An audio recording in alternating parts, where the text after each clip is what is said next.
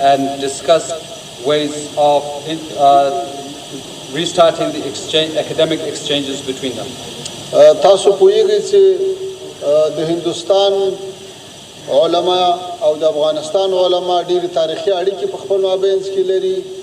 د دیوبند علما او د افغانستان د علما تر مابینځ هم ډېرې ژورې او پخوانۍ اړیکې دي او له دې وروسته به هم راشه درشه زیاتوي.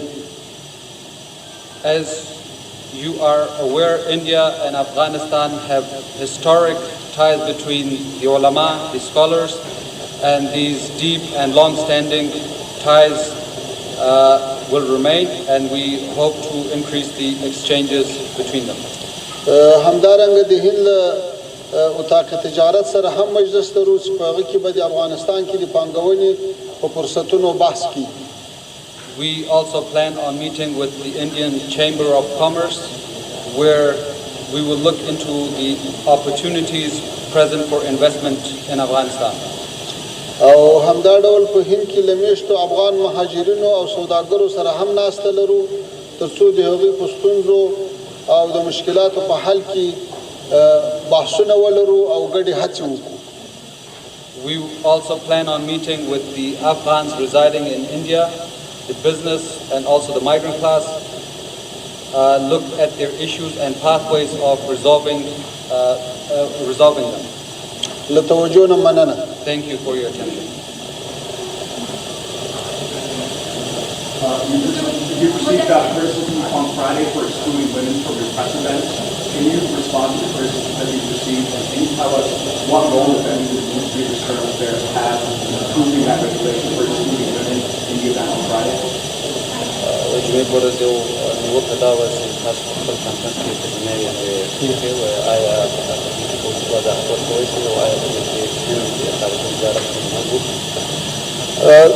تیر ورځ دلته کوم خبري کانفرنس وو د موږ تخنیکی ټیمونو محدودو خبريالانو سره رابطه کړې وه او هغوی یې راغوښتي وو.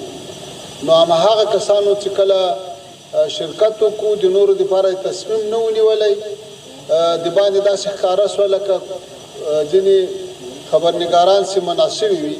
په حقیقت کې یو مشخص لیست لیږل سوی و، د هغه له مخې څو کسان راغلي وو، نوره په دې کې کومه خاص خبره او ستونزه نه وه. With regards to the press conference, it was on short notice and a short list of journalists that were invited. The participation list was presented and it was very specific. It was more a technical issue and no other problems in that regard. د موږ ملګرو داسې فکر کړی و چې باید یوازې هغه کسان راسي چې هغوی دعوت سوي دي، نو ځکه هغه محدودیت راغلی و، نوره کومه خاصه پرېکړه نه وه سوې. Our colleagues had decided to send invitation to a specific list of journalists and it was no other intentions other than that. مهرباني. Independent journalist. One question, you went and met with people in Deoband, you have close links there. Whether it's Deoband, whether it's Iran, whether it's Syria, whether it is Saudi, women and young girls are not stopped from getting education, not stopped from going to schools and colleges. Why are you doing this, sir, in Afghanistan? When will they be allowed to go back and get their right to education? And secondly, do you have any regret over the brutal killing of internationally acclaimed photojournalist and my colleague Danish Siddiqui? अगर आप उर्दू में ऐसे बोल सकें please. वही अक्सर ज़्यादा ताज़ देवबंद खिलाड़ी अंदारंग ईरान और सऊदी और सूर्या हाल वाली सब जिला खाली में रहने वाली हैं ताज़ का ना सलगी ये खल बता दें और ज़ंदाद से ताज़ को आया Danish. All right, ladies and gentlemen, that's the live press conference coming in of Afghan Foreign Minister Amir Khan Muttaqi, who faced a lot of backlash on Friday after not inviting women journalists inside his press conference. He's doing it over today again, and women journalists are also being reportedly allowed inside. We'll be closely tracking all the statements that he makes in that press conference. In the interim, here's a quick report that after 30 years of tourist trips, a famed pirate ship based on Christopher Columbus's vessel has sunk off the coast of Puerto Vallarta in Mexico. The iconic Marigalante, which is constructed entirely out of wood, sank rapidly on Friday after a system failure. And here's a detailed report on what exactly happened in Mexico.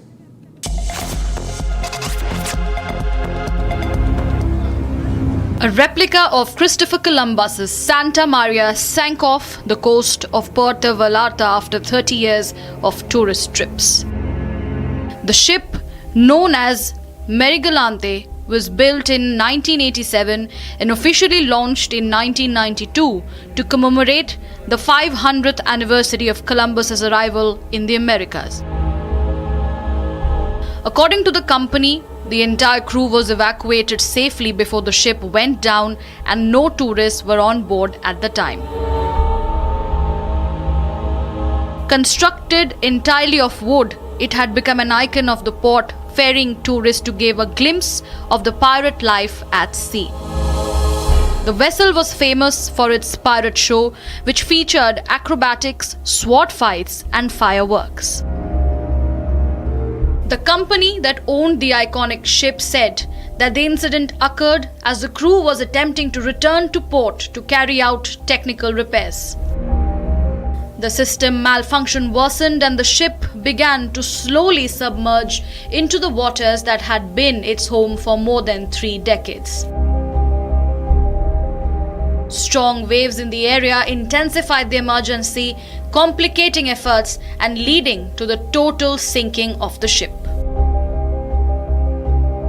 In a statement, the ship company emotionally said that the Marigalante rests in the waters that were always her home, and she will forever remain alive in the memory and hearts of all who watched her sail. On the other hand, the company announced that the Marigalante's sister ship will arrive in the bay to continue its legacy of history. The new vessel is expected to be operational in the Banderas Bay within 3 months.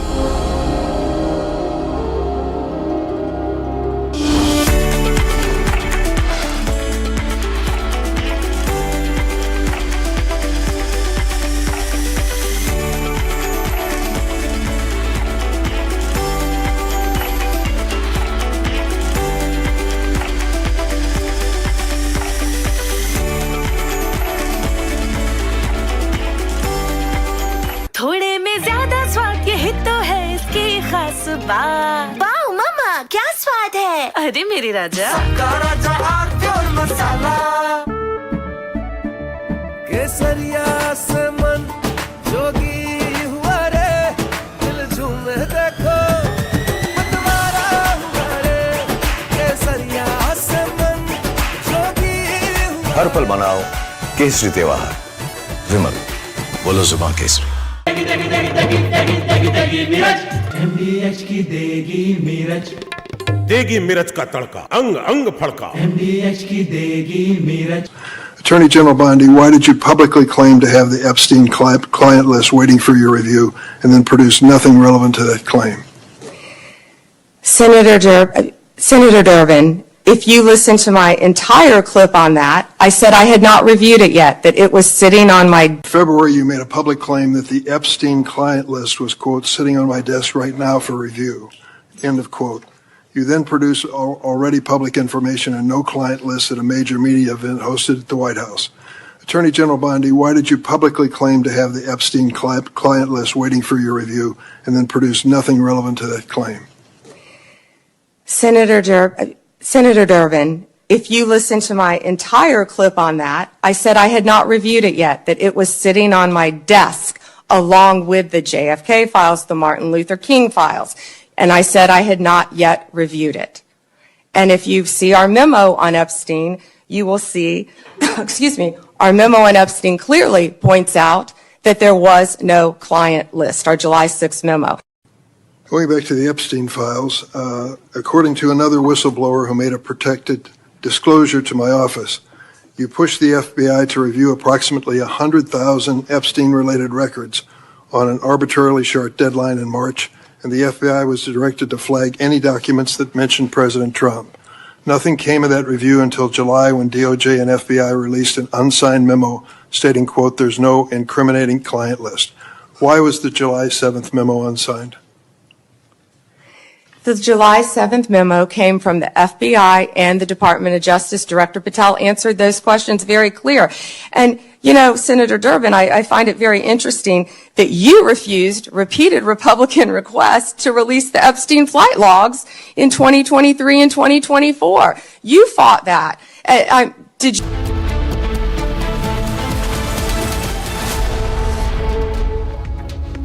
Welcome back, ladies and gentlemen. Afghanistan Taliban government has accused Pakistan on Friday of conducting raids in their capital city of Kabul, where airstrikes were conducted on land, and now they have warned of severe consequences. As per reports, 11 Pakistani soldiers have already lost their lives and many more casualties have been reported. According to Pakistani security officials, 11 more have died on the clashes on just Friday, where the TTP, the Tehreek-e-Taliban Pakistan, has been in a retaliation spree, with the Afghan Taliban also now getting involved. Here's a detailed report and a package on what this entire situation on the Durand line at the moment is all about. Take a look.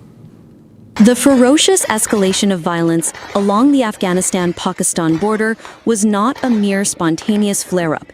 It was the immediate and brutal fulfillment of an explicit threat of revenge issued by Kabul in response to Islamabad's aggressive cross-border actions. The current conflict is rooted in a deadly cycle. Earlier, the Pakistani military announced that its forces had avenged the killing of 11 soldiers by ambushing and killing 30 militants, elements often accused of operating from Afghan soil in the Orakzai district. However, the subsequent alleged Pakistani airstrikes on the Afghan capital of Kabul and Paktika province were what broke the barrier of direct hostility. Immediately following the explosions in Kabul, which were widely attributed to the Pakistani military, the Afghan Defense Ministry issued an unambiguous public condemnation. The ministry condemned the action as an unprecedented, violent, and provocative act that violated Afghanistan's sovereignty and warned of serious repercussions. The threat was specific and unequivocal. This cowardly attack will not go unanswered, and if the situation escalates, the responsibility will be of the Pakistani military. This official warning was swiftly followed by a high-alert decree from the highest levels of the Islamic Emirate. In a move signaling full military readiness, Taliban chief Mullah Akhundzada reportedly released a statement asking soldiers to be on guard 24/7 and ordering all province chiefs to patrol at night. This command served as the public mobilization order, preparing Afghan forces to execute the promised revenge. Within hours, the Taliban operationalized their threat. The Afghanistan's 201st Khalid bin Walid Army Corps launched full-scale retaliatory strikes on Pakistani outposts in Nangarhar and Kunar. The results of the swift offensive, which rapidly escalated to artillery exchanges across Kunar, Dangam, Burkot, and Paktia, delivered the threatened consequences. The Afghan Defense Ministry claims that Taliban Islamic Emirate forces captured several outposts from the Pakistan Army. In Khost's Zazi Maidan area, Afghan border guards cut the border fence wire and seized multiple Pakistani posts, capturing military weapons in the process. Reports confirm mass casualties on the Pakistani side, with initial tallies claiming at least 8 Pakistani soldiers were killed in the intense clashes. Afghan forces also reportedly destroyed 2 Pakistani outposts across the Durand line in Kunar and Helmand provinces. The ongoing border fighting is thus framed not merely as a security incident, but as a direct, promised act of revenge following a clear diplomatic warning.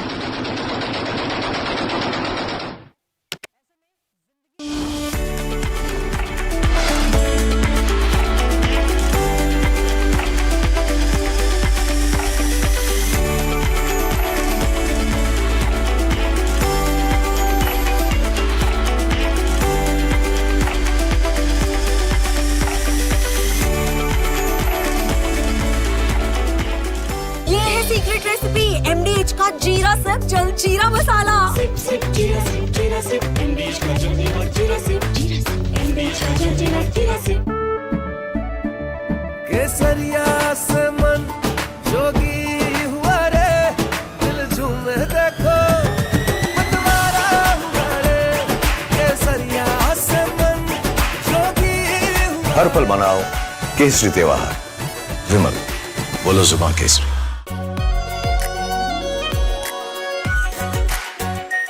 Are pure shahi paneer masala, delicious, healthy every day.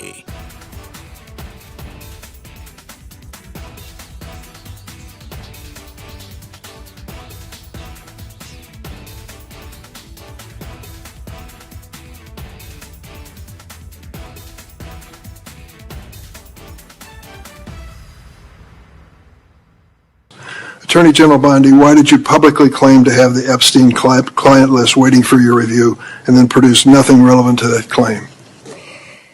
Senator Durbin, if you listen to my entire clip on that, I said I had not reviewed it yet, that it was sitting on my... In February, you made a public claim that the Epstein client list was, quote, sitting on my desk right now for review, end of quote.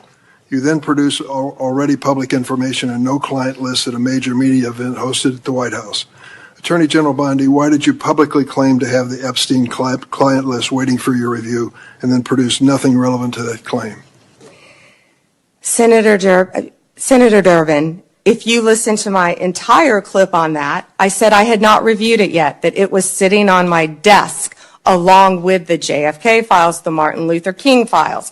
And I said I had not yet reviewed it. And if you see our memo on Epstein, you will see, our memo on Epstein clearly points out that there was no client list, our July 6th memo.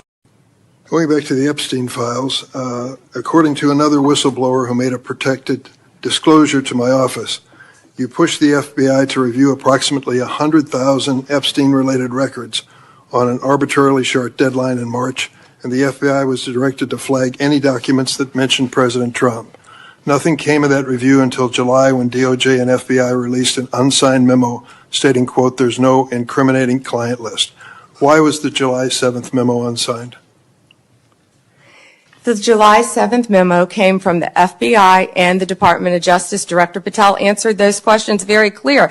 And, you know, Senator Durbin, I find it very interesting that you refused repeated Republican requests to release the Epstein flight logs in 2023 and 2024. You fought that. Did you take money from Reid Hoffman, campaign donations, Never who was a heard. huge Epstein friend? Why did you fight for years? Why did you fight to not disclose the flight logs, Senator Durbin? I can tell you I did not refuse. One of the senators here wished to.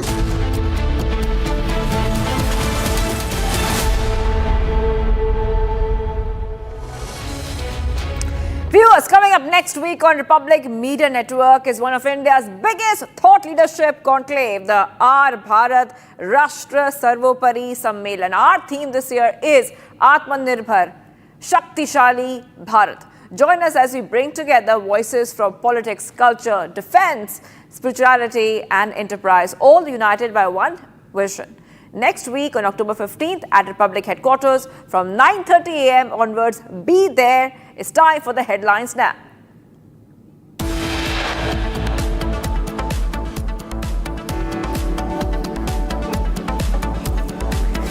Republic crew lands in Afghanistan, brings you detailed input as Pakistan-Afghanistan clashes intensify.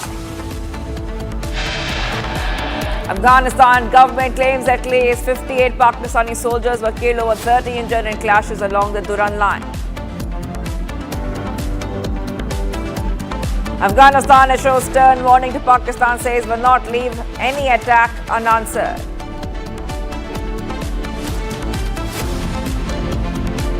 Taliban minister says Pakistan harboring ISIS on its soil. Taliban government slams Pakistan's deep state for disturbance in Afghanistan.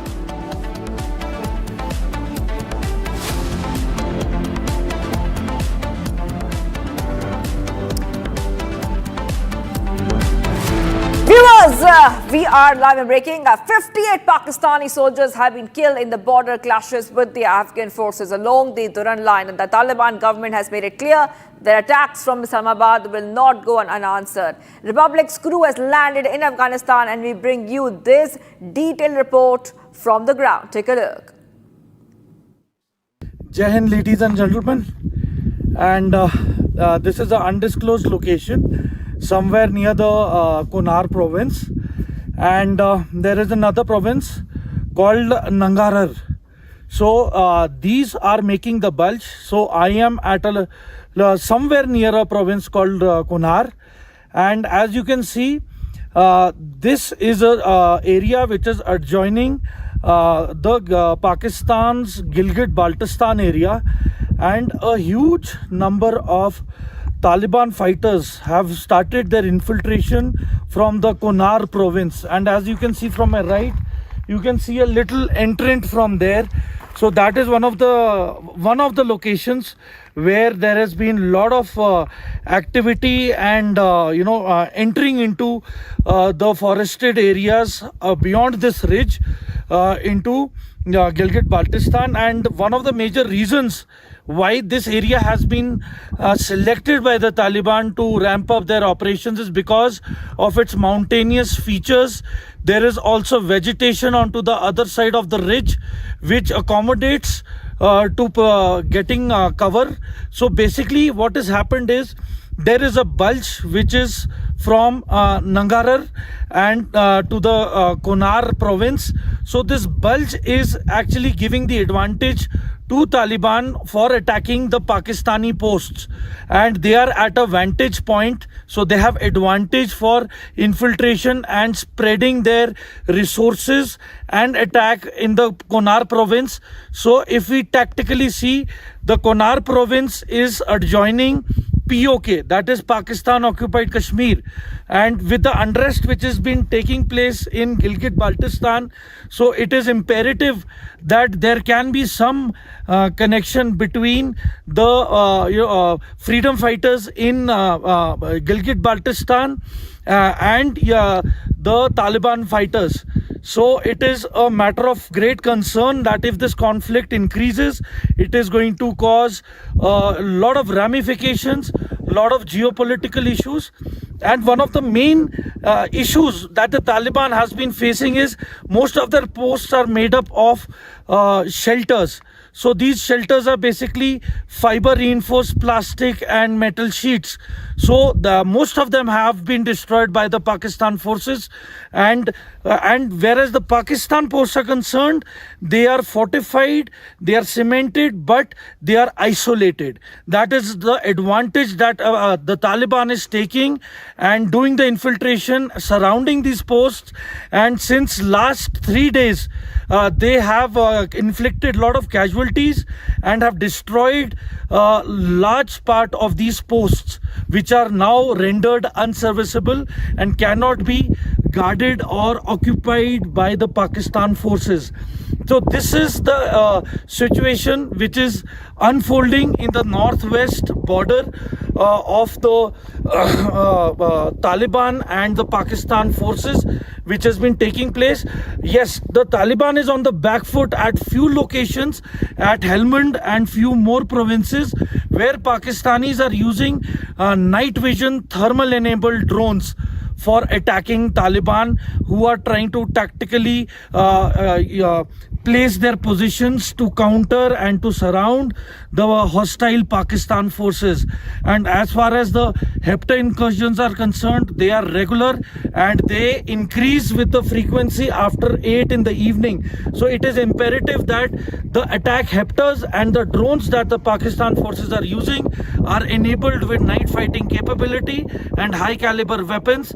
And at the moment, the Taliban has the firepower, but they do not have anti-aircraft weapon systems.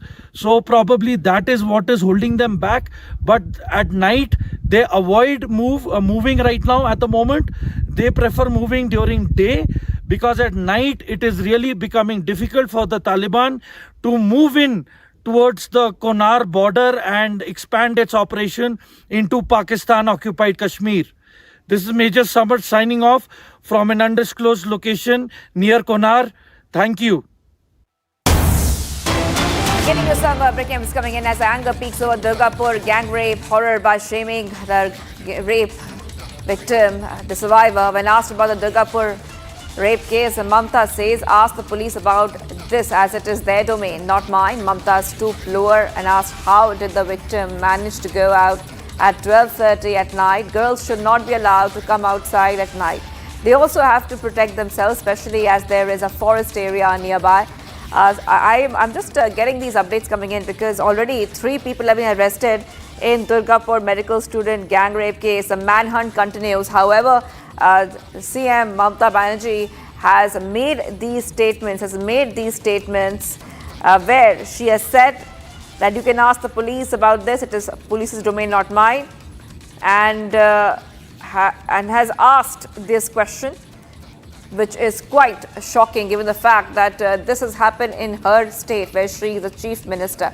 Once again telling you exactly what's happened, we see that Mamta said, ask the police about this, and Mamta stooped lower and asked how did the victim manage to go out at 12:30 at night. We have that statement coming in of the CM. Let's go and play it up.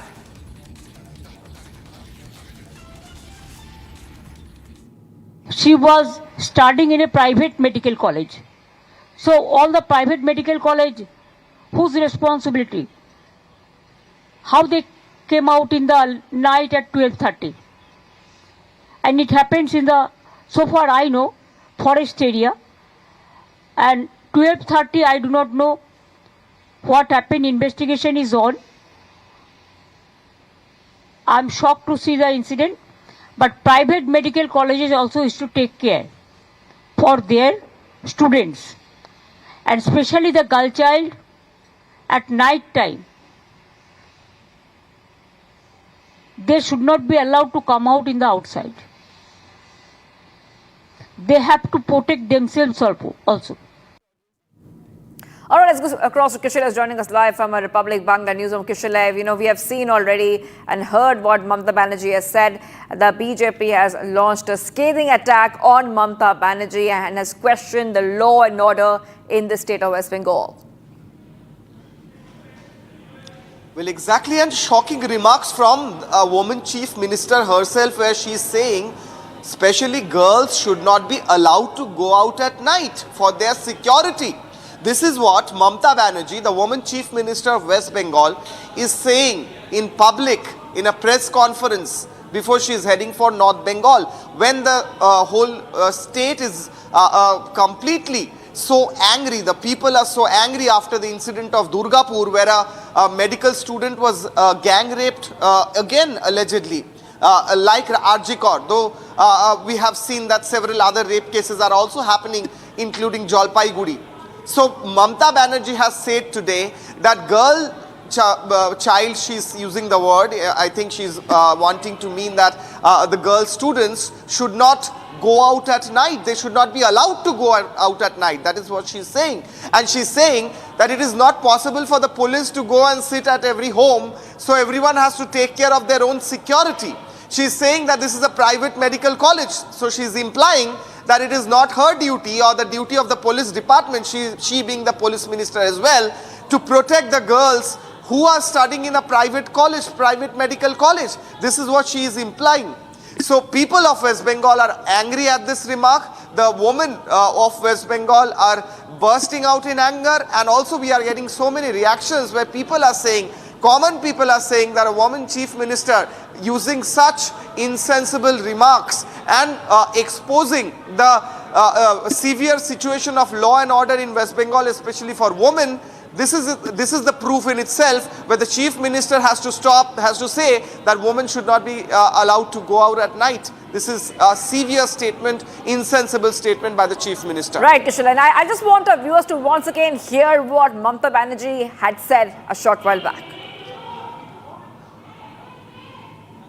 Studying in a private medical college. So all the private medical college, whose responsibility? How they came out in the night at 12:30. And it happens in the, so far I know, forest area. And 12:30, I do not know what happened. Investigation is on. I'm shocked to see the incident. But private medical colleges also used to take care for their students, and especially the girl child at night time. they should not be allowed to come out in the outside. They have to protect themselves also. All right, let's go back to Kishalay, who's joining us live. Kishalay, we heard that statement once more. The investigation is underway in this case. But also, let's put our focus on the situation in West Bengal. We have seen many incidents which are very similar, where we see that the lives of women and girls in West Bengal are in danger. We have seen multiple rape and gang rape cases coming in. And the same question keeps getting asked again and again is, why are these incidents coming out from West Bengal again and again? So many incidents, in fact, nature of this incident is similar like RG Kaur. In the case of RG Kaur gang rape case, the woman was murdered, the medical student was murdered, but this person has been gang raped and she is with severe injuries. She is admitted in the hospital. Now this happened so close to that particular medical college that it can almost be said that it is very near to the campus. It's just a few hundred feet away from the campus. So it is a question of the security provided by the police as well. Is it not the responsibility of the state police to ensure that a medical college, where hundreds of students, thousands of students come from even outside the state, is secured by guarding it throughout the day and throughout the night? Is it not the responsibility of the police ministers to see this? This particular medical student who was raped, gang raped allegedly, she came from Odisha, Balasore. She came from Odisha to study, and now she is in the hospital in a very severe situation. She is being treated there, and she has been allegedly gang raped so close to her college, and the chief minister comes out and says that this is an incident in a private medical college, so she is not really hold on, Kishalay. Mr. Jagannath Sarkar, Bengal BJP MP is joining us on the phone line. Really want to go across and take a reaction. Mr. Sarkar, your reaction coming in. We heard what Mamata Banerjee has said, where she is saying that it was a private institute. What do I do? What do I do? This is a police's domain. That is exactly what she said about this gang rape case coming in from West Bengal. देखिए, बंगाल को जो हाल बना दिया ममता ने vote का लालच में, वो रेपिस्ट को सजा नहीं देते, जहां घटना घटते उनका सफाई देने के लिए रेपिस्ट के पक्ष में लेते, इसलिए पुलिस भी उनका पक्ष में जा रहा है कि ममता बनर्जी खुद पुलिस मंत्री भी है। इसलिए बंगाल का हाल ऐसा बनाने के बाद ये हर रोज ये बढ़ रहा है कि उनका पनिशमेंट नहीं हो रहा है। इस बारे में ममता जो सजेशन दिया वो मीडिया करके जो लेती लोगों को रात में बाहर आना सही नहीं, प्रशासन खत्म करके ये रेपिस्ट को वोट लाने के लिए ऐसा बयान दे सकते किसी स्टेट का सीएम, ये सोचा नहीं को भी। ये जो गलत बात ममता ने बोल रहा है सिर्फ वोट के लालच में, वो सोच रहा है जो ऐसा काम कदम उठाएंगे बंद कर देंगे तो रेपिस्ट को वोट नहीं मिलेंगे, तो वो इसलिए कोई देश खिलाफ काम करते उनको भी कोई पनिशमेंट नहीं देते। सारी करप्शन को बारे में मदद तो ही दे रहा है, समाज को अधोपतित करके वोट लाना ही ममता का काम है, इसलिए ये बयान दे सकते ममता का पक्ष में ही संभव और किसी को संभव नहीं है। All right, thank you, Mr. Jagannath Sarkar, Bengal BJP MP, joining us there, getting a reaction. We're getting some more reactions from the BJP spokesperson Shahzad Poonawalla has also spoken on this matter. Let's go and play out his reaction. Once again, Mamata Banerjee's comments, most misogynistic, patriarchal comments which do victim shaming, have come to the fore instead of standing in solidarity with the gang rape victim, which was a rerun of RG Kaur. She is now siding in a sense with the vote bank and with the accused or with the balatkaris by saying that the woman was wrong. Why the women or the girls are getting out in the night. In the RG Kaur case also similar such stupid arguments were made. We have seen that time and again, whether it is Sandesh Khali, the woman is blamed, the women who are from SC/ST community are blamed, and Shah Jahan is protected. In post-poll violence, the women are doubted, and the TMC Karyakartas who have done the rape or the molestation are protected. Now in the Arjikar case or in this particular case, the victim is shamed again, victim is blamed again. But those who say ladki hu lad sakti hu, those who are outraging just yesterday about women's rights and women's issues, they are eloquently silent. Will they now outrage against Mamta's statement? No, they will not. Mamta Banerjee failed to protect the girl, and now she's blaming the victim, she's blaming the girl, and she has done this all the time. She has done this in Park Street rape case, she has done this in Nadia rape case. Once a 14-year-old girl was raped, she has said it is the love affair gone bad. This is the kind of mentality. It's an anti-woman mindset. It is a Mati, Manush, Mahila Virodhi mindset. And viewers, Bengaluru South MP Tejasvi Surya inspected the land acquisition site in Lal Bagh in connection with the Tunnel Road project. Here's a quick report. Take a look.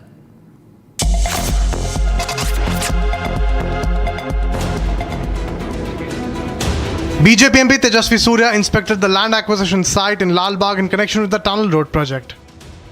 Tejasvi said that the Tunnel Road project as proposed by the Karnataka government is a disaster for Bengaluru. Tejasvi further said that the expensive car-only project will not solve Bengaluru's traffic problems. The Tunnel Road project as proposed by the state government is a disaster for Bengaluru.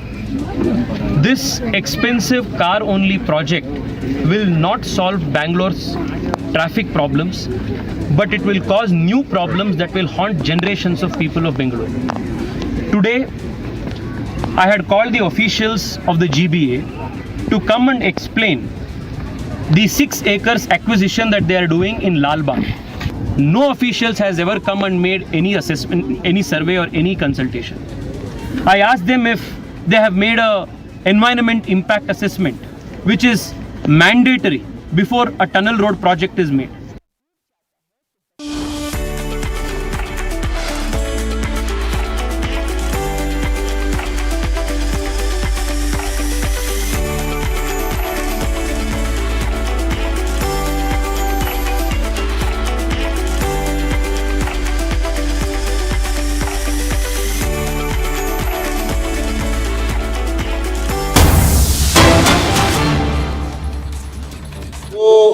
इंतकामी operation हुआ तो उन्होंने अपने अहदाफ को हासिल किया और जाहिर है कि हम ज़्यादा से ज़्यादा इसका ख्याल रखता है कि इस सिलसिले में आवाम को नुकसान न पहुंचे।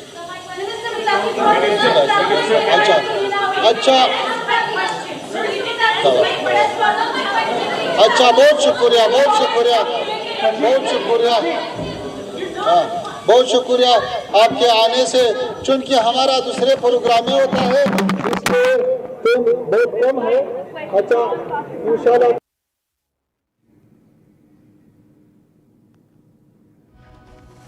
All right, viewers, that was the right live from the Afghanistan embassy, viewers, because we were waiting for some reactions to come in on the Pakistan-Afghanistan border clashes, which have been reported. Remember, this is coming in after we saw the Pakistan-Afghanistan border clashes. We are getting a lot of updates coming in because we have seen that there has been a massive casualties, especially when it comes to the Pakistan side. So Pakistan has suffered major casualties.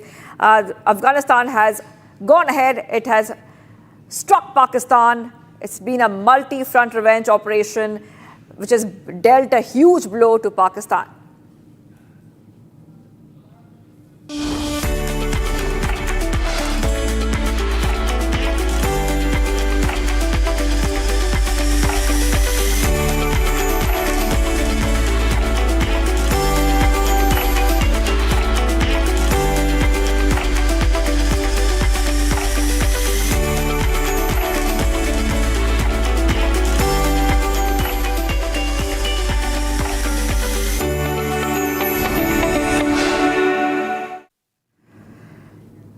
Viewers, Afghanistan's Taliban government has accused Pakistan of conducting airstrikes on its land and warned of consequences. This accusation comes as Islamabad has claimed it was taking action against militants. According to Pakistani security officials, we see that many Pakistani soldiers have died in a clash with Islamist militants in the Tira area near the Afghan border. Take a look as we track all the developments coming in.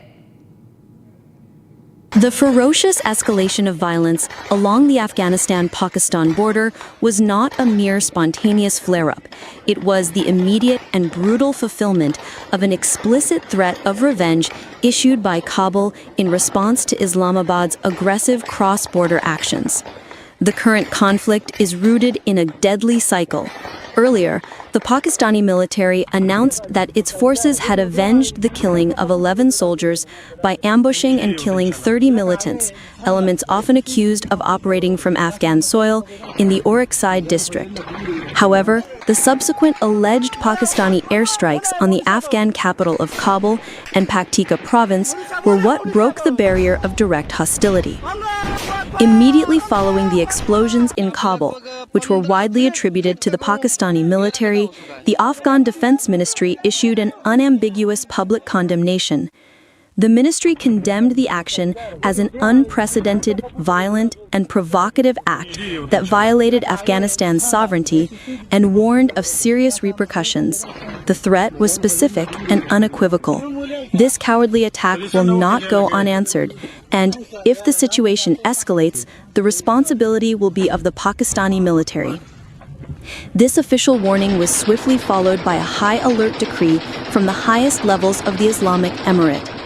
In a move signaling full military readiness, Taliban chief Mullah Akhundzada reportedly released a statement asking soldiers to be on guard 24/7 and ordering all province chiefs to patrol at night. This command served as the public mobilization order, preparing Afghan forces to execute the promised revenge. Within hours, the Taliban operationalized their threat. The Afghanistan's 201st Khalid bin Walid Army Corps launched full-scale retaliatory strikes on Pakistani outposts in Nangarhar and Kunar. The results of the swift offensive, which rapidly escalated to artillery exchanges across Kunar, Dangam, Burkot, and Paktia, delivered the threatened consequences. The Afghan Defense Ministry claims that Taliban Islamic Emirate forces captured several outposts from the Pakistan Army. In Khoust's Zazi Maidan area, Afghan border guards cut the border fence wire and seized multiple Pakistani posts, capturing military weapons in the process. Reports confirm mass casualties on the Pakistani side, with initial tallies claiming at least 8 Pakistani soldiers were killed in the intense clashes. Afghan forces also reportedly destroyed 2 Pakistani outposts across the Durand Line in Kunar and Helmand provinces. The ongoing border fighting is thus framed not merely as a security incident, but as a direct, promised act of revenge following a clear diplomatic warning.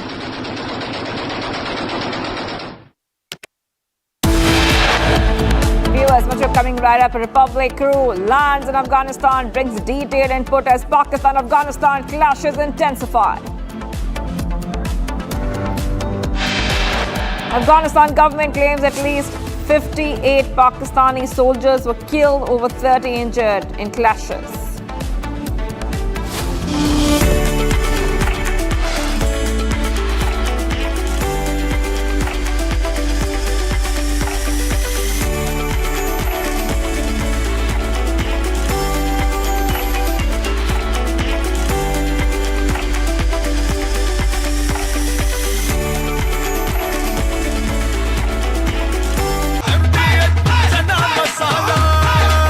अब छोलिया हो या लोबिया, सफेद चने या काले चने, सब कुछ मजेदार बने। Bliss weaves the magic of warmth into a cold day. Experience bliss in all its forms with Hindware.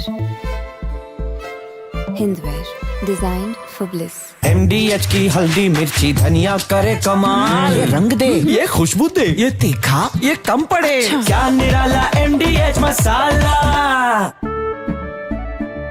केसरिया से मन जोगी हुआ रे, दिल झूमे देखो मतवारा हुआ रे, केसरिया से मन जोगी हुआ। हर पल मनाओ केसरी त्योहार, विमल बोलो जुबान केसरी।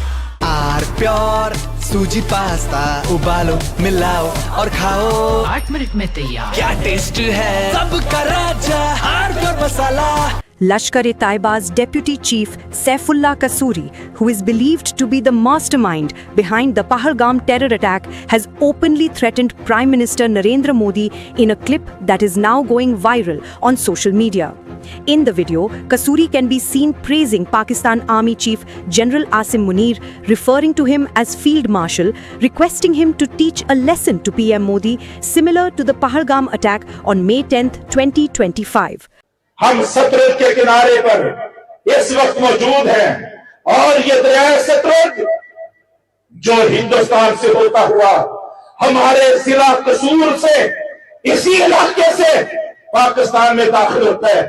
मुझे भी सैलाब के दिनों में ज्यादा वक्त सतलुज के किनारे पे सतलुज की लहरों में सतलुज की ऊपर चलने वाली कश्तियों और बेड़ों में ज्यादा वक्त गुजारने का मौका मिला है और मैं खूब जानता हूं ये सतलुज में जो सैलाब आया है ये कुदरती सैलाब सारे का सारा नहीं था, ये मसनूई था, ये दुश्मन की अदावत थी, ये उसकी गुंडागर्दी थी, ये उसकी बदमाशी थी। और आज भी वो गीदड़ धमकियां लगाता है। 10 मई वो 2025 का 10 मई आज हिंदुस्तान भूल गया। हम कहते हैं अपने सिपह सलार को, अपने फील्ड मार्शल को, आज का ये हजारों का मजमा, ये अपने फील्ड मार्शल को अपने From Asia's largest news headquarters, setting the agenda for Bharat.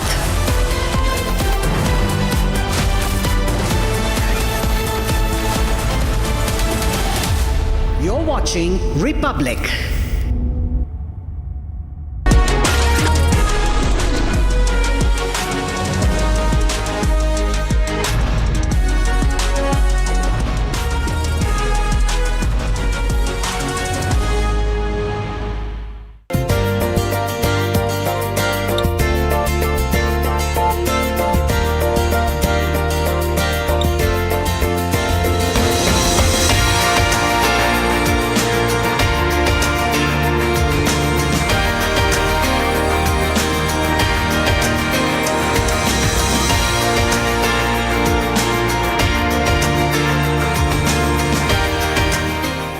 So I'm going to take a moment here and request you to give a nice big round of applause for Mr. Shankar Bala and Bharat Vishwanath, the entire team of Fourth Dimension Media Solutions that has made this happen.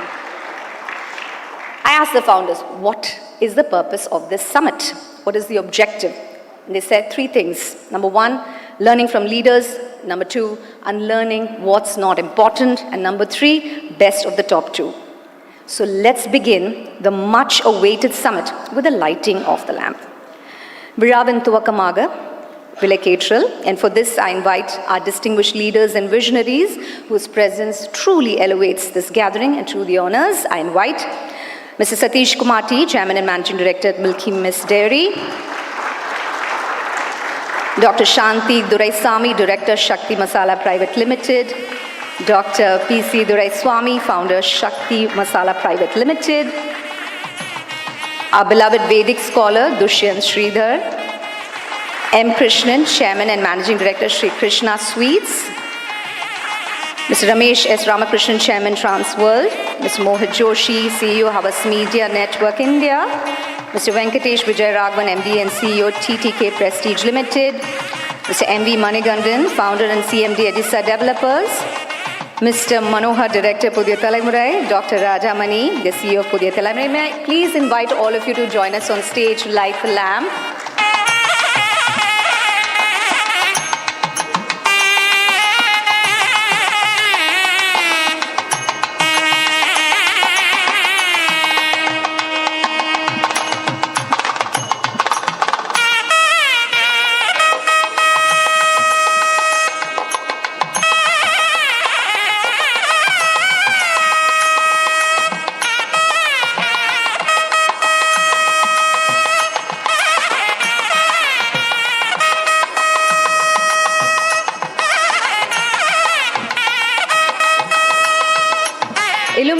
every corner it touches. Ladies and gentlemen, South India's media shines with insight and influence. Group photo, please. Group photo. A quick group photo. Balamaha Kaitati Kondaduoma. A big round of applause to the wonderful luminaries onto the stage. Present the mementos to our wonderful dignitaries on stage. May I please invite Mr. V.K.C. Razak, MD, India's V.K.C. to please join us on stage. Ladies and gentlemen, with a nice big round of applause. Thank you, sir, for joining us. To present it to Mr. Satish Kumar, Tea Chairman and Managing Director at Milky Mist Dairy, to please step forward and accept the memento. Thank you. Thank you so much. To Dr. Shanti Duresami, thank you for those encouraging words, ma'am. You've been a huge pillar of support. Thank you. To Dr. P.C. Duresami Abargal.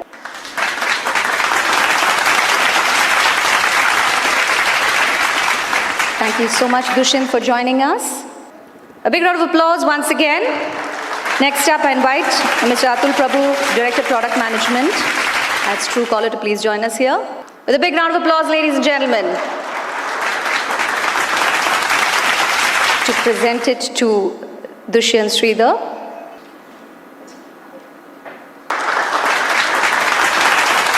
Thank you so very much. To felicitate Mr. M. Krishnan, Chairman and Managing Director, Shri Krishna Sweets. To do the honors, Atul. Thank you. And to felicitate Mr. Ramesh S. Ramakrishnan. Thank you. To felicitate Mr. Mohit Joshi. Thank you, Mr. Mohit, for joining us and making this a huge success with your presence. Next up, I invite on stage Mr. Balamurli, CEO Transworld Dubai, to felicitate, to honor Mr. Venkatesh Vijayaraghavan. Thank you. To honor Mr. Manigandan. Mr. Manohar, Director, Pudya Talamurai, and Dr. Rajamani, the CEO of Pudya Talamurai as well. One last picture with the wonderful dignitaries. Take center stage. Last time you didn't. We just want you in the center of the stage for a quick group photo.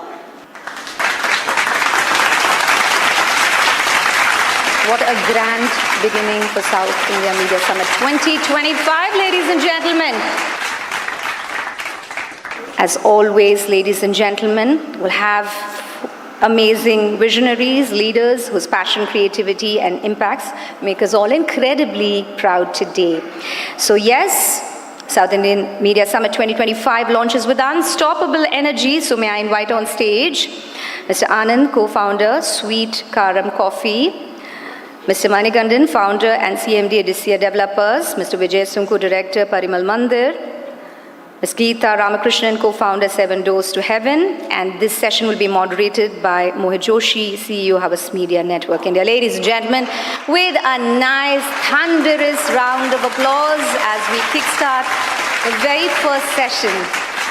Thank you very much, and welcome to the South India Summit, something that Shankar, Bharat and team have been doing fabulously for the last so many years. So a big round of applause to them once again, please. Sitting here, we don't realize the amount of effort that goes behind creating it. And yesterday, a few of us were saying that it's become like an annual, the way you go to a temple once in a year, you have to go to Shankar's South India Summit. So it's like a tirth, as we call it. And we do it because of the love and relationship that we have with him. When he calls you, you cannot say no. So having said that, I'm really humbled to be here sitting with such leaders in the industry, and the discussion that we are going to be doing is around decision making, something that you are doing practically every day, many times. And I want to understand from each one of you on the various nuances of decision making. Some say that you can't make decision based on fear, the possibility of what might happen. Some say the art of decision making includes the art of questioning, and everybody has a different way of decision making. So And the way the environment has been changing, the fast changing business environment, I think decision making is also becoming so much more complex, because initially if a decision could be taken for a longer period of time, today you have to decide on a daily basis. So I want to first understand what is decision making as per you guys. So Mr. Anand, as a founder of a fast scaling consumer brand, how do you define informed decision making in your day-to-day business? Thanks, Mohit. First of all, I take a minute to thank Shankar and for this opportunity. It's an honor to be on the stage amidst all the stalwarts. So thank you so much, Shankar. Thanks, Mohit, for the opportunity. So as a startup, for us, time is gold. I think decision making to us is the balance of speed and thought. It's a fine balance between using logical reasoning and data and with a leap of faith. So it's a clear balance between both. While the logic gives me the confidence, the belief gives the courage to take a decision. So it's very, very important for us. And I strongly believe that any decision that is not taken within the time has no value to it. And for us being in food industry, the trend keeps changing, not even previously it was quarter, it was months. Now it keeps changing every day, depends on weather, mood, and a lot of trends keeping changing day by day. So you need to be on the toes. By the time you take the decision, the trend would have already become outdated. So it's a fine balance between speed and thought. Well said, sir. Well said. Sir, Vijay sir, and you have a legacy business, legacy category like Agarbattis. Do you feel decision making is more about experience and intuition than data? While the gentleman here talked about data and said that everything has to be data driven. You, in your experience, how do you manage the balance between data and intuition? See, for a new age companies like Sweet Karam Coffee, it would be much more easier to decide because of a new age being in place, and largely it is data driven decisions which will be easier for them to make. But for a legacy companies like us, which is a 75-year-old company, we have a balance of old age theory and the new age Gen Z management. And what makes a big challenge for us is all these decades of our existence, the decision-making process was purely based on experience due to the unavailability of data in those times. But now the challenges are much more complex. The data is in place, and you have, on the other hand, the experience which we largely believed all along. I want to understand your perspective, Mani sir. What is your perspective on this? How do you see this evolving in your industry, the mental health awareness, and do you have certain perspectives or some ways of assessing that for your people? So it's not how strong you are physically, it's how strong you mentally decides how strong person you are. So in our organization also we face today many problems. Many youngsters are there. Once a small problem could not solve, they get stressed and they are very much agitated. So for this in our organization, we are maintaining a strong policy of making to learning and development, to HR we are giving a strong training for making people to how to solve their problem, how to handle their problem, how to bring their problem to the management. Many people doesn't bring the problem to the management. Keeping the problem with them itself is causing a mental stress for them. So once the problem is solved, they're mentally very strong. Once the problem cannot be solved, they're mentally very weak. So in any organization, once we tell from lower employee to any higher employee to bring the problem or solve the problem, we train themselves, the mental stress goes very low. So that is a perspective from my side. Okay, and this is a very important topic. And the culture also plays a vital role. Absolutely. A big round of applause, such prominent speakers, and more importantly, what an amazing session. Ladies and gentlemen, we move on to our next session, which will spotlight business strategies, contingency plans, and negotiating positions for the media and entertainment sector. And the panelists for this session are trailblazers, shaping business and innovation. And for this, I invite on stage Mr. Vivek Nabisan, Managing Director, Nabisan's Dairy Private Limited. Mr. Ganesh Ram, MD and Chief Executive Officer, MF Utilities. Mr. Shrikant Ramani, Director, SGR 777 Foods Private Limited. Mr. KB Balamurli, COO, Transworld Dubai, UAE, to please join us on stage. And we have Mr. Karthik Sharma, Group CEO, Omnicom Media Group, will be moderating this session. Ladies and gentlemen, this is the second session, and you know how fabulous it has been, so give them a nice big round of applause as we welcome them on stage. What is your single most important priority as a leader, and how are you aligning your respective organizations to deliver on the expectations? Anyone can start and then build on each other. Yeah. Hi, Karthik. Thank you for that question. So I think, right, jumping into your question, I think you just need to be relevant at this point of time. And, you know, to be relevant, you need to embrace change. Right, so I was also attending a leadership program by the LMI Institute. And I was actually fascinated by one of their bylines, which said, challenge to change and changed to challenge. Right, so I think I would just want to go by that. And to answer your second question on how do you align yourself, your organization for this, I think in one word, I think it's just going to be how it's preparation, right? And how well you're going to prepare your organization. Because I believe that, you know, the will to succeed is important, but the will to prepare is vital. Thank you. The better way is don't look at the market.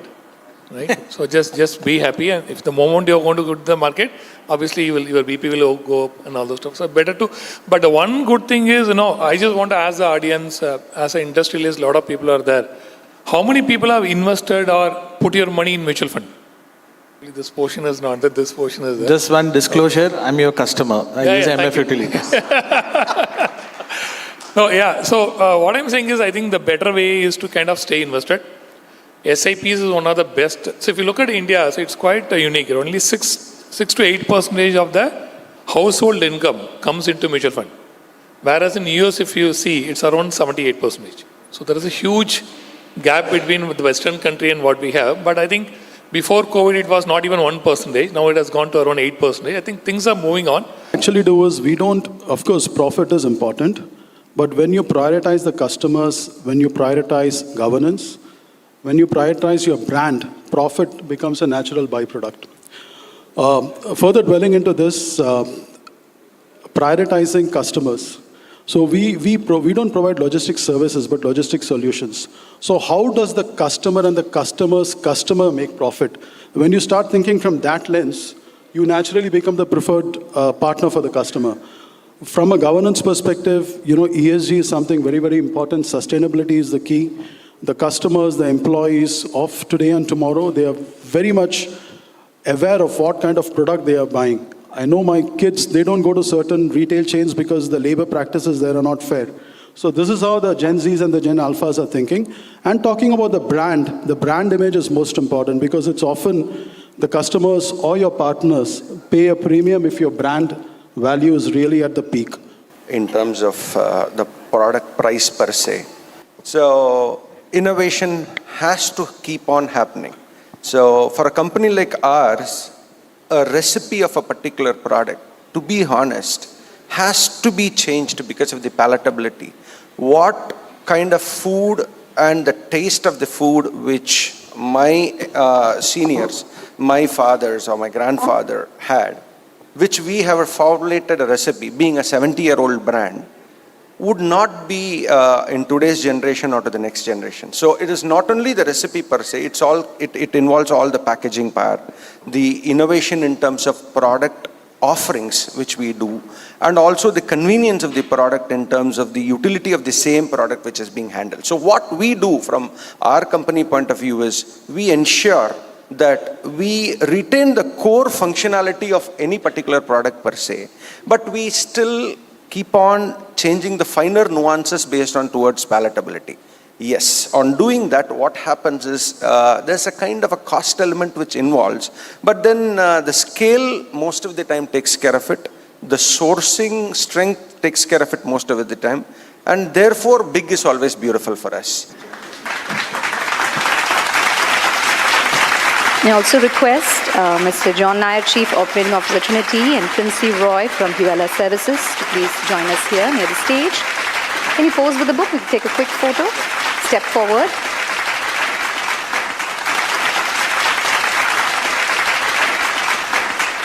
Let me go ahead and invite them onto the stage, ladies and gentlemen. Mr. Venkatesh Vijay Raghavan, MD and CEO, TTK Prestige Limited. Mr. VKC Razak, MD, India's VKC. Preeti Murthy, President, WPP Media. Uday Jadhav, Chief Executive Officer, Sakal Media Group. And this session will be moderated by Shibu Shivanandan, Founder and Managing Director, Pivot Rules. I invite the wonderful panel and the moderator onto the stage. And as always, this is how we'll welcome them with a big round of applause. Any leader, I think he should have a vision and he should have a strategy. And vision without strategy or strategy without vision doesn't work. So these two things actually, what I would say that he was very good in aligning all these things and very, very well. And all those big ideas he had, that any leader should have a big idea and he should have a way to execute that. I've had the opportunity to work with many leaders, many entrepreneurial leaders who've shaped this country as well. See, I think there are two things. A leader, of course, needs to have a vision, but I think the vision needs to be a shared vision that energizes the team, energizes the people, right? And I think most leaders that I've seen succeed is when they're able to actually touch emotionally. You may have your own preferences, you may have your own ideas, but if you're not able to get the emotional connect with the team, energize them, right? And that, I think, is what I see has been the success hallmark of many of the leaders that I've seen. And that's something that I try to personally emulate as well. I think it's very important that you have a vision, the vision gets shared, and you make the people around you believe in that vision, because at the end of the day, it's not your success, it's their success. My cousin brother, my Masi's son, okay. So when he was in college, he wanted a two-wheeler bike for Bombay College bike. So his father gave a 3-4 hour lecture on how he grew up near Trivandrum, how he used to do 2 buses, or he used to sometimes walk one and skip a bus so that he can save money. He said, your problem, your father didn't give you money. Okay, now his son, my brother was buying a car and upgrading his car. His son gave a good lecture on what are you going to do, save. I don't want your money, I want the car now. Why don't you, instead of this A car, why don't you buy a B car? So this is how the values shift. He says, don't keep for future. You live now, YOLO, FIFO, LOFO, all those jargons come out. On the lighter note, though it is true, I'd like to say, we in Maharashtra say we normally do 4 mistakes in our life. Or we did 4 mistakes. One, we spend a lot of money in the marriages. Then after the marriage, we normally buy our good flat and we took loan for the paying the EMIs. Once we get good flat, we buy car. And if money left, we buy LIC policy. These are the normal mistakes we do. But when I look or interact with the new generations, they are very asset light. They want to, as you mentioned, they don't want to buy a flat. They want to be staying in the rental house. They don't want to buy car. They would like to prefer use Uber or Ola. They don't fall into the long-term relationship. That is also scary. But they are looking for the very short-term relationship, convenient relationship. But I think it's completely changed. They also changed their terminology. When I stress, sometimes I stress in the office, the Gen Z team comes to me and they ask me, are you stressed? When I say negative, they laugh at me. But we need to use the language also, that the terminology has completely changed. I think sometimes I face problem to deal with this new generation, new Gen Zs. Vishantu medeva sadatvadiyaha dayataranga nuchara katakshaha Shrotreshu pumsam amritam ksharantim saraswatim samshrita kamadhenu. Hoi polloi, a very good afternoon to the audience that is gathered for the 6th season of this beautiful South India Media Summit. Every day, like any other day, today would have begun with a certain number wake up at 5 a.m., so the number 5 comes. Have breakfast at 6:30, 630 comes. What time did the session begin? 9:52. How many people were there? There were 3 panels, 5 members each, 4 plus 1. So everything is about number. How much ever we have liked, disliked, the prejudice that we have had for mathematics during school days or college days wouldn't stop us from appreciating the number that is credited as salary every month we see. So numbers is all that we have.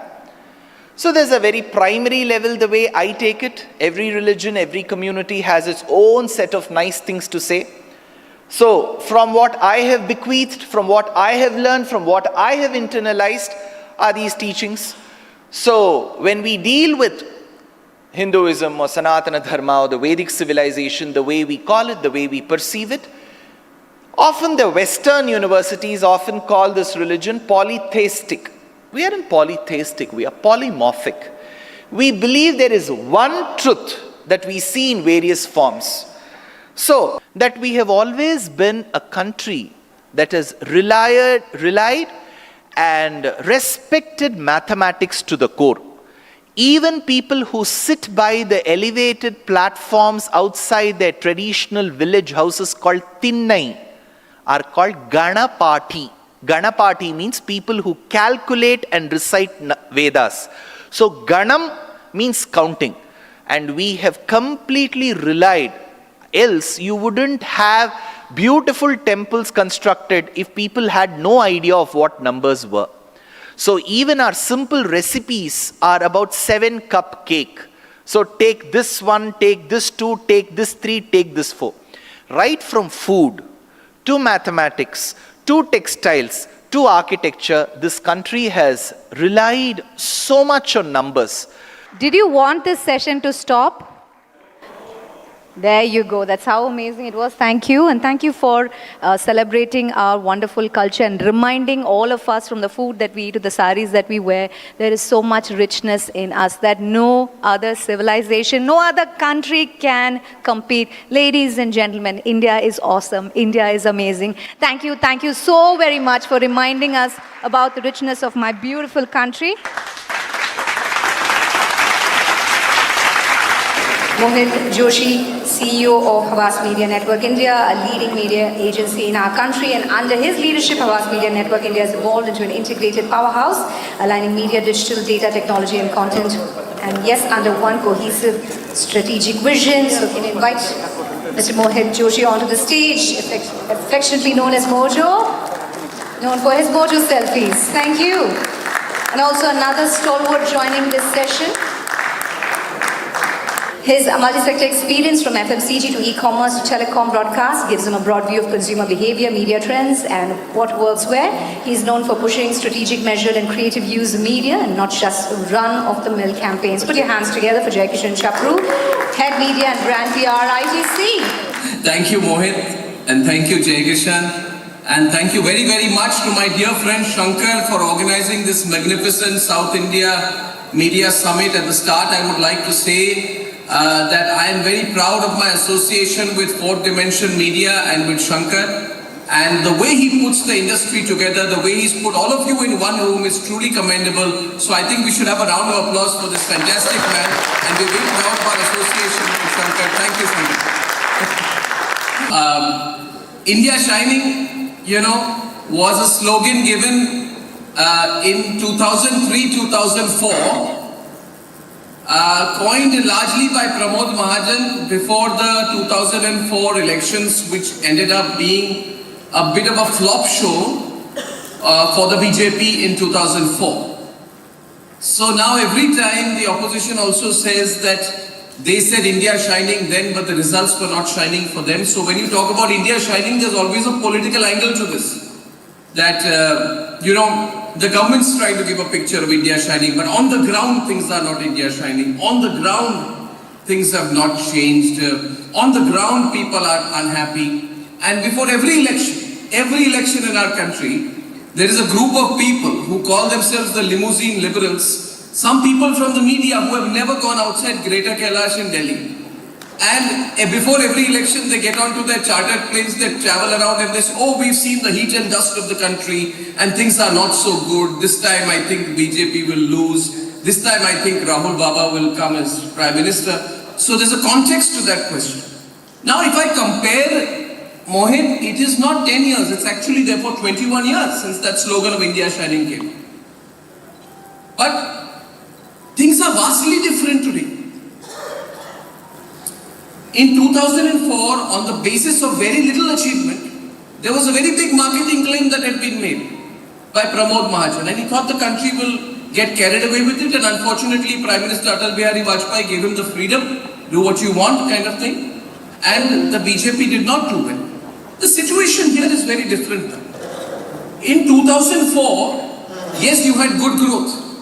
So that time also the argument is made, there was good growth then, but the BJP was voted out. There is good growth now, but it's not seeping onto the ground. The difference is in 2004, we had growth of about 6.7, 6.8%. Little marginally different from what it is now. But our inflation was technically 8.2%. Practically, if you would ask people, in 2004, it was almost in double digits of 10%. In this period, now we see the 2014 to 2024 period, I'm not talking of the present, the growth is 6.7, 6.8%. But the inflation is 5%, sometimes under 5%. So you cannot compare 2004 to 2025. I would say things are much better in Modi's India than it was in Vajpayee's India, in terms of for the people. Because Narendra Modi has done a lot of things which previous governments did not. You have a stable economic growth. You have GST. You have GST rationalization. You have demonetization. You have UPI. But most importantly, Prime Minister Narendra Modi understood on day one the biggest problem in our country is we have a lot of money, it doesn't reach the people. So he did direct benefit transfer. So I feel there was an element of social reformation in what Narendra Modi was doing, and therefore I think he kept his focus on the domestic economy. It's not only a marketing focused campaign, and if you were to tell me therefore, and then compared to India Shining now, I would say it's too much to say India Shining, but India is far better in 2025 than it was in 2024, which is the reason why when people say, oh, will what happened in Nepal happen in India, will what happened in Bangladesh happen in India? Absolutely not. Some political parties will want that to happen in our country. But that deep level of personal dissatisfaction which exists in some of our neighbors is not there in India today. So I hope that's a broad answer to your specific question. Absolutely perfect. A big round of applause, ladies and gentlemen. I know you've been enjoying the sessions. Let me read the energy in the room. Over to you, Jackson sir. Given that we have media experts sitting out here and marketeers sitting out here, given the current situation, the media landscape, the shift in viewership patterns, shift from appointment viewing, shift to watching short duration content, I think there are a lot of things that are happening, and I think this is amongst one of the better panels to kind of pose certain questions. And so let's kind of hear from the experts. All right, if I may go, I think one of the core philosophies that, most of the agencies, and I'm talking here about us specifically, I think there is a shift between channel budget allocation to audience budget allocation. I don't think there is anything that is not available on digital, yet TV has its own charm. I believe there are fixed ad slots, and the reach is culminating very well, but the measurement, the getting your cohorts right, everything works very well in digital. So for us, it's an integration of screen agnostic planning that's working well. And if I were to keep my answer very short, we would rather be present where the audience is. It can be digital outdoor, it can be TV, it can be print, it can be online video, it could be short form, it could be influencer. Selection is just a function of this. Coming to an advertiser now. So Mr. Nandgopal, if you can help us understand, with the changing consumption trends, how finely are you slicing your media spends? With the increasing influence of digital and of course the changing consumer behavior, we have also recalibrated our media investment. So so if you look at, there's an ATL and there's a BTL angle to it. And if you look at the ATL side, where earlier, it was 80-20 skewed towards traditional media, today that has increasingly moved to 40-60 for us, for our line of products. And within the digital stream itself, we all know that digital is a very fragmented universe. So we kind of focus more on search, online video, and social in that context. Now, 40% is moving towards the BTL side. So that's because, we have a lot of push categories. And so on-ground activation becomes important. So if you look at it at an overall pie, it's a 60-40 ratio between ATL and BTL. And within ATL, the construct and breakup that I given. And that's how we're looking at it. When it comes to completely buying, see, we are not buying anything which is like, we buy and then we fly away, right? So we buy and we continue to buy today, tomorrow, and again future. So we are actually reaching out to a consumer, right? Earlier days also we were doing the same thing. The method of doing was different than today's era. That's the very basic element of today's advantage. As I said that technology helps us to drive anything that is impossible to a possible in today's world. And from a mindset point of view, of course, the upskilling is definitely an important thing. I keep telling my own people that it's like when somebody goes into an examination, when they score 99 or 99.9%, and very next day they are getting into a job, and it doesn't mean they've learned everything completely, right? Their zero-based learning starts from the day one of their work. That's how that whenever any medium, any newer tech opportunity comes, that's what actually makes us to learn and to be paced up with it so that we can actually make use of those platforms, keeping the principles and ethical guidelines and the brand safe guidelines intact. We go and actually deliver the return for the brands. So I don't think so much of difference what we have been doing it, but now we are doing it in a better, passionate way, and there are a lot of competition exists around us. If you blink your eyes, and maybe you will get vanished from this place. So you have to be awake and keep delivering. Your own benchmark becomes your own target for tomorrow. That's what it is. Yeah, because one of the key challenges that one would anticipate coming on digital is also the fact that if there's something new coming in, there's no benchmark. Whereas, on television or print, you would always have you will draw a parallel and have an analogy. On digital, it becomes completely difficult to kind of have a benchmark and then justify the rate that's coming in. So my boss is sitting and laughing. When I said my own benchmark becomes my target, now he knows what target to give next year. He's sitting in the front seat and laughing. You did also touch upon some interesting formats on your platform. So 2-3 questions were just kind of floating in my head. One is, what are the typical challenges you face with advertisers? Second is, how does one measure success on a platform like Truecaller? And maybe if you could just give some use case examples, whether it's in examples from India or abroad, it would definitely help understand how we can kind of partner with Truecaller as a platform. My answer might be more than 1 minute, but... I'm used to it. Okay. So, that's a tricky question about the challenges we face. I'm in a room full with advertisers. I better be diplomatic about this one.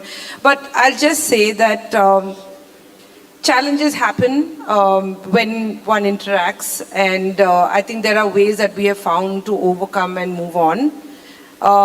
Challenges can also drive a certain amount of innovation, and that's exactly what happened with Truecaller ads. We took real feedback from our partners and built out our whole full stack solution offering to them. I quoted some numbers earlier about the kind of reach and scale that we have. So we were typically known as being a brand, like a mass or a branding format, and at scale. We then built this out into more offerings for middle, your consideration buckets, where you have innovative plays other than display to kind of, tell a story, tell a brand story, something we could refer to as Truecaller Play. And then we do have the lower end of the funnel as well, where brands have clear performance KPIs, and we have different buy models that also facilitate this. And I have to thank the advertisers for actually pushing us in that direction. And now they have a whole portfolio that they can choose from.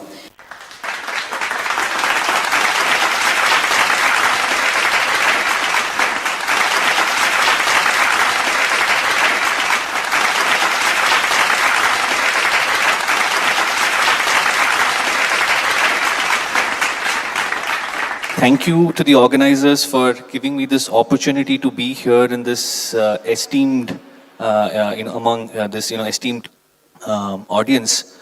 It's truly wonderful to be here. I work in Truecaller as the Director of Product Management.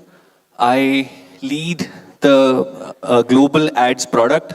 So I and the team essentially obsess about creating ad products which not only fulfill the advertisers' objectives on the one hand, but also create really meaningful and impactful experiences for users. So Truecaller's mission is simple. The mission is to make communication safer, smarter, and more efficient. And if you think about it, this problem has never been as important, as ever before. 1 in every 3 phone calls that an average Indian receives is from outside the phone book. On an average, the Indian consumer receives 3 spam messages in a day. It is estimated that in just last year alone, upwards of 22,000 crores was lost in frauds and scams. So this is a large problem, and it's becoming even bigger, and Truecaller is on a mission to solve this. So if you think about it, trust is built very deeply into what Truecaller does, into how consumers use Truecaller on a daily basis, and how the kind of perception we're able to drive in the user's mind. And we do this with the help of our best-in-class solutions. The first is, of course, the caller ID, which helps you identify who's calling. We also have something called verified businesses, which is essentially to let you know if there are legitimate businesses trying to reach out to you. And then, of course, there's messaging or SMS. And now when we think about, talk about ads on Truecaller, like how does it all come together, right?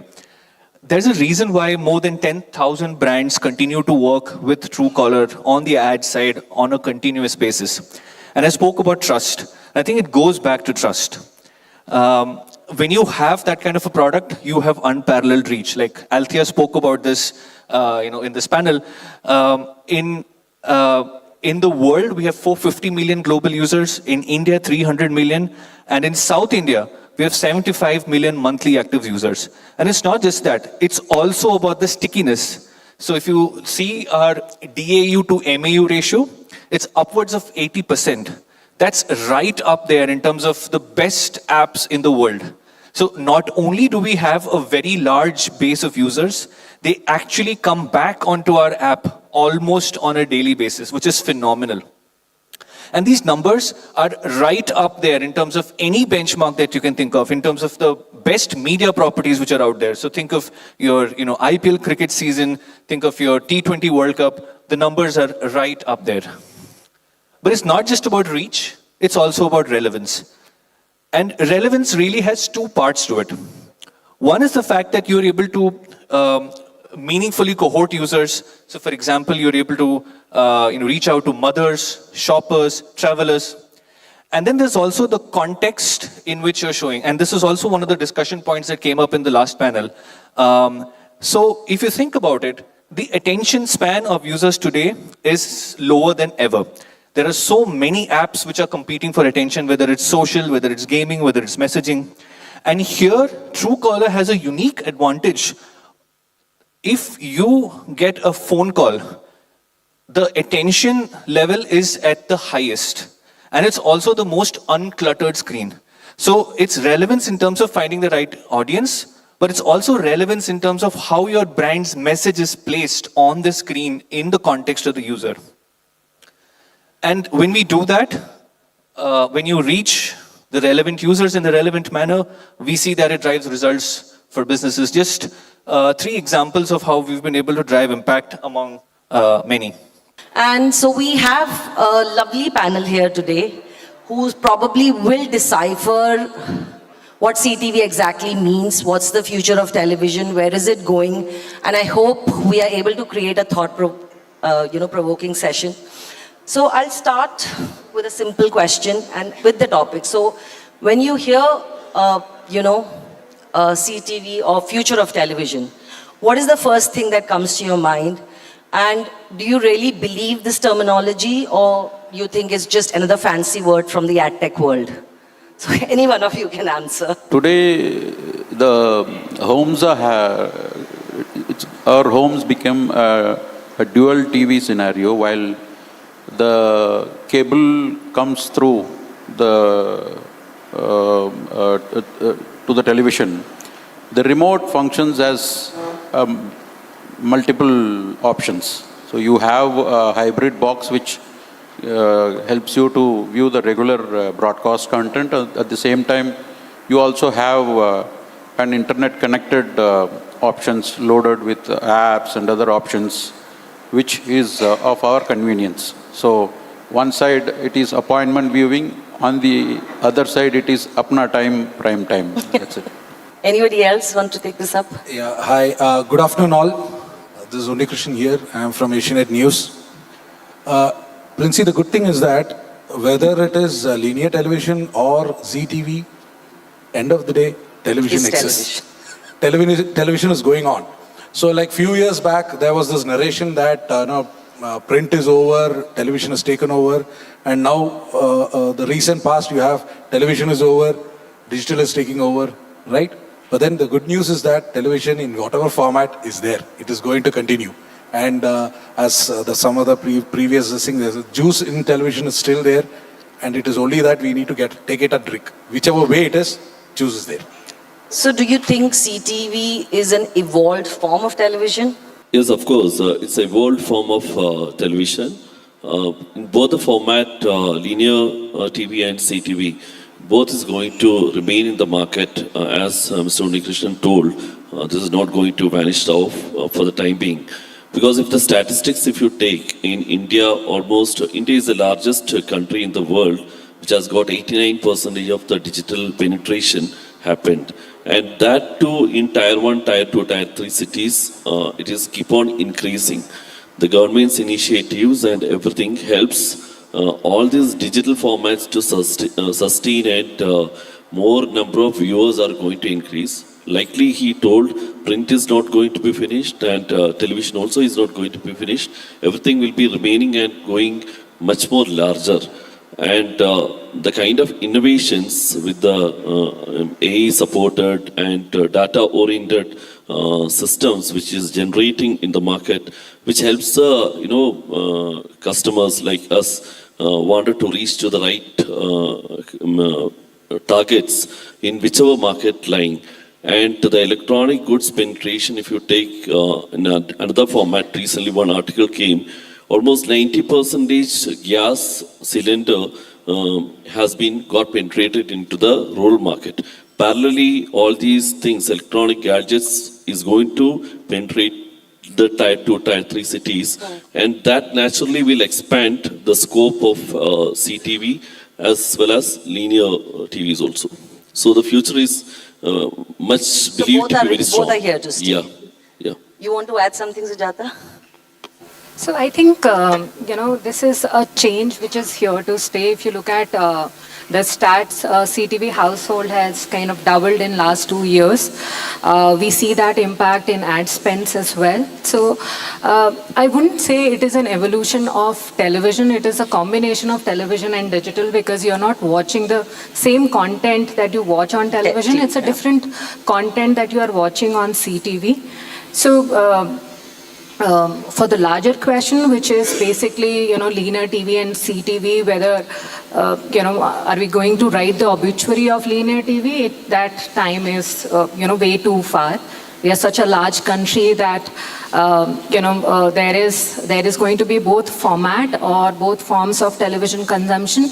However, having said that, linear TV is what is kind of witnessing an accelerated growth. Only suggestion is, while pitching the client, both the teams have to come and pitch.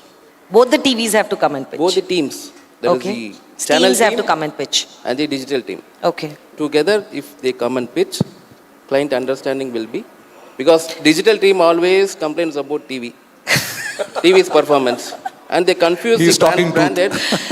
He is talking blatant Yes, truth. totally. Okay. No. So if it's the same organization, suppose for example, it's a bigger agency who have both digital and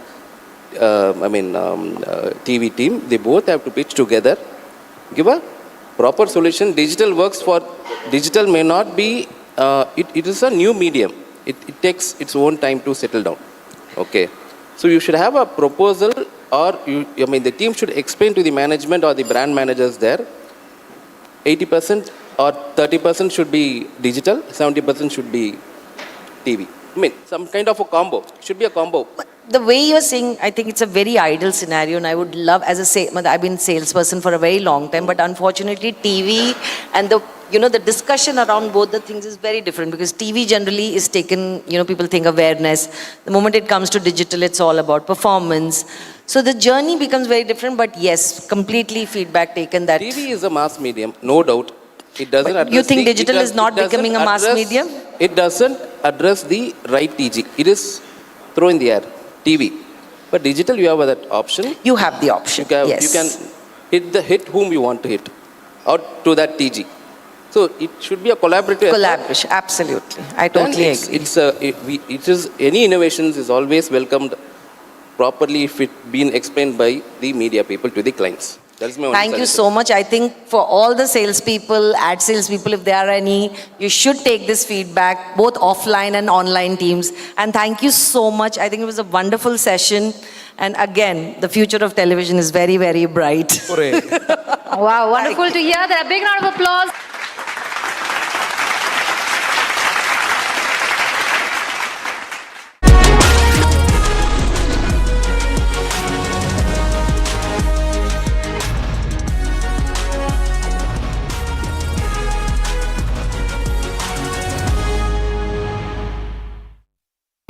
pure sooji pasta उबालो मिलाओ और खाओ 8 minute में तैयार क्या taste है सबका राजा hardcore मसाला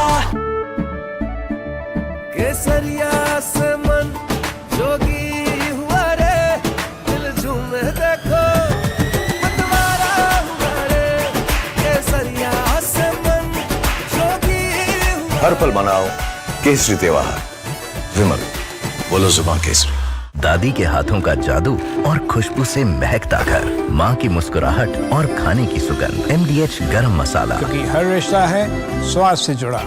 MDH की हल्दी मिर्ची धनिया करे कमाल, ये रंग दे, ये खुशबू दे, ये तीखा, ये कम पड़े, क्या निराला MDH मसाला।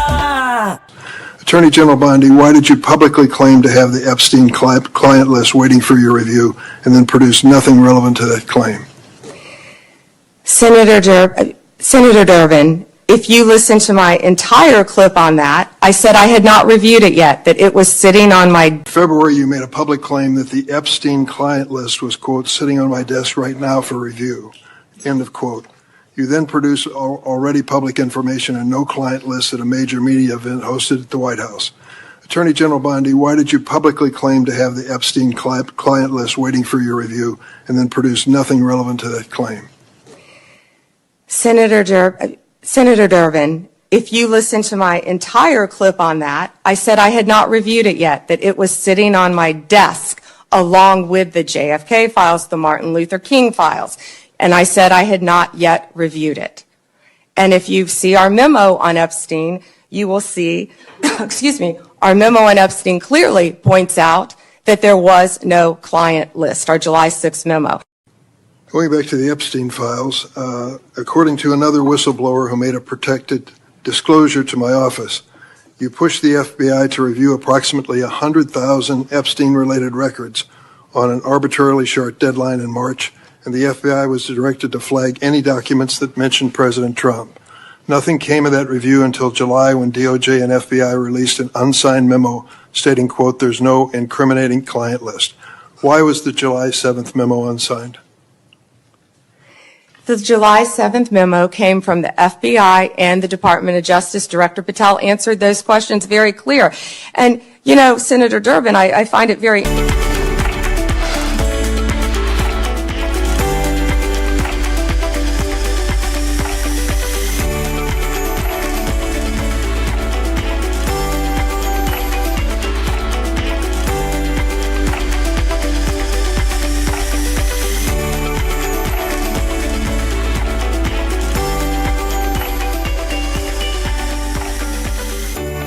आधे बाउल दही में 4 चम्मच MDH चटनी पुदीना मसाला डाला, स्टर करो, पुदीना चटनी तैयार। MDH चटनी पुदीना मसाला। इसको घर पे लगाओगे तो शादी का तो पता नहीं, पर घर पक्का नहीं टूटेगा। रुंगटा नहीं तो घर स्ट्रॉन्ग नहीं। रुंगटा स्टील TMT बार एकदम सॉलिड। पहाड़ों में एक हाइकिंग स्टिक भी बन सकती है।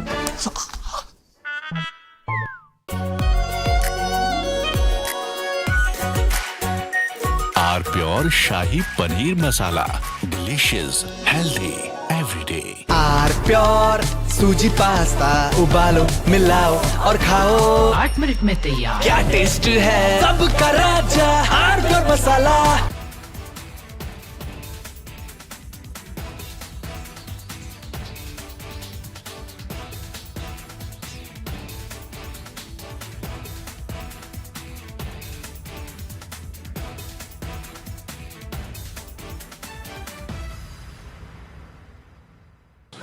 Attorney General Bondi, why did you publicly claim to have the Epstein client list waiting for your review and then produce nothing relevant to that claim? Senator Durbin, if you listen to my entire clip on that, I said I had not reviewed it yet, that it was sitting on my... In February, you made a public claim that the Epstein client list was, quote, sitting on my desk right now for review, end of quote. You then produced already public information and no client list at a major media event hosted at the White House.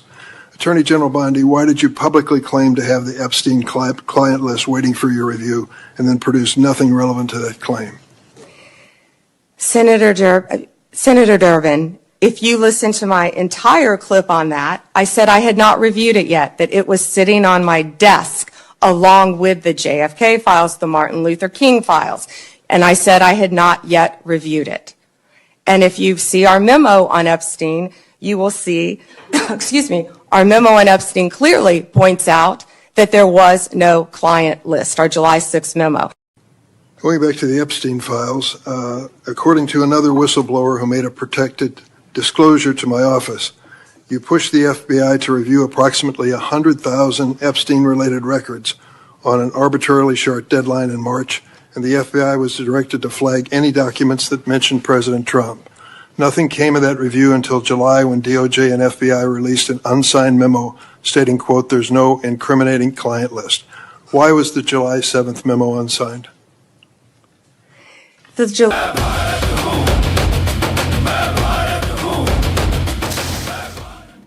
Cristiano Ronaldo has already written his name into football history with over 900 career goals across clubs and country.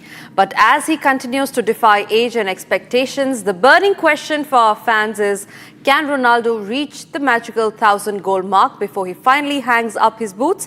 That's the big debate on our sports meter today. Scan the QR code on your screen and have your say, because your vote decides the score. थोड़े में ज़्यादा स्वाद ये ही तो है इसकी खास बात। वाओ मामा, क्या स्वाद है? अरे मेरे राजा। सबका राजा R pure masala.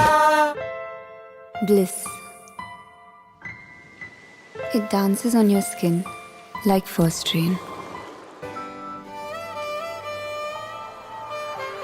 Experience bliss in all its forms with Hindware.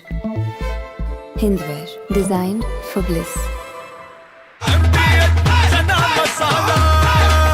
अब छोलिया हो या लोबिया, सफेद चने या काले चने, सब कुछ मजेदार बने। Lashkar-e-Taiba's deputy chief Saifullah Kasuri, who is believed to be the mastermind behind the Pahalgam terror attack, has openly threatened Prime Minister Narendra Modi in a clip that is now going viral on social media. In the video, Kasuri can be seen praising Pakistan Army Chief General Asim Munir, referring to him as Field Marshal, requesting him to teach a lesson to PM Modi similar to the Pahalgam attack on May 10, 2025. हम सतलुज के किनारे पर इस वक्त मौजूद हैं और ये दरिया सतलुज जो हिंदुस्तान से होता हुआ हमारे जिला कसूर से इसी इलाके से पाकिस्तान में दाखिल होता है। मुझे भी सैलाब के दिनों में ज्यादा वक्त सतलुज के किनारे पे सतलुज की लहरों में सतलुज की ऊपर चलने वाली कश्तियों और बेड़ों में ज्यादा वक्त गुजारने का मौका मिला है और मैं खूब जानता हूं ये सतलुज में जो सैलाब आया है ये कुदरती सैलाब सारे का सारा नहीं था, ये मसनूई था, ये दुश्मन की अदावत थी, ये उसकी गुंडागर्दी थी, ये उसकी बदमाशी थी और आज भी वो गीदड़ धमकियां लगाता है। 10 मई वो 2025 का 10 मई आज हिंदुस्तान भूल गया। हम कहते हैं अपने सिपह सलार को, अपने फील्ड मार्शल को, आज का ये हजारों का मजमा, ये अपने फील्ड मार्शल को, अपने आर्मी चीफ को, पाकिस्तान के अजीम सिपह सलार को हम सब मुतालबा करते हैं कि अभी एक मर्तबा फिर नरेंद्र मोदी की मुरम्मत की जरूरत मौजूद है। ये हालात का तकाजा मौजूद है। ये ऐसे बात नहीं आएगा, ये बातों से बात नहीं आने वाला। ये बड़ा सिर्फ इंसान है, दिन का सिर्फ इंसान है। इसके लबों को बेगुनाहों का खून चिंता हुआ है। ये जब तक खून खाली न करे, लाशों को न गिराए, इंसानियत को न कर पाए, इसको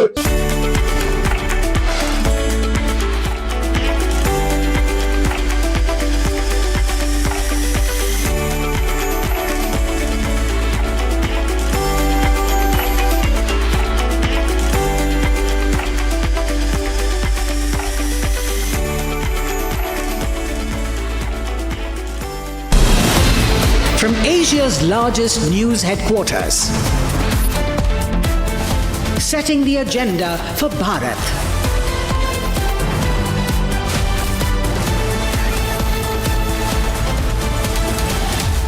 You're watching Republic.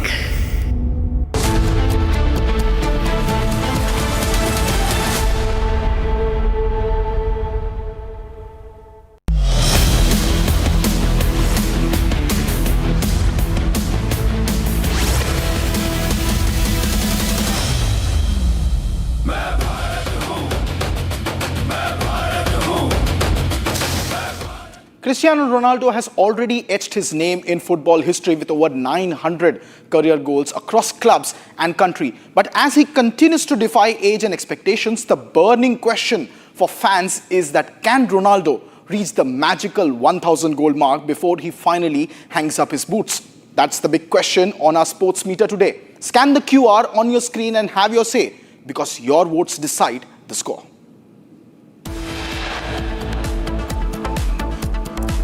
Republic crew lands in Afghanistan, brings you detailed input as Pakistan and Afghanistan continue their clashes with high intensity. Afghanistan's government claims that at least 58 Pakistani soldiers were killed and over 30 injured in the clashes along the Durand Line in the last 48 hours. Afghanistan issues a stern warning to Pakistan, says we will not leave the attack unanswered.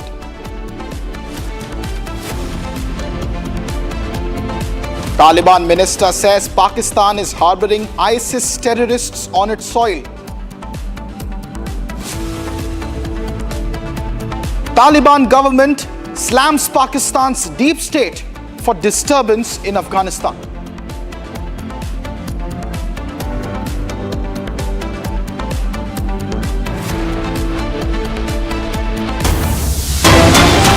gentlemen, we are starting this bulletin at 4 p.m. with fresh breaking news input coming in from Afghanistan, the only network reporting from ground zero. These are visuals after Pakistan closed the border crossings of Afghanistan following the clashes and exchange of fire between the two forces overnight, in which Kabul has claimed 58 lives of Pakistani soldiers. In the latest on your screen, ladies and gentlemen, is we have a picture access from today's Pakistani attacks in Kandahar.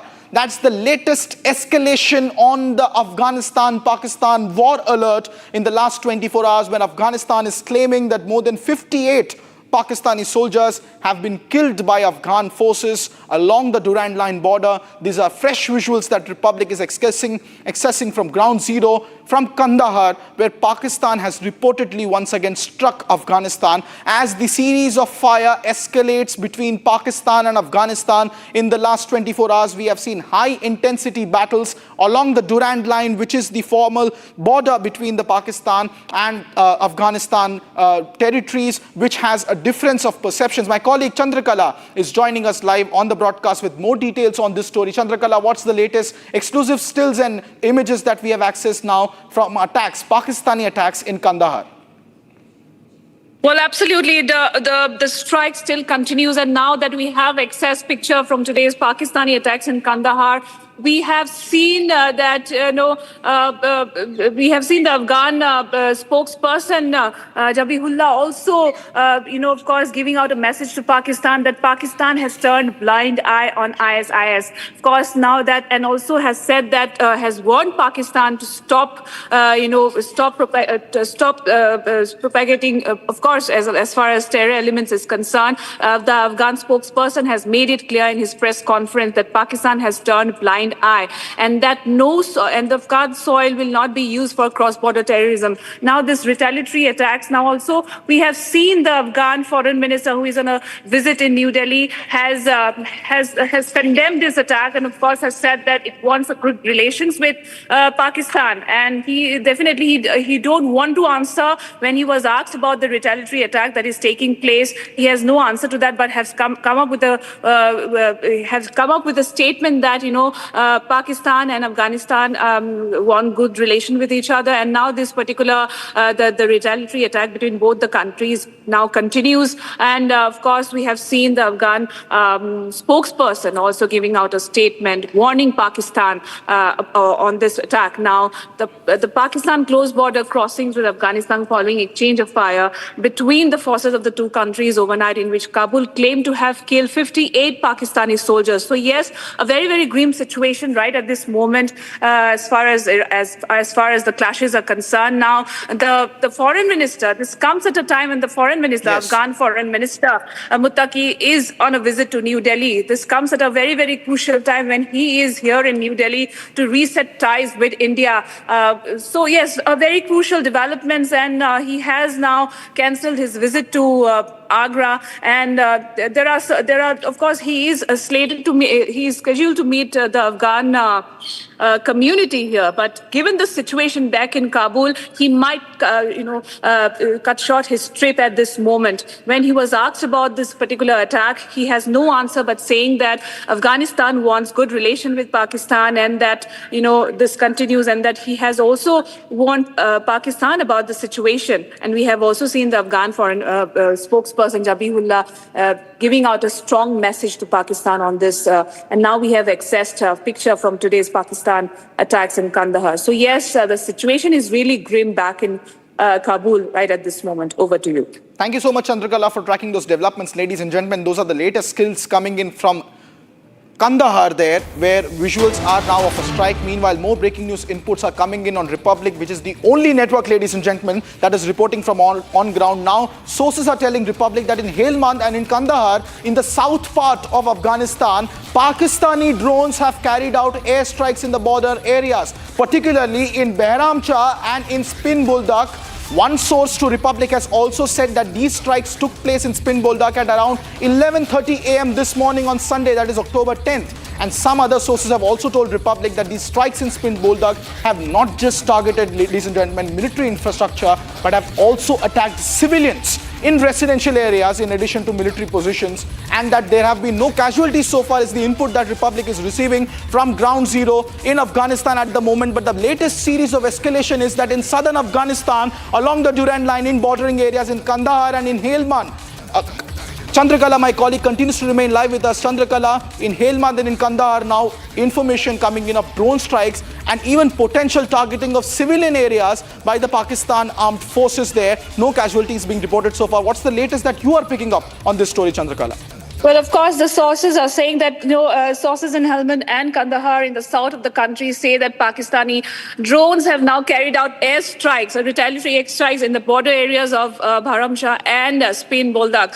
One source is of the view that said that the airstrike took place in Spin Boldak at 11:30 a.m. Today, that's October 10th. Some other sources are of the view that in Spin Boldak, drones have attacked civilian residential areas in addition to military positions, but there have been no casualties so far. Yes. Right at this moment, when the diplomatic, of course, we see that India and Kabul are on the verge of resetting ties. The foreign minister is on a visit, and now, of course, Pakistan is not keeping quiet. This particular visit must have irked Pakistan to an extent that this is happening right at this moment. So we continuously track this development right at this moment, and we have seen the Afghan spokesperson today during the presser has also sent out a message to Pakistan that Pakistan has turned blind eye as far as terror elements are concerned. So yes, a very, very important development right at this moment. And strikes continue. Of course, the situation at the border is not really good. And of course, the Afghan foreign minister is in Delhi. He is continuously monitoring the situation. He might cut short his trip to India. So a very, very crucial development. Over to you. Thank you so much, Chandrakala, for bringing us those details, ladies and gentlemen. The Afghan foreign minister, Amir Khan Muttaqi, is also in India. As you all know, he's on a 6-day visit. So far, indications are that he may or may not cut short his visit, but he is in New Delhi at the moment. He also had a second press conference earlier today. And here's a soundbite of what he has said about Pakistani drone strikes carrying out unabated in Kandahar and Helmand. Listen in to the reaction of the Afghan foreign minister from earlier today.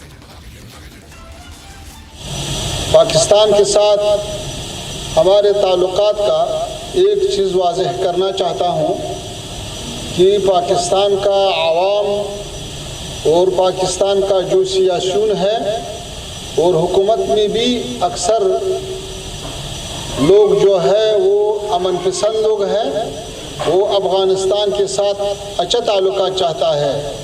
Pakistani आवाम और पाकिस्तानी सियासून के साथ हमारा कोई मुश्किल नहीं है। पाकिस्तान में कुछ ख़ास हलके हैं जो हालात को ख़राब करने की कोशिश कर रहा है, तो अफ़गानिस्तान अपना सरहदों का, अपना फ़ज़ा का हक़ महफूज रखे और जैसा कुछ खिलाफ वर्जियाँ हुआ है उसके फ़ौरन जवाब भी दिया। और फिर रात जो इंतकामी ऑपरेशन हुआ तो उसमें हमारा जो हदफ और मतलूब था वो हासिल हुआ। फिर हमारे दोस्त ममालिक जैसा कतर और सऊदी अरबिस्तान, उन्होंने ख्वास्ता, उन्होंने तलब किया कि अभी जंग रुकना चाहिए, तो हमारे तरफ से जंग रुका हुआ और अभी हालात कंट्रोल में हैं। तो हम अच्छा ताल्लुकात चाहते हैं, हम मुज़ाकरात के दरवाज़े हमारा खुला है सबके लिए। हम अफ़गानिस्तान में अमन लाया है, हम सारे खित्ते के अमन चाहता है। तो ये एक बेहतरीन फुर्सत आया है कि सब मसाइल मुज़ाकरे और मुफाहमे के रास्ते से हल होना चाहिए। सारे लोग मुत्तहिद हैं और इमारत का साथ खड़ा है। तो इमारत का जो पॉलिसी है वो ये है कि पहले तो मुज़ाकरा और मुफाहमा से सब के सब मुश्किलात हल करना चाहता है। हम ज़ीरो टेंशन के तरफदार हैं और अगर और नहीं चाहता है तो फिर अफगानिस्तान के पास और रास्ते भी है। And ladies and gentlemen, just as Afghan's foreign minister sitting in New Delhi has launched a scathing attack on Pakistan, we are getting breaking news input that Pakistani Army Chief General Asim Munir, beg your pardon, Field Marshal now, Asim Munir is visiting the Afghan border areas following fresh clashes between Taliban and Pakistani forces. Now the Pakistani Army Chief Field Marshal Asim Munir is visiting the bordering areas between Afghanistan and Pakistan despite the Taliban's announcement of a halt of attacks. Now, local sources in Pakistan are telling us that the Pakistan Army has continued its attack and is continuing its targeted drone attacks in areas of southern Afghanistan, particularly in Spin Buldak, in Kandahar, in Behramcha, in Helmand. We just showed you the visuals earlier, just a few seconds ago, of the plumes of smoke rising in Kandahar. And now we are getting latest breaking reports on border tensions between the two countries intensifying. And now even Pakistan's Field Marshal Asim Munir going to the conflict-hit parts. My colleague Chandrakala continues to remain live with us, who has been tracking details on this story. Chandrakala, now Field Marshal Asim Munir rushing to the bordering areas where they are trying to establish air superiority over the Afghan Taliban, and unabated drone strikes are continuing despite calls for de-escalation from the Afghan side following a very fierce retaliation. What is this entire visit supposed to signal? What are you picking up, Chandrakala? Well, a very important visit right at this moment, and the Pakistani Army Chief is now visiting the Afghan border following fresh clashes between Taliban and Pakistani forces, where this sends out a very, very important message. Of course, now Afghanistan has asked for ending this particular clash, but yes, of course, Pakistan continues to retaliate. Now the Pakistani Army Chief has visited the border areas of the two countries despite the Taliban's announcement of a halt to attacks. Local sources are of the view that Pakistani Army has continued its attacks and its drones targeted areas in Spin, Buldak, Kandahar and Helmand today. Now, border tension has intensified between both the countries in recent weeks, and concerns have absolutely grown about the spread of this conflict. Now, we have seen the Afghan foreign minister also from the soil of from here in New Delhi has sent out a strong message to Pakistan. Although he has said that it wants a good relation with Pakistan, but also warned Pakistan to not continue with its terror elements. So a very, very strong message being put out. Although Afghanistan has announced to hold this attack, but the Pakistani Army Chief has now visited Afghan border to take stock of the situation, and the Pakistani Army continues to attack Afghanistan in different border areas of Afghanistan. Over to you. Thank you so much, Chandrakala, for tracking all those details for us. Meanwhile, ladies and gentlemen, more breaking news updates are coming in from West Asia, where concerns are rising over the Afghan and Pakistan situation. West Asian nations have now expressed concern over the rising tensions along the Pakistan-Afghanistan border. In fact, they are urging both sides to show restraint and resolve dispute through dialogue. The Qatari Foreign Ministry statement is calling for diplomacy and de-escalation in the interest of regional peace and stability. And here's what's happening in West Asia. Even if they are looking at the Israel-Hamas situation, concerns are now high over Pakistan and Afghanistan.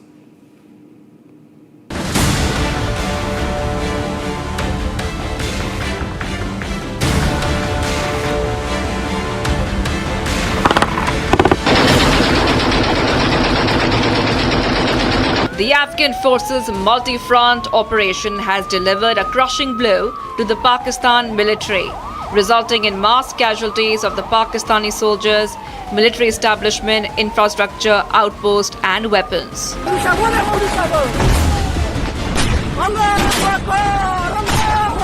The Afghanistan-Pakistan border witnessed a massive escalation in tensions as Afghan forces launched a full-blown retaliation against Pakistan days after unprovoked airstrikes in Kabul and other Afghan cities.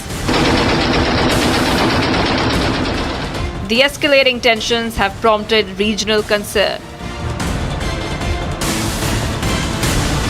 Iranian Minister of Foreign Affairs Abbas Araghchi has called on his country's two neighbors to exercise restraint. Qatar has raised alarm over the situation, urging both sides to prioritize dialogue, diplomacy and restraint, and to work towards containing differences in a manner that helps reduce tension and avoid escalation in order to achieve regional security and stability. The Saudi Arabian Ministry of Foreign Affairs has issued a statement urging both Pakistan and Afghanistan to keep self-restraint to avoid further escalation. The kingdom calls for self-restraint, avoiding escalation and embracing dialogue and wisdom, which will contribute to reducing tension and maintaining the security and stability of the region, the statement said. As tensions simmer, the message overall is clear. As Pakistan and Afghanistan trade blame across a fragile border, the international community is urging restraint and dialogue.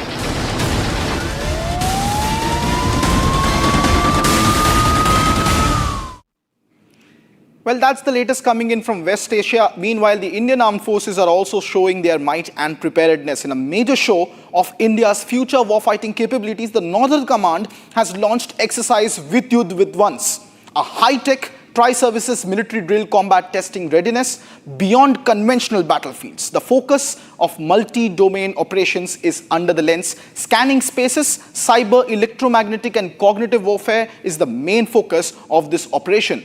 Troops from the Army, the Navy and the Air Force along with the national agencies are integrating niche technologies together along with AI tools and next generation systems to stimulate future wars. The exercise underscores India's thrust on jointness, innovation and of course, Atmanirbharta, sharpening the force's edge on the battlefields of tomorrow.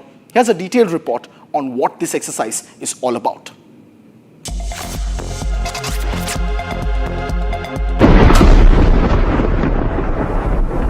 Warfare is no longer confined to land, air, or sea.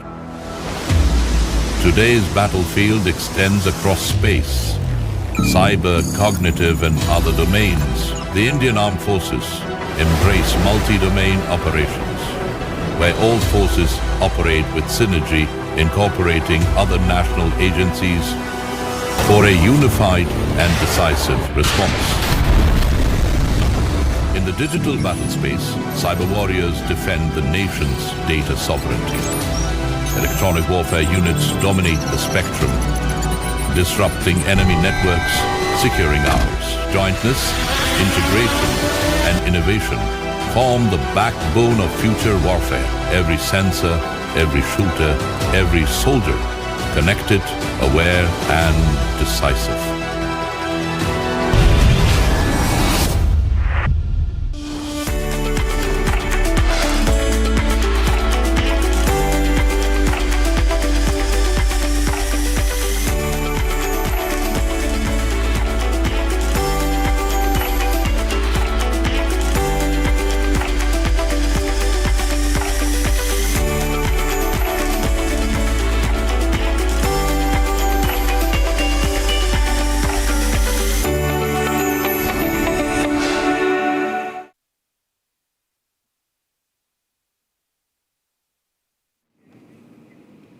After 30 years of tourist trips, a famed pirate ship based on Christopher Columbus's vessel has sunk off the coast of Puerto Vallarta in Mexico. The iconic Marigalante, which is constructed entirely out of wood, rapidly sunk on Friday after a system's failure. Here's what happened in Mexico.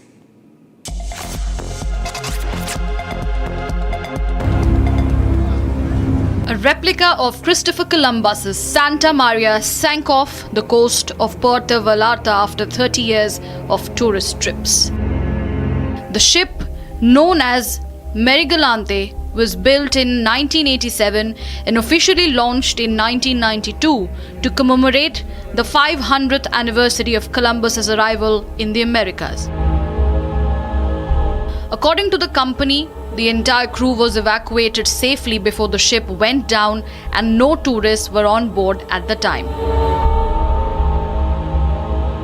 Constructed entirely of wood, it had become an icon of the port, ferrying tourists to give a glimpse of the pirate life at sea. The vessel was famous for its pirate show, which featured acrobatics, sword fights, and fireworks.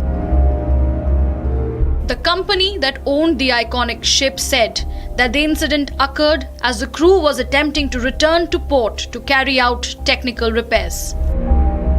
The system malfunction worsened and the ship began to slowly submerge into the waters that had been its home for more than 3 decades. Strong waves in the area intensified the emergency, complicating efforts and leading to the total sinking of the ship.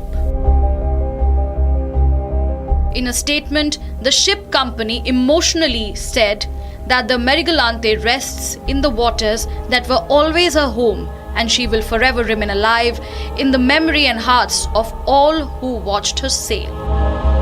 On the other hand, the company announced that the Marigalante's sister ship will arrive in the bay to continue its legacy of history. The new vessel is expected to be operational in the Banderas Bay within 3 months.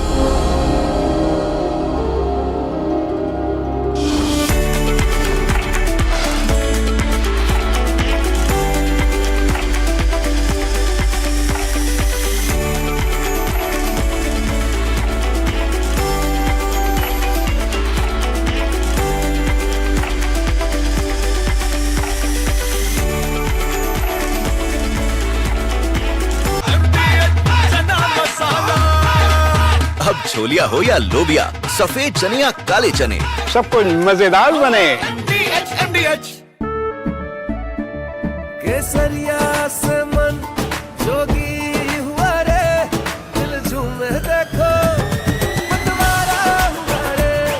केसरिया से मन जोगी हुआ। हर पल मनाओ केसरी त्योहार। विमल, बोलो जुबान केसरी। थोड़े में ज्यादा स्वाद, यही तो है इसकी खास बात। वाओ मामा, क्या स्वाद है। अरे मेरे राजा। सबका राजा आरती और मसाला। Attorney General Bondi, why did you publicly claim to have the Epstein client list waiting for your review and then produce nothing relevant to that claim? Senator Durbin, if you listen to my entire clip on that, I said I had not reviewed it yet, that it was sitting on my... In February, you made a public claim that the Epstein client list was, quote, sitting on my desk right now for review, end of quote. You then produced already public information and no client list at a major media event hosted at the White House. Attorney General Bondi, why did you publicly claim to have the Epstein client list waiting for your review and then produce nothing relevant to that claim? Senator Durbin, if you listen to my entire clip on that, I said I had not reviewed it yet, that it was sitting on my desk along with the JFK files, the Martin Luther King files, and I said I had not yet reviewed it. And if you see our memo on Epstein, you will see, our memo on Epstein clearly points out that there was no client list, our July 6th memo. Going back to the Epstein files, according to another whistleblower who made a protected disclosure to my office, you pushed the FBI to review approximately 100,000 Epstein-related records on an arbitrarily short deadline in March, and the FBI was directed to flag any documents that mentioned President Trump. Nothing came of that review until July when DOJ and FBI released an unsigned memo stating, quote, there's no incriminating client list. Why was the July 7th memo unsigned? The July 7th memo came from the FBI and the Department of Justice. Director Patel answered those questions very clear. And, you know, Senator Durbin, I find it very interesting that you refused repeated Republican requests to release the Epstein flight logs in 2023 and 2024. You fought that. Did you take money from Reid Hoffman, campaign donations, who was a huge Epstein friend? Why did you fight for years? Why did you fight to not disclose the flight logs, Senator Durbin?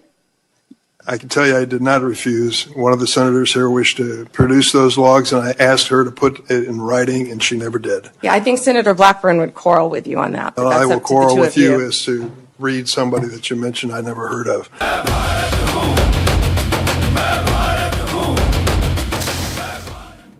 Cristiano Ronaldo has already written his name into football history with over 900 career goals across clubs and country. But as he continues to defy age and expectations, the burning question for our fans is, can Ronaldo reach the magical 1,000-goal mark before he finally hangs up his boots? That's the big debate on our sports meter today. Scan the QR code on your screen and have your say, because your vote decides the score. Our pure Shahi Paneer Masala. Delicious, healthy, every day. केसरिया से मन जोगी हुआ रे दिल झूमे देखो मतवारा हुआ रे केसरिया से मन जोगी हुआ हर पल मनाओ केसरी त्योहार। विमल बोलो जुबान केसरी। आधे बाउल दही में 4 चम्मच MDH चटनी पुदीना मसाला डाला, स्टर करो, पुदीना चटनी तैयार। MDH चटनी पुदीना मसाला। दादी के हाथों का जादू और खुशबू से महकता घर, माँ की मुस्कुराहट और खाने की सुगंध। MDH गरम मसाला, क्योंकि हर रिश्ता है स्वाद से जुड़ा।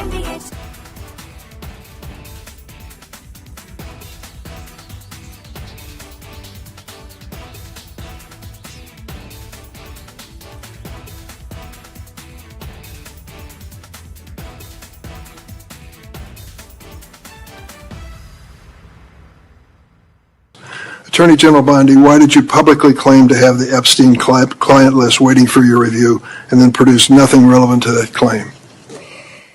Senator Durbin, if you listen to my entire clip on that, I said I had not reviewed it yet, that it was sitting on my... In February, you made a public claim that the Epstein client list was, quote, sitting on my desk right now for review, end of quote. You then produced already public information and no client list at a major media event hosted at the White House. Attorney General Bondi, why did you publicly claim to have the Epstein client list waiting for your review and then produce nothing relevant to that claim? Senator Durbin, if you listen to my entire clip on that, I said I had not reviewed it yet, that it was sitting on my desk along with the JFK files, the Martin Luther King files. And I said I had not yet reviewed it. And if you see our memo on Epstein, you will see, our memo on Epstein clearly points out that there was no client list, our July 6th memo. Going back to the Epstein files, according to another whistleblower who made a protected disclosure to my office, you pushed the FBI to review approximately 100,000 Epstein-related records on an arbitrarily short deadline in March, and the FBI was directed to flag any documents that mentioned President Trump. Nothing came of that review until July when DOJ and FBI released an unsigned memo stating, quote, there's no incriminating client list. Why was the July 7th memo unsigned? The July 7th memo came from the FBI and the Department of Justice. Director Patel answered those questions very clear. And, you know, Senator...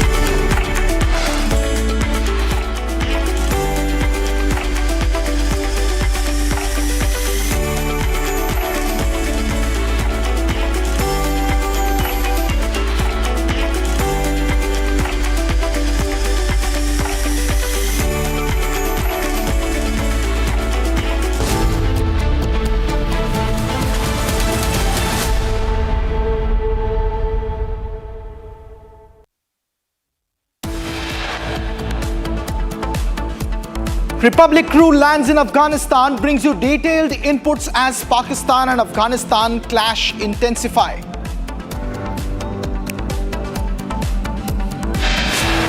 Afghanistan government claims at least 58 Pakistani soldiers were killed, over 30 injured in clashes along the Durand Line.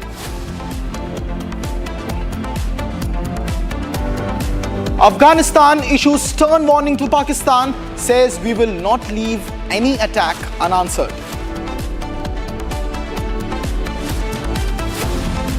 Taliban minister says Pakistan is harboring ISIS terrorists on its soil.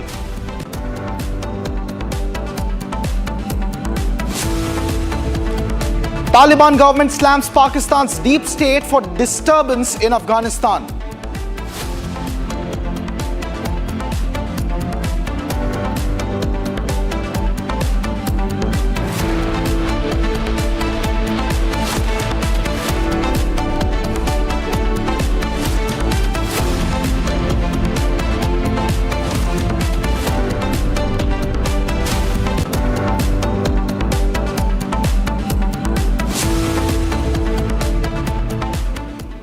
Welcome back, ladies and gentlemen. Coming up next week on Republic Media Network is one of India's biggest thought leadership conclave, the Republic Bharat Rashtra Sarvopari Sammelan. Our theme this year is Atmanirbhar Shaktishali Bharat. Join us as we bring together voices from politics, culture, defense, spirituality and enterprise, all united by one vision. next week on October 15 at Republic Media Network headquarters from 9:30 a.m. in the morning. Be there. Meanwhile, breaking news updates coming in, ladies and gentlemen, on the situation that's happening between Pakistan and Afghanistan. 58, that's the number. 58 Pakistani soldiers have been killed at the border clashes between Afghan forces along the Durand line, and the Taliban government has now made it very clear that attacks from Islamabad will not go unanswered. Republic's crew has landed in Afghanistan, and we bring you the detailed report from the ground, the only network in the entire nation reporting from ground zero in Afghanistan. Take a look. Jai Hind, ladies and gentlemen, and this is an undisclosed location somewhere near the Kunar province, and there is another province called Nangarhar. So these are making the bulge. So I am at somewhere near a province called Kunar, and as you can see, this is a area which is adjoining the Pakistan's Gilgit-Baltistan area, and a huge number of Taliban fighters have started their infiltration from the Kunar province. And as you can see from my right, you can see a little entrant from there. So that is one of the locations where there has been a lot of activity and entering into the forested areas beyond this ridge into Gilgit-Baltistan. And one of the major reasons why this area has been selected by the Taliban to ramp up their operations is because of its mountainous features. There is also vegetation onto the other side of the ridge, which accommodates to getting cover. So basically what has happened is there is a bulge which is from Nangarhar and to the Kunar province. So this bulge is actually giving the advantage to Taliban for attacking the Pakistani posts, and they are at a vantage point, so they have advantage for infiltration and spreading their resources and attack in the Kunar province. So if we tactically see, the Kunar province is adjoining POK, that is Pakistan occupied Kashmir, and with the unrest which has been taking place in Gilgit-Baltistan, so it is imperative that there can be some connection between the freedom fighters in Gilgit-Baltistan and the Taliban fighters. So it is a matter of great concern that if this conflict increases, it is going to cause a lot of ramifications, a lot of geopolitical issues. And one of the main issues that the Taliban has been facing is most of their posts are made up of shelters. So these shelters are basically fiber reinforced plastic and metal sheets. So most of them have been destroyed by the Pakistan forces, and whereas the Pakistan posts are concerned, they are fortified, they are cemented, but they are isolated. That is the advantage that the Taliban is taking and doing the infiltration surrounding these posts. And since last 3 days, they have inflicted a lot of casualties and have destroyed a large part of these posts, which are now rendered unserviceable and cannot be guarded or occupied by the Pakistan forces. So this is the situation which is unfolding in the northwest border of the Taliban and the Pakistan forces, which has been taking place. Yes, the Taliban is on the back foot at few locations, at Helmand and few more provinces, where Pakistanis are using night vision thermal enabled drones for attacking Taliban, who are trying to tactically place their positions to counter and to surround the hostile Pakistan forces.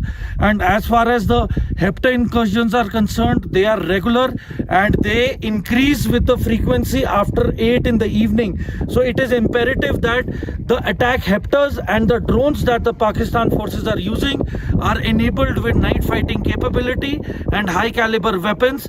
And at the moment, the Taliban has the firepower, but they do not have anti-aircraft weapon systems. So probably that is what is holding them back. But at night, they avoid moving right now at the moment.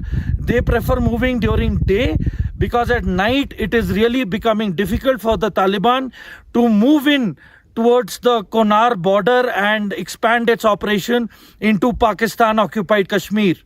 This is Major Samar signing off from an undisclosed location near Konar. Thank you. Meanwhile, ladies and gentlemen, a big breaking news update is coming in from Pakistan, where the ISPR, the Inter-Services Public Relations of Pakistan's ISI, is now admitting to Pakistani casualties along the Durand line after fighting the Afghan Taliban. They say that the Afghan Taliban and Khawarij, Fitna al-Khawarij, has launched an unprovoked attack on Pakistan along the Pakistan-Afghanistan border last evening. And now the ISPR is admitting that 23 soldiers of Pakistan have embraced what they call Shahadat while defending the territorial integrity of their nation against the actions that also led to 29 soldiers being injured. So now big statement coming in from Pakistan's DG ISPR that Pakistan is admitting finally to 23 fatal casualties in the border skirmish with Afghanistan. 29 soldiers also injured. So big numbers coming in. Pakistan slowly but surely admitting that it is bleeding on the Durand line. The Afghan-Pak border is operationalized and it is bleeding on there. 23 Pakistani soldiers have lost their lives is what the ISPR is admitting. 29 injuries. Ladies and gentlemen, the number that we are putting out is well over 50. But Pakistan now finally admitting that it is losing blood on the front lines. My colleague Gursimran joins us live on the broadcast with more details on this story. Gursimran, finally, the DG ISPR admitting 23 fatal casualties. What's the latest that you're picking up?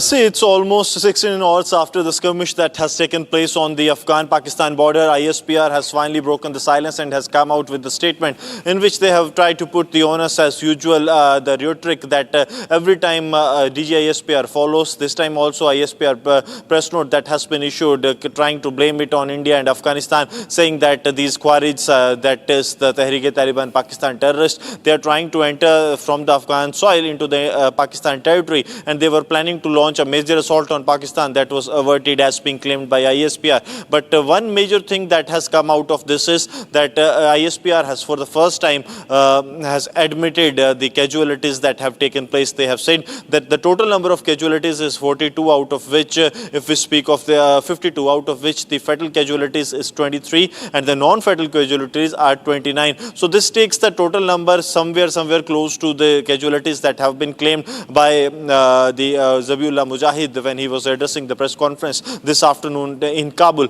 So the numbers of the fatal casualties have now been accepted. 23 fatal casualties have been accepted by the Pakistani army, which clearly shows that the magnitude and the attack that was carried out, the retaliatory strikes that have been carried out by the Afghanistan defense forces, that was way higher than Pakistan has expected. Though Pakistan in its statement has claimed that they have been managed to capture some of the posts of Afghanistan, but it also mentions a word that it was briefly captured, physically captured briefly for a short while. So this is also something that is being said by the DG ISPR in its handout that has been released, and also some of the videos, a 7-minute long video has also been released by the DG ISPR claiming that they have done extensive damage to the installations of the Afghan defense forces. But and also one more thing that they have claimed, the number of the casualties on the adversary side, they have said that it is more than 200. On ground, what it seems that the claims that are being made by the DG ISPR, they are somewhat far from the reality, but at least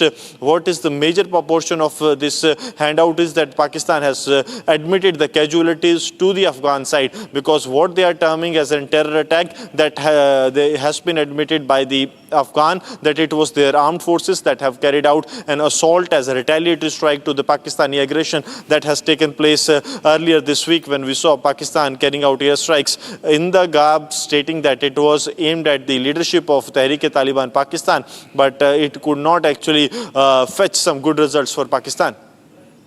Thank you so much, Gursimran, for tracking those details. Ladies and gentlemen, the ISPR finally admitting mass casualties along the Afghan border. Meanwhile, let me take you back to what exactly happened 48 hours ago when Afghanistan's Taliban government accused Pakistan on Friday of conducting airstrikes on its land, particularly in the capital city of Kabul, and warned of consequences. Now, these accusations came as Islamabad had claimed that it was taking action against the Tehreek-e-Taliban Pakistan. According to Pakistani security officials, 11 more Pakistani soldiers had earlier been confirmed, and now subsequently we are getting more information that the ISPR has admitted 23 more fatalities in the clashes. The overall number is looking at over 50. Now, in the Tira area near the Afghan-Pak border, where the tensions were particularly also very high, Islamabad is now asserting that Tehreek-e-Taliban Pakistan is operating from Afghan soil, and Kabul is continuing to deny the charge and threatening even more retaliation if Pakistani aggression continues. Here's a detailed report of the account what happened 48 hours ago. Ferocious escalation of violence along the Afghanistan-Pakistan border was not a mere spontaneous flare-up. It was the immediate and brutal fulfillment of an explicit threat of revenge issued by Kabul in response to Islamabad's aggressive cross-border actions. The current conflict is rooted in a deadly cycle. Earlier, the Pakistani military announced that its forces had avenged the killing of 11 soldiers by ambushing and killing 30 militants, elements often accused of operating from Afghan soil in the Orakzai district. However, the subsequent alleged Pakistani airstrikes on the Afghan capital of Kabul and Paktika province were what broke the barrier of direct hostility. Immediately following the explosions in Kabul, which were widely attributed to the Pakistani military, the Afghan Defense Ministry issued an unambiguous public condemnation. The ministry condemned the action as an unprecedented, violent, and provocative act that violated Afghanistan's sovereignty and warned of serious repercussions. The threat was specific and unequivocal. This cowardly attack will not go unanswered, and if the situation escalates, the responsibility will be of the Pakistani military. This official warning was swiftly followed by a high-alert decree from the highest levels of the Islamic Emirate. In a move signaling full military readiness, Taliban chief Mullah Akhundzada reportedly released a statement asking soldiers to be on guard 24/7 and ordering all province chiefs to patrol at night. This command served as the public mobilization order, preparing Afghan forces to execute the promised revenge. Within hours, the Taliban operationalized their threat. The Afghanistan's 201st Khalid bin Walid Army Corps launched full-scale retaliatory strikes on Pakistani outposts in Nangarhar and Kunar.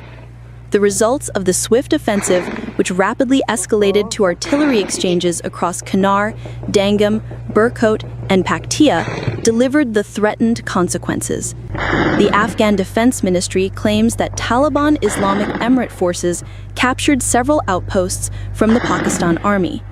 In Khost's Zazi Maidan area, Afghan border guards cut the border fence wire and seized multiple Pakistani posts, capturing military weapons in the process. Reports confirm mass casualties on the Pakistani side, with initial tallies claiming at least 8 Pakistani soldiers were killed in the intense clashes. Afghan forces also reportedly destroyed 2 Pakistani outposts across the Durand Line in Kunar and Helmand provinces.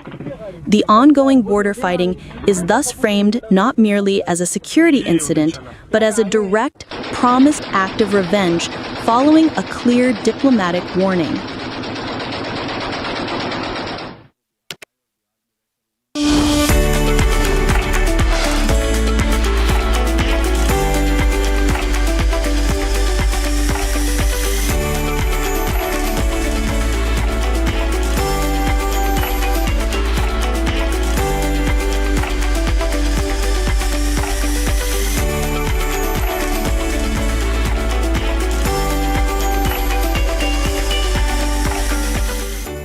Shifting our focus now to some more breaking inputs coming in from the national capital of Delhi, where Prime Minister Narendra Modi interacted with farmers from across the country as he participated in a special Krishi program at the ICAR Indian Agricultural Research Institute in New Delhi yesterday. The farmers say that Pradhan Mantri Matsya Sampada Yojana PMMSY is a very big hope for startup farmers, particularly leaning towards pisciculture. Listen in to this report.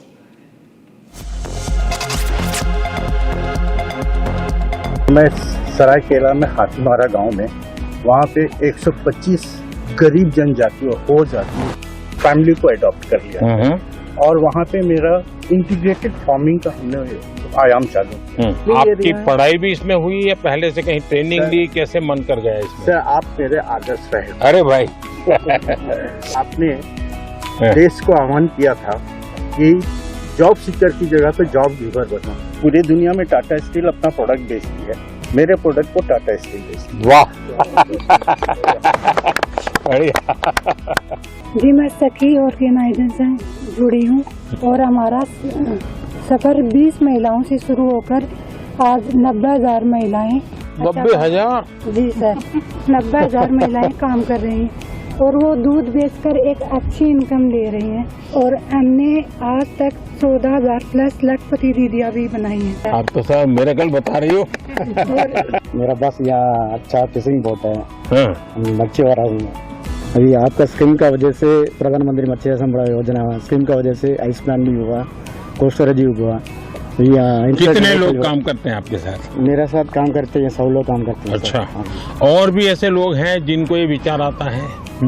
Ji sir, इन लोगों भी दूसरा लोग भी अंडमान जो पहले हम लोग जो ठीक से हम लोग को ये फिशिंग बोट जान ही नहीं सकता सर। आपका स्कीम का प्रधानमंत्री मत्स्य संपदा योजना स्कीम का वजह से अभी बोट भी चल रहा है, अभी आइस भी मिल रहा है सर, यहाँ मच्छी रखने का जगह भी मिलता है sir.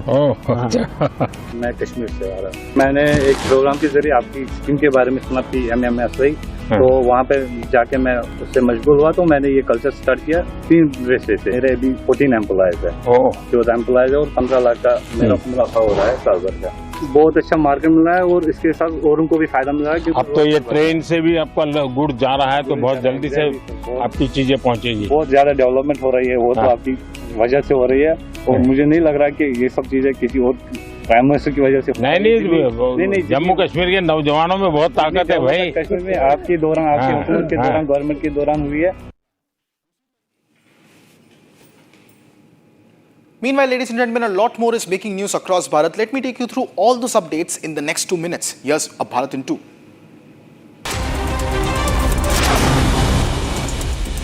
The Bharatiya Janata Party on Sunday has announced names of 3 candidates for the upcoming Rajya Sabha elections in the Union Territory of Jammu and Kashmir.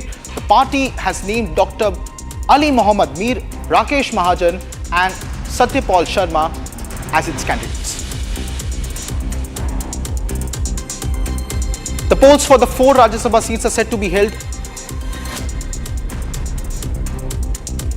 An accused in the alleged gang rape case of a teenage girl in Lucknow sustained injuries in an encounter with the Uttar Pradesh police, while another accused has been arrested. According to Deputy Commissioner of Police Nipun Agarwal, the accused injured has been identified as Lalit Kashyap. The second accused with Kashyap has made the run successfully, while a third has been arrested and has been involved in incidents which is now under further investigation.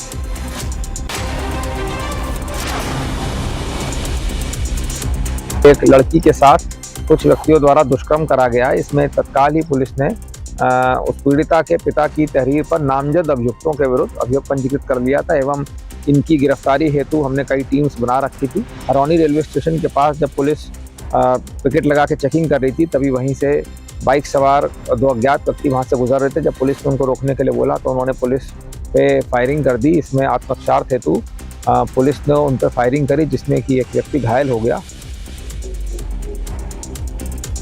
The Bengal police have arrested 3 accused in connection with the alleged gang rape of a medical student from Odisha in Durgapur. According to the medical student's father, she had stepped out with her classmate to get something to eat. However, when 2 or 3 men arrived, her classmate fled and she was raped.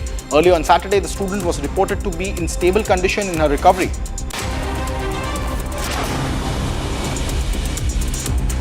Three persons arrested and they have been forwarded to court today. And further investigation is on. Everything is going according to all the protocol. All investigation is taking place. Minister of State for External Affairs in India, Kirtivardhan Singh, to represent India at the India Middle East Peace Summit titled in Sharm el-Sheikh. Peace Summit, which is going to be chaired jointly by US President Donald Trump and Egyptian President Abdel Fattah al-Sisi.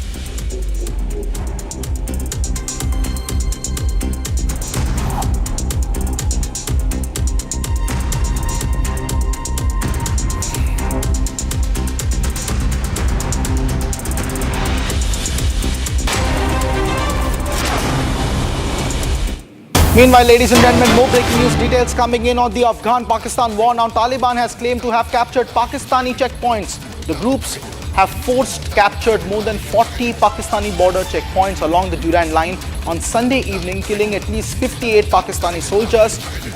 That's the big breaking news update coming in.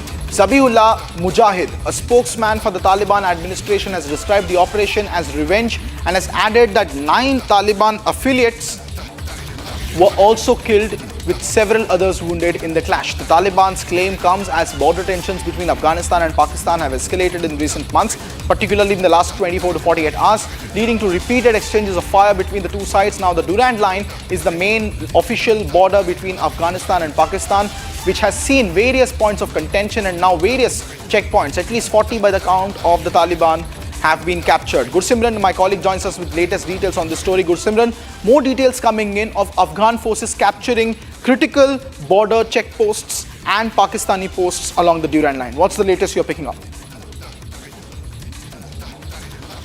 Yes, as per the statement that has been issued by the Afghan government through its spokesperson Zabihullah Mujahid, the government has said that they have captured some 40 critical checkposts that were there on the Durand line. They have been captured by Afghan after they carried out the retaliatory strikes on Pakistan. These strikes were in response to the Pakistan's act in which they carried out the airstrikes in Kabul, where we saw that it was intent to target Noor Wali, the leader of Tehreek-e-Taliban Pakistan, but they have failed completely and there was no damage to any of the leadership or infrastructure of the Tehreek-e-Taliban Pakistan that day. But that very given day, the statement has come from the Taliban that they reserve the right to respond to the sovereignty of Afghanistan, and they have done so. Now, if we go by the number of casualties to the on-side, DGISPR has come out with the total number of casualties close to 52, out of which 23 are fatal. While if we speak of the casualties to the Afghan side, Afghan government has said that they have some 20 casualties, out of which some are fatal and some are non-fatal. So the number of casualties speaks of the volumes that Pakistan was never prepared for this magnitude of strikes or retaliatory action by Afghanistan, and Afghans have taken Pakistan by complete surprise.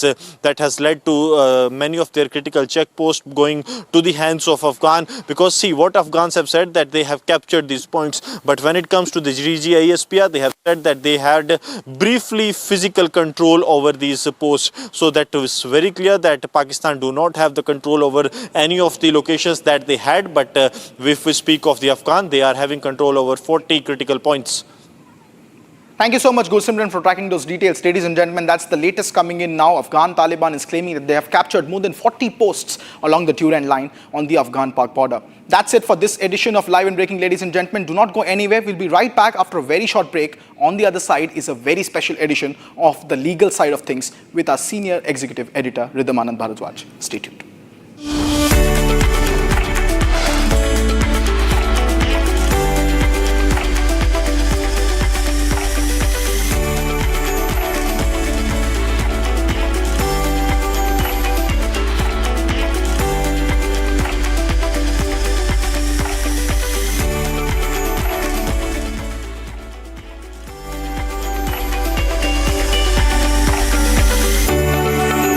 दादी के हाथों का जादू और खुशबू से महकता घर, माँ की मुस्कुराहट और खाने की सुगंध। MDH गरम मसाला, क्योंकि हर रिश्ता है स्वाद से जुड़ा। Bliss. It dances on your skin like first rain. Experience bliss in all its forms with Hindware. Hindware, designed for bliss. R pure sooji pasta, उबालो मिलाओ और खाओ, 8 मिनट में तैयार। क्या टेस्ट है सबका राजा आर प्योर मसाला। थोड़े में ज्यादा स्वाद, यही तो है इसकी खास बात। वाओ मामा, क्या स्वाद है। अरे मेरे राजा, सबका राजा R pure masala. Lashkar-e-Taiba's deputy chief Saifullah Kasuri, who is believed to be the mastermind behind the Pahalgam terror attack, has openly threatened Prime Minister Narendra Modi in a clip that is now going viral on social media. In the video, Kasuri can be seen praising Pakistan Army Chief General Asim Munir, referring to him as Field Marshal, requesting him to teach a lesson to PM Modi similar to the Pahalgam attack on May 10, 2025. हम सतलुज के किनारे पर इस वक्त मौजूद हैं। और ये दरिया सतलुज जो हिंदुस्तान से होता हुआ हमारे जिला कसूर से इसी इलाके से पाकिस्तान में दाखिल होता है। मुझे भी सैलाब के दिनों में ज्यादा वक्त सतलुज के किनारे पे सतलुज की लहरों में सतलुज की ऊपर चलने वाली कश्तियों और बेड़ों में ज्यादा वक्त गुजारने का मौका मिला है। और मैं खूब जानता हूं ये सतलुज में जो सैलाब आया है ये कुदरती सैलाब सारे का सारा नहीं था, ये मसनूई था, ये दुश्मन की अदावत थी, ये उसकी गुंडागर्दी थी, ये उसकी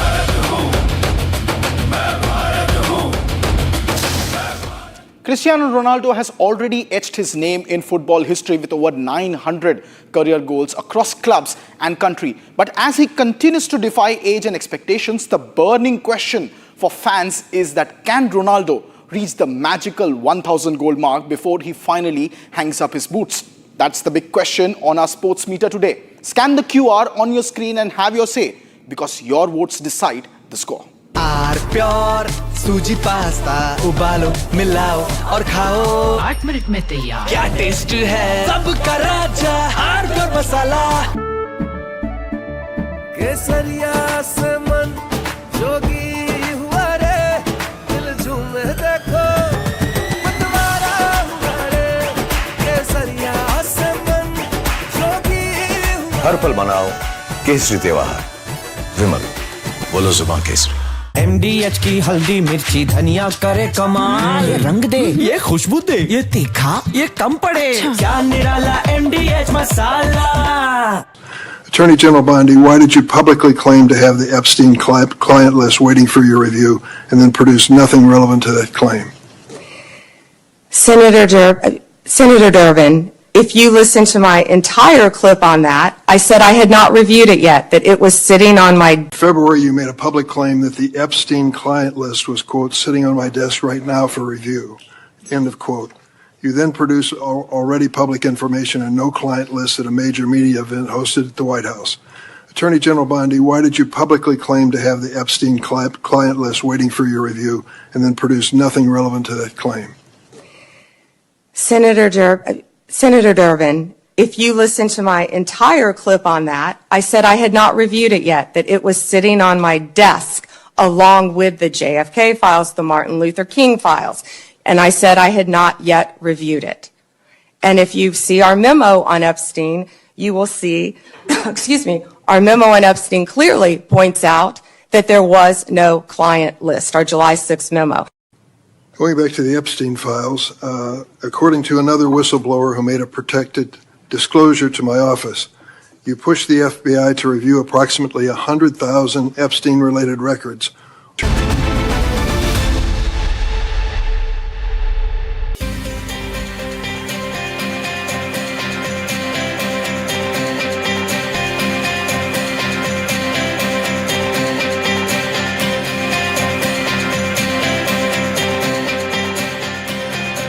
Hello and welcome to the legal side of things. Our guest on the show today is often called Rainmaker, master strategist, also the managing partner of Kranjewala & Company, Mr. Ryan Kranjewala. Mr. Kranjewala, as I thank you for being on the legal side of things today, I want to begin not at the start, not with your years at St. Columbus and SRCC and GLC, but starting with the latest and the biggest inheritance battle in the company. I'm surprised you're not a part of the Karishma Kapoor-Priya Sachdeva battle. So, the answer to that question is yes and no. Earlier, when she was fighting with her husband Sanjay, Karishma had been a client of ours and we'd appeared for her in her divorce and so on and so forth. Then, after they'd settled, years went by and Sanjay came as a client of mine in his fight with Mandira, his sister, over the trademark of Sona steering. So, we are appearing in that matter. The possibility is that when Sanjay died, Priya Sachdev's side may have come to us. But at that stage, something happened which sort of has kept us out of the matter. Namely, Mrs. Jaya Bachchan is a very close personal friend of Rani Kapoor.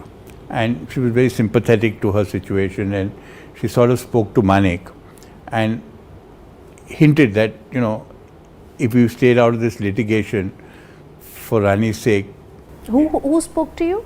Mrs. Jaya Bachchan Yeah, okay, all right. spoke to Manik, my wife. Hanji, okay. And who she's very friendly with. And I, of course, know her, but she spoke to Manik, my wife, and sort of hinted that, if we keep out of the litigation, it would be a nice thing to do. So then we listened to her and we stayed out of this litigation. That's the reason why we're out of the litigation. In the meanwhile, one or two intermediaries have approached me and I have suggested to them what I think is a fair settlement, at least vis-a-vis the mother. And they also thought so. But I don't know whether the situation is such that the matter can be settled at this point of time. So that's why we're not really in the thick of things. Have you seen the latest viral video, the fiery legal battle between Rajiv Nair and Mahesh Jethmalani? What do we make out of such things that happen in the Delhi High Court? Happen every day in court. It's nothing, not such a big deal. Such big words and don't talk back to me. See, you have to understand, these things happen in court. You weren't there in the early days when Fali and Soli used to sort of shriek and bark at each other. But this is all part of the game, and usually 8 out of 10, the minute you step out of court, things are normal again. The other big cases you've done since I've started with cases, for us, of course, the Shah Rukh Khan case is something that we've seen you as a part of winning it for Shah Rukh. He had this team of lawyers in Bombay. They weren't able to do what your magic and strategy in Delhi got him to do in Bombay. That's not fair. That's not fair. The foundation was laid by the Bombay lawyers, and the sort of icing on the cake was the fact that we were able to get Mukul to come down from London at short notice, and we briefed him, as did the Bombay lawyers, and we succeeded. And I think, frankly, that was a case in which we should have won anyway. So, were you personally involved? Were you there? Only in the sense that I kept in touch with what was happening, and my two partners, Ruby Ahuja and Sandeep Kapoor, were both there personally. Right. And did you think they should have got justice early? Did you think it was... Everyone... Look, if I think my client has a good case, then obviously I think he should have got justice at the trial court level. Yes. He didn't. You've also done the defamation case and others for Harpreet Puri. Hardeep's wife. Hardeep's wife, that's right. Yeah. And you won it. Well, we got something. Yes, we did. Yes. So in such cases, what is the advice that you give to your clients when something is spoken about them which is out of context?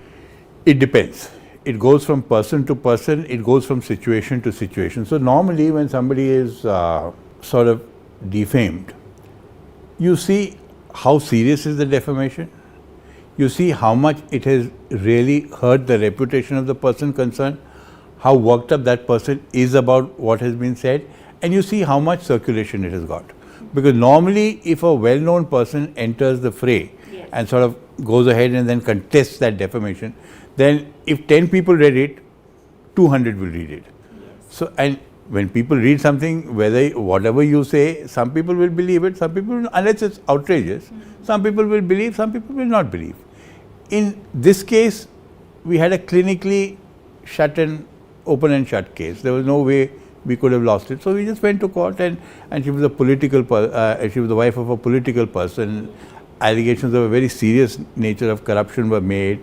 They also reflected on him in a sense, because it was a flat that his wife had when they were foreign IFS officers and so on. So we had no choice but to go to court, and we went because we were on a strong wicket, and we succeeded because we were on a strong wicket. And Maninder, who's our lawyer, was the one who argued it for us. And Hardeep Puri is someone you've known since the days of SRCC. Yes. So he's not the only one. You had many connections from days of SRCC, whether it's meeting Mr. Jaitley in the first week, or whether it's in GLC where you met Mr. Rohatgi, whether it's Mr. Rohington Nariman. Who are the names that you met back in the early years, including in Columbus, your school? So in Columbus, I had a gang of 4 or 5 friends who are still friends. And in fact, recently we were sort of thinking of, one of our friends. So there were 5, 6 of us. There's a friend of mine called Firoz Masters. There's a friend of mine called Deepak Sarup. There's a friend of mine called Girish Sareen, who I just had lunch with today. There's a friend of mine called Sunil Goel. There's a friend of mine called Manu Chadha, who's a well-known chartered accountant, T.R. Chadha and company. So these were, in a sense, a core gang of ours, and we used to sort of meet on a day. Then there was Bobby Bedi, the guy who made Bandit Queen. Yes. Then there was Vivek Jain, there was Mohit Satyanand, there was Ravi Dubey, who's no more, and there were a lot of people. But these 5 were the core 5. And we stayed in touch throughout, because most of them were with me in Shri Ram College also, and we still stay as friends. So just now, in June or July, I forget exactly when, Deepak took all of us to Bangkok to celebrate his 70th birthday because we're all going to turn 70 in a short span of time. Nice. So that's how it is. So that was my lot in school. I just interviewed Dr. Singhvi. He told me from KG to 8th in the St. Columbus, he was a topper. Did you know him at St. Columbus? No, he's much younger than me. Okay, he's considerably, yes. And you see, unlike in boarding, yes, where you know people 4 batches lower than you, right, in Columbus school, you barely knew people in your own class, right, and maybe some in other sections, but you knew your own batch. You don't really know, unless they were very well known, you don't really know batches either junior or senior to you. I remember Republic's first summit that happened around 2018. I remember how Mr. Arun Jaitley was there, and you had a key hand in welcoming him in Mumbai in the Trident Hotel for us there. You were with him. I remember both of you discussing shawls. I've forgotten that, but look, Arun was one of my closest personal Take friends. us through that friendship. How did it start? It started in Shriram College. You were in the student union also. Yeah, but that is because of Arun. So it's that friendship started in Shriram College. Corridors of Shriram College. One day, a sort of man walked up to me, very good-looking young man. And the thing about Arun was very different from a lot of people. Even when you first looked at Arun, you knew he was different. You know, he was a cut above the rest, sort of. So he just came and said, "Hello, I'm Arun Jaitley, and I'm contesting for college union president." And he won that election. We became very close friends. And then what he did is he inducted me into 2 things, college union debating and student politics. So I joined the ABVP because of him, then I became student councillor, then I became college union president after he had left. He was at that time the DUSU president, and I probably would have been the DUSU president the year after that, but Mrs. Gandhi imposed an emergency, so all elections were cancelled.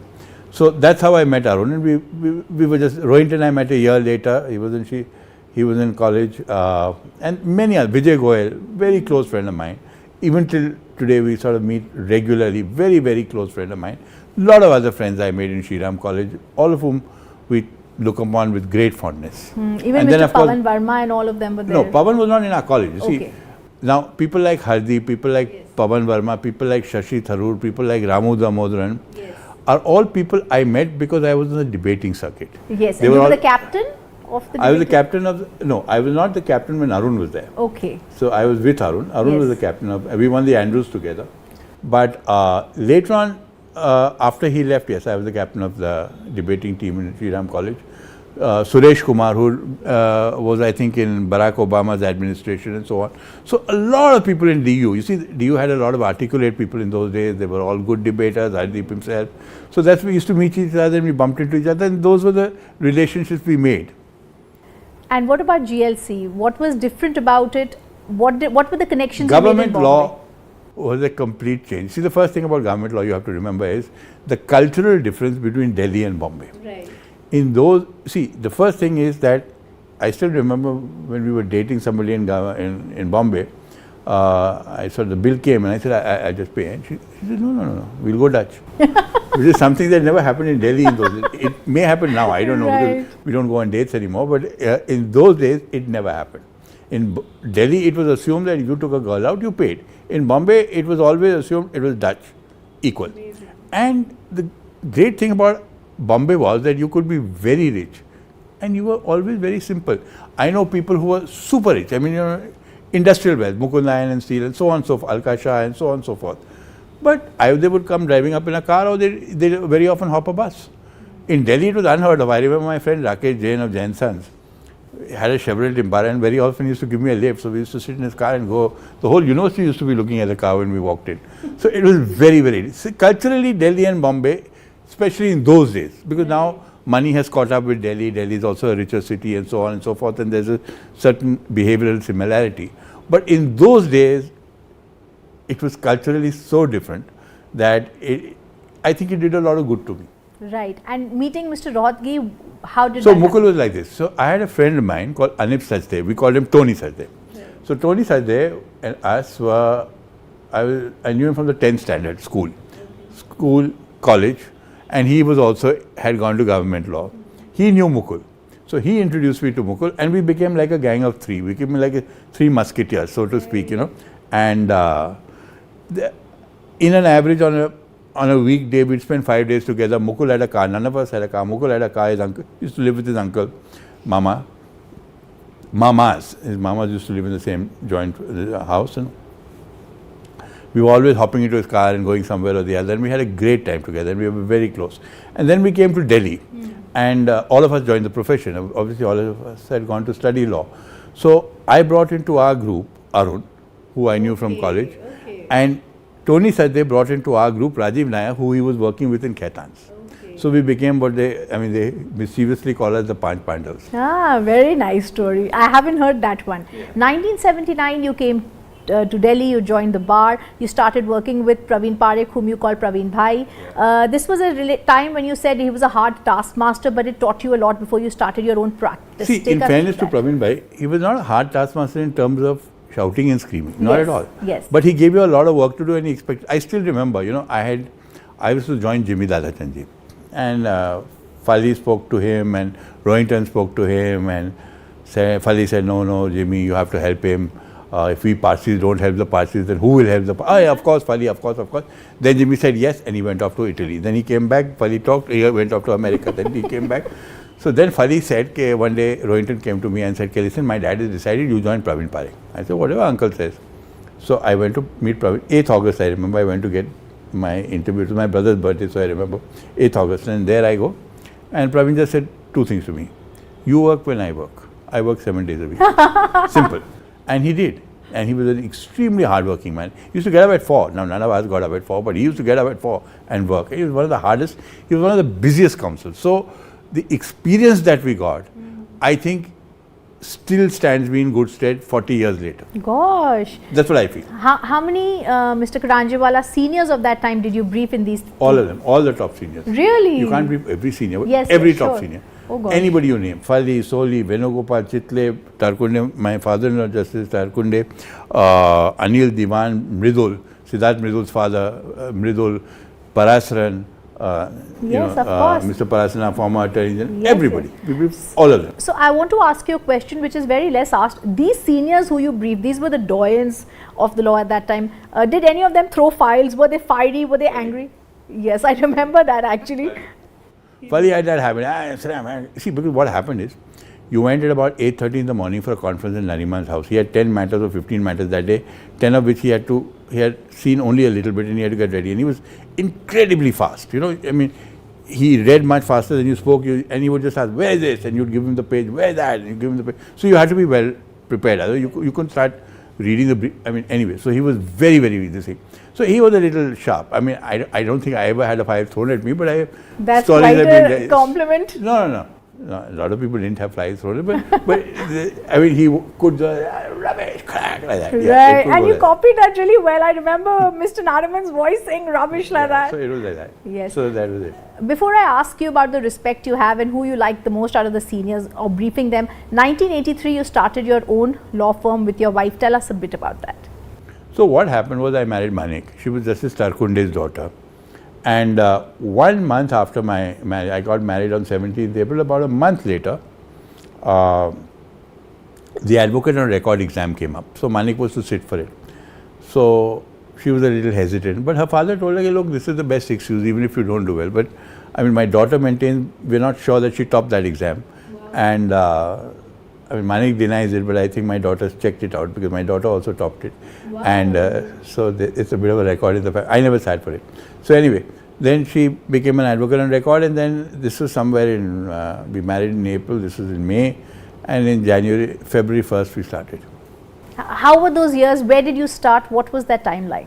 Those years were great fun. My first office was in my father-in-law's, my father-in-law had a rented premise in B17 Marani Bagh. It was a very well-known house as far as lawyers were concerned, because earlier to that, Dadachandji had lived in it. Earlier to that, Niran De, who was the Attorney General of India, had lived in it. So my first office was on the Barsati floor of B17 Marani Bagh. And I stayed in for 2, 3, 5, no, I was in that office for 6 to 7 years. I shifted out in 1990 when Indian Airlines, Air India came as clients and we needed a bigger premise and so on. Which was the first successful case, Swadeshi Polytech, that you did? Which is the one that comes to your mind? Swadeshi Polytech was an unsuccessful case. We lost it. Okay. But it was one of the biggest cases of that time. Exciting cases. Yeah, it was one of the biggest cases of that time. So that was the one. You did the Indian Express case in which Guru Murthy was a part. So the answer to that is a yes and no. I initially did the Indian Express case when I was in Praveen Parekh. It was Praveen's client. Right. Arun Shuri had sent the case to us, and I remember meeting Ramnath Goenka in those days. I knew him well. I knew Ramnathji quite well, actually. And I remember meeting him in those days, and he'd been talking about it. And then he suddenly said, he used to call Gurumurti used to say, I'm known as Ramnathji's Mundu. So Guru he's not very tall. He's not diminutive, but he's not very tall. Very intelligent, super hardworking. He used to have that big pen of his, very simply dressed, and he would work from morning to evening. Brilliant, super hardworking. He was the one who actually built the case, if you ask me. Arun was there because I inducted Arun in the matter because he was familiar with municipal laws, which I wasn't. And I was in Parekh at that time.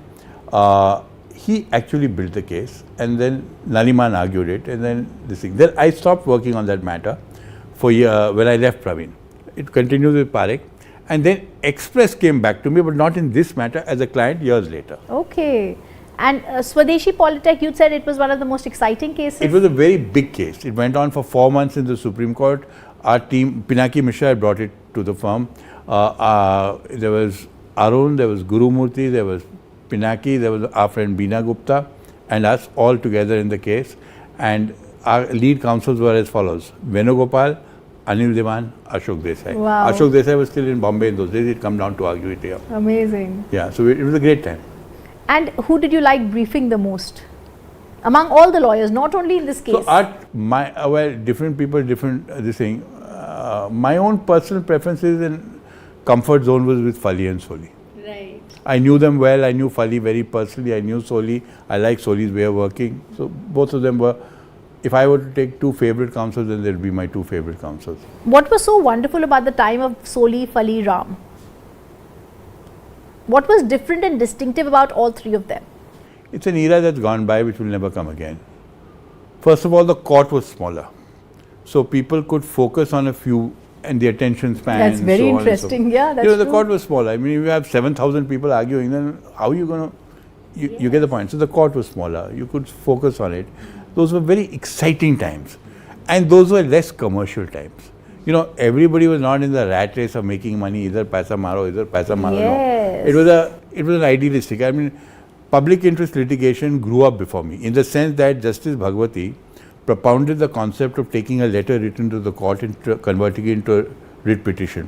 What he would do is someone would write him a letter saying, I'm in jail and I've been treating badly. So he'd take it, convert it into a writ petition, appoint somebody as an amicus. The person he used to appoint in the early days as an amicus the most, and that sort of was Kapil Sibal. A young Kapil Sibal was appointed amicus. He would come and argue the cases, and then between him and of course the larger contribution to Justice Bhagwati's, the whole law on public interest litigation developed in India. Hugely fascinating. Did so not that's know how that. it is. That's amazing, because PIL is something that is the heartbeat now of... PIL is just PIL, but in those days it evolved in front of us. So we saw it evolving in our eyes. Those were very idealistic times also, you know. Yes. Even now the political discourse is sharp. In those days it was equally sharp, but in those days it was at a more pleasant level. I agree. I've heard that often. What are the key milestones in your journey that you think led to the Kranjiwala and Company being one of the leading law firms in India? So let me just do a hop, skip and jump, because that's the only hop, skip and jump from one big case to another big case to another big case to another big case. Because according to me, it is those prominent cases that give you the profile, that give you other clientele. Of course, you have to do well along the way. You have to do well in your day-to-day matters. So, I mean, I virtually sort of memorized this because I've said it so often. So I can just rattle off. So Swadeshi Politics was the first big milestone. So then when VP Singh became a client, he was the Defence and former Finance Minister of India. He'd just gone out. He was the Thakkar Natarajan Commission had sort of issued him an 8B notice. He came to us through the Indian Express Group as a client. I took Soli to him, and that's how Soli became Attorney General in his time. Lovely. Yeah, in his time. Then, so that was the second. Then third would be when Indian Airlines Air India came as a client. Then the fourth would be when Lufthansa came as a client. They came to me in the Modi Luft matter. And those days, it was so funny, you know. I was one of the few people, early people to get a mobile phone. So I was sitting in Taj Hotel, I get a call. We are from Lufthansa, and then we got, had we not been so easily available on the phone, we don't know whether we'd have been there. So then Lufthansa came as a client. Then the Tatas came as a client in the Ulfa case. where that's how I got into the Tata. Then again, Tata Motors came as a client. Then years later, then we started doing a lot of work for the Tata Group. So they then became this thing. And then it just kept on rolling. Then, I mean, you know, one client after another big client after another big client. So we did the Mystery Tata fight. Yes. We did the, in recent times, as far as the IBC is concerned, we did ArcelorMittal, which is the biggest, I think, stake that was fought out in that particular forum. Then we also did the takeover of Bhushan Steel for the Tatas. So that came, and then, of course, Shah Rukh Khan's case is always around to be talked about, and so on. And so then, you know, as you reach a, yeah, JSW came recently, where about 3 months ago, 4 months ago. So as you reach a certain critical mass, then many important cases come your way, and they don't stand out in such isolated splendor as they do in the earlier years. You know, one Swadeshi politic in those years, I mean, could give you bragging rights for 5 years. Today, I mean, it'll come, JSW is a much bigger case than Swadeshi politic was, even in terms of the stakes involved. But, I mean, you know, they come and they go. But you've also always been called a rainmaker, a master strategist. How do you pull yourself back from a case and are able to understand all the pieces? First of all, I don't really think I'm a rainmaker. People like to say it and I don't like to deny it too much, but today all our partners get work. It's not just, and unlike what people think, I'm not a networking person. I have a natural... Really? Yeah, but I do think you have a natural So I have a huge network of friends. Yes. And I like people and people like me and I get along with them. But it's not, I never try, or I don't think I consciously try to convert it into a commercial relationship. Right. A lot of my very close friends are not my clients and they're still very rich. I know a lot of people in the country who are extraordinarily rich. I never go to them for work. I never pitch. If you know what I mean. I personally believe that you don't need to do a beauty parade. Right. People like you, they'll come to you, and God is, touch wood, always been kind to me. Yes, yes. I remember you saying that one of the persons that you really admired was Ram Jethmalani, and you think there's not been anyone like him. In criminal law, according to me, and obviously I wasn't there to see it, but according to me in criminal law, India has not seen a lawyer of Ram Jethmalani's caliber.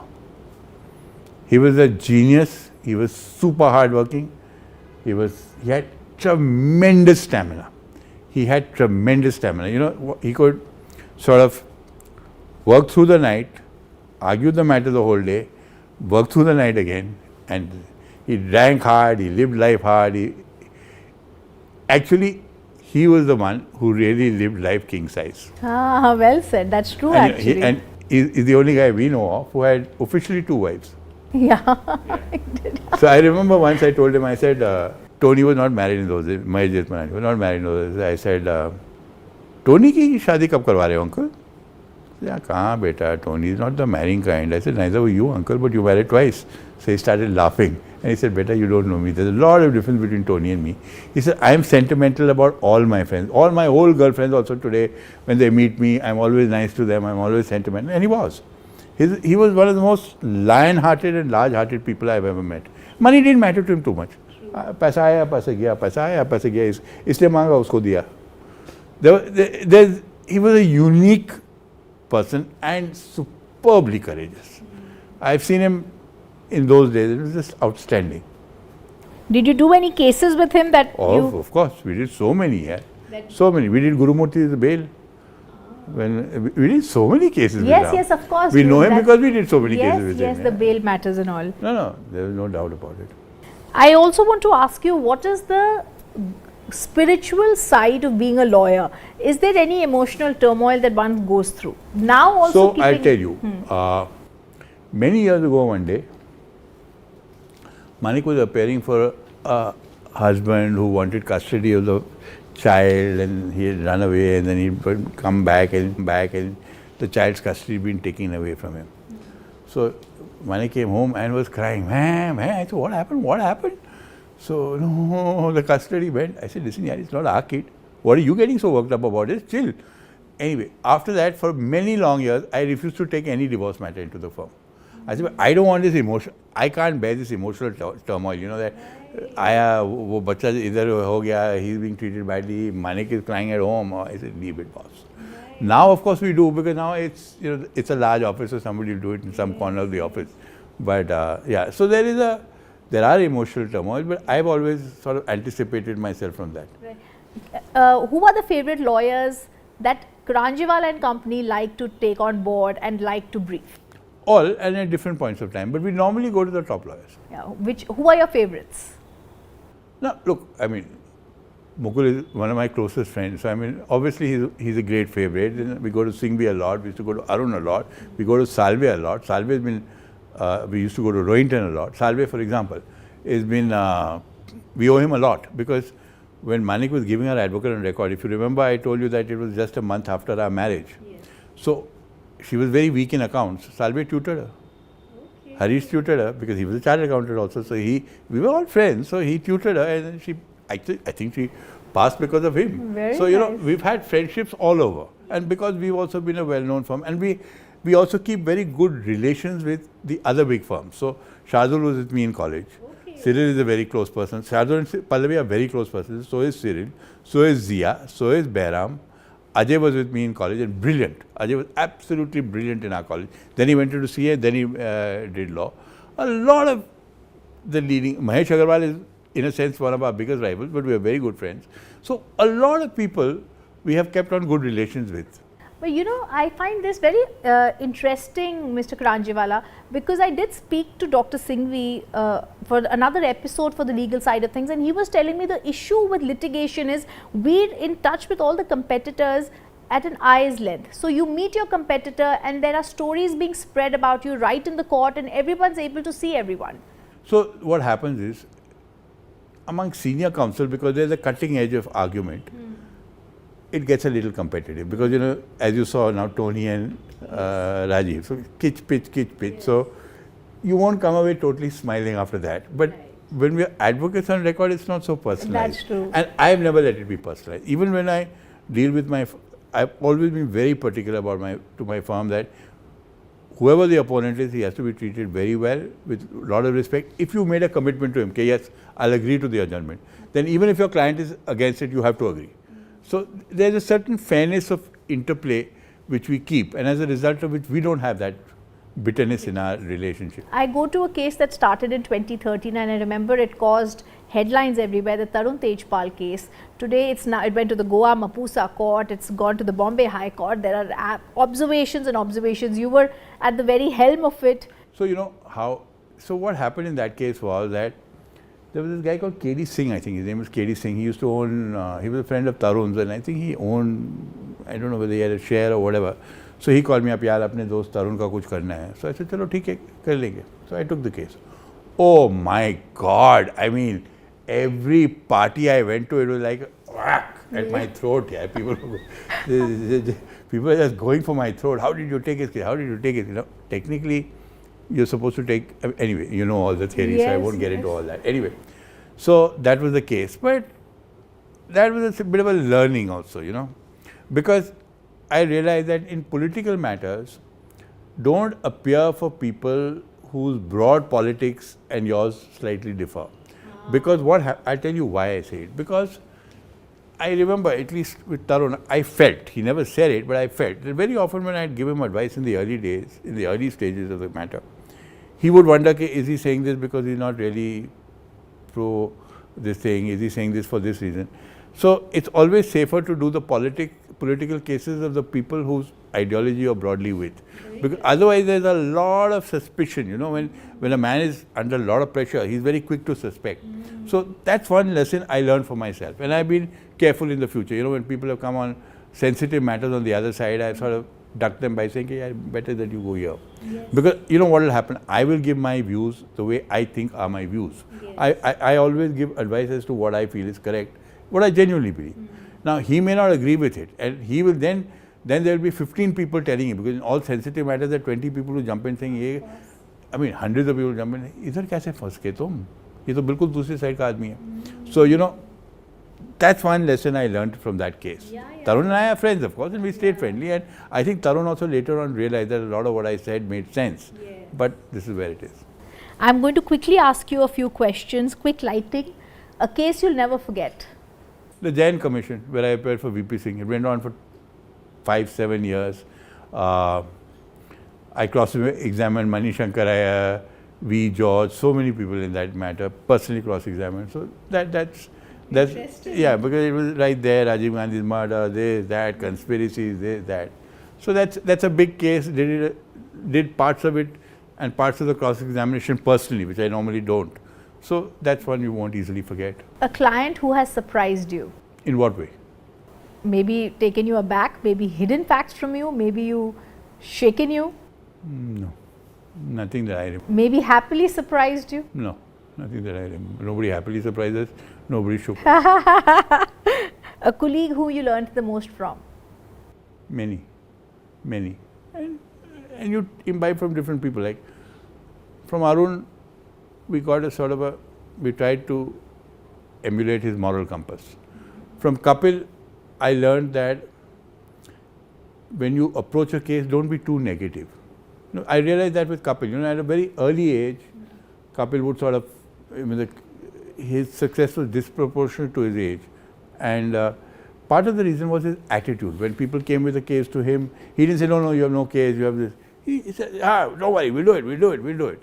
It's a can-do attitude that makes a difference from all the councils, the top councils I briefed. You learn a little bit of this and you learn a little bit of that. There's no one person who gives you a life lesson. Now, yes. I don't know whether I fully learnt it, but I think the wisest advice anyone has ever given me was Jimmy Dadachandji. I don't know if you know who Jimmy Dadachandji owned India's biggest firm. When Mrs. Gandhi lost the Allahabad case and came to the Supreme Court, she went to Jimmy Dadachandji as a client. When Mrs. Gandhi nationalized the banks, the bank nationalization case, Jimmy Dadachandji. Jimmy or Jamshed? Jimmy Dadachandji was his. Yes. Jamshed may have been his full name, but he was known as Jimmy Dadachandji. So, Jimmy Dadachandji, bank nationalization. Madhavrao Sindhya, the Privy Purse case, lead advocate on record firm, Jimmy Dadachandji. Keshav Nanda Bharati, lead advocate on record firm, Jimmy Dadachandji. Minerva Mills, again constitutional, Jimmy Dadachandji. He had everyone as his client, there was nobody, like he had the Prime Minister of India as his client, sitting Prime Minister. And I have never met Union Carbide came. They could have gone to any firm in India. They could afford it. They came to him.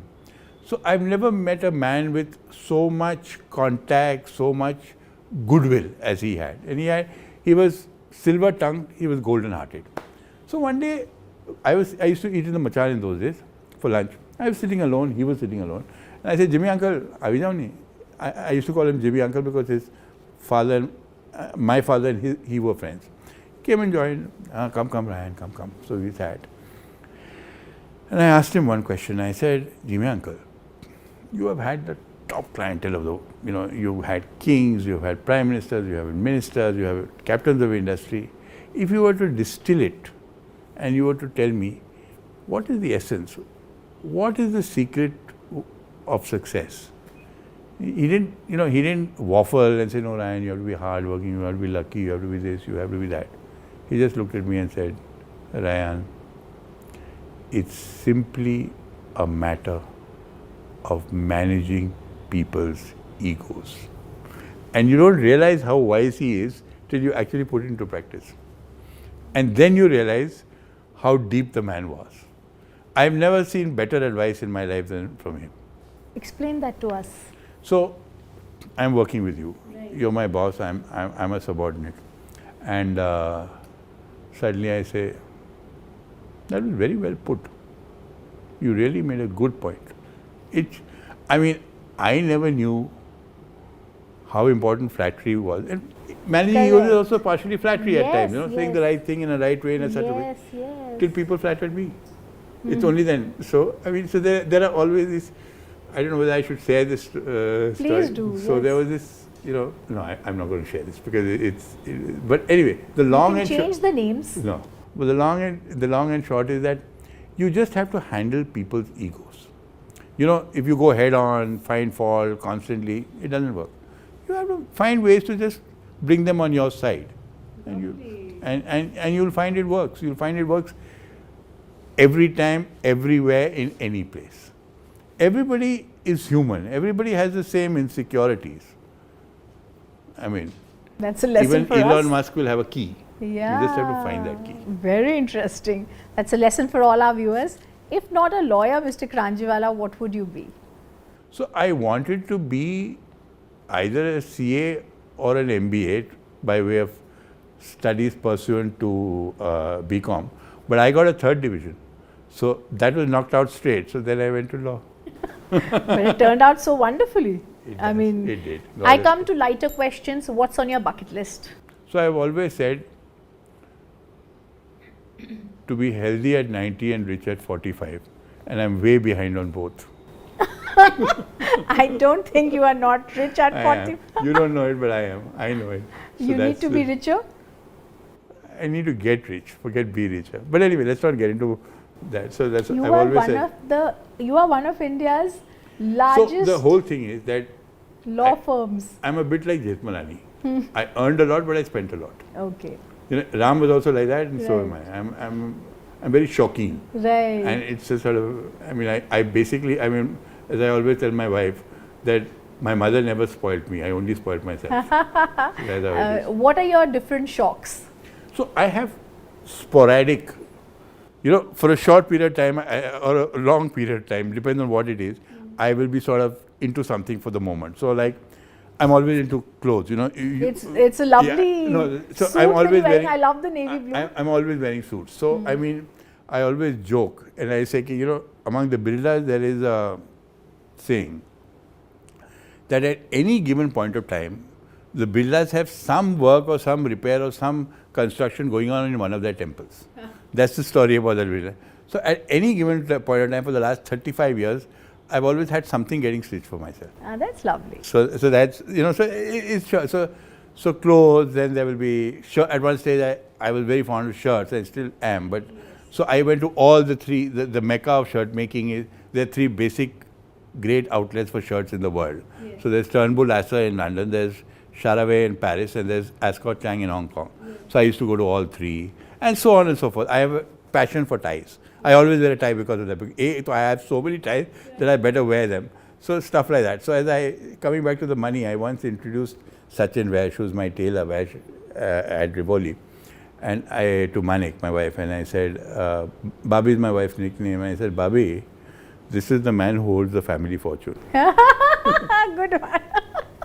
Ties, where do you like your ties from? Everywhere. And I have a large, I mean, I have all the top brands, and I mean, my favorite brand, of course, closed down, yes, which was a guy called Avi Rosini. So this I owe a debt of gratitude to Rohika Mistry, Cyrus Mistry's wife, because she once told me, we were friends at that stage of our lives, and she told me, okay, when Palan uncle, Palan was her father-in-law, Palan Mistry, when he goes to this thing and he wants to shop in a top shop, he always goes to Avi Rosini.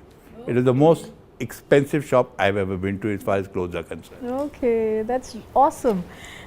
Ties, pens, of course. I went to Mr. Rodgate. So we have a pen collection. Yes. Yeah, we have a pen Got collection. It from you. All lawyers have pen collections. You see, yes, where in Bombay, you go to the Bombay High Court. I don't know if you've seen it.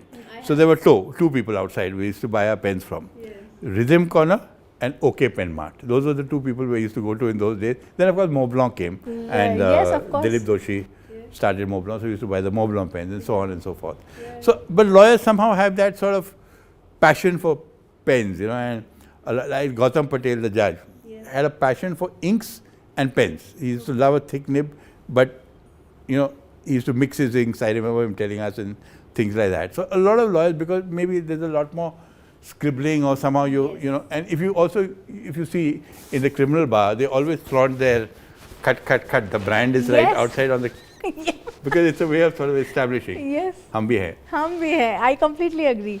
Travel. Do you like traveling? Not really. Okay. I travel, but I'm not a travel person. My wife is, but I'm not. I want to know about your family, your daughters, your wife. Are you a close-knit family? Yes. What are your Definitely. daughters doing? I know, of course, they are lawyers, but tell us a little bit about them.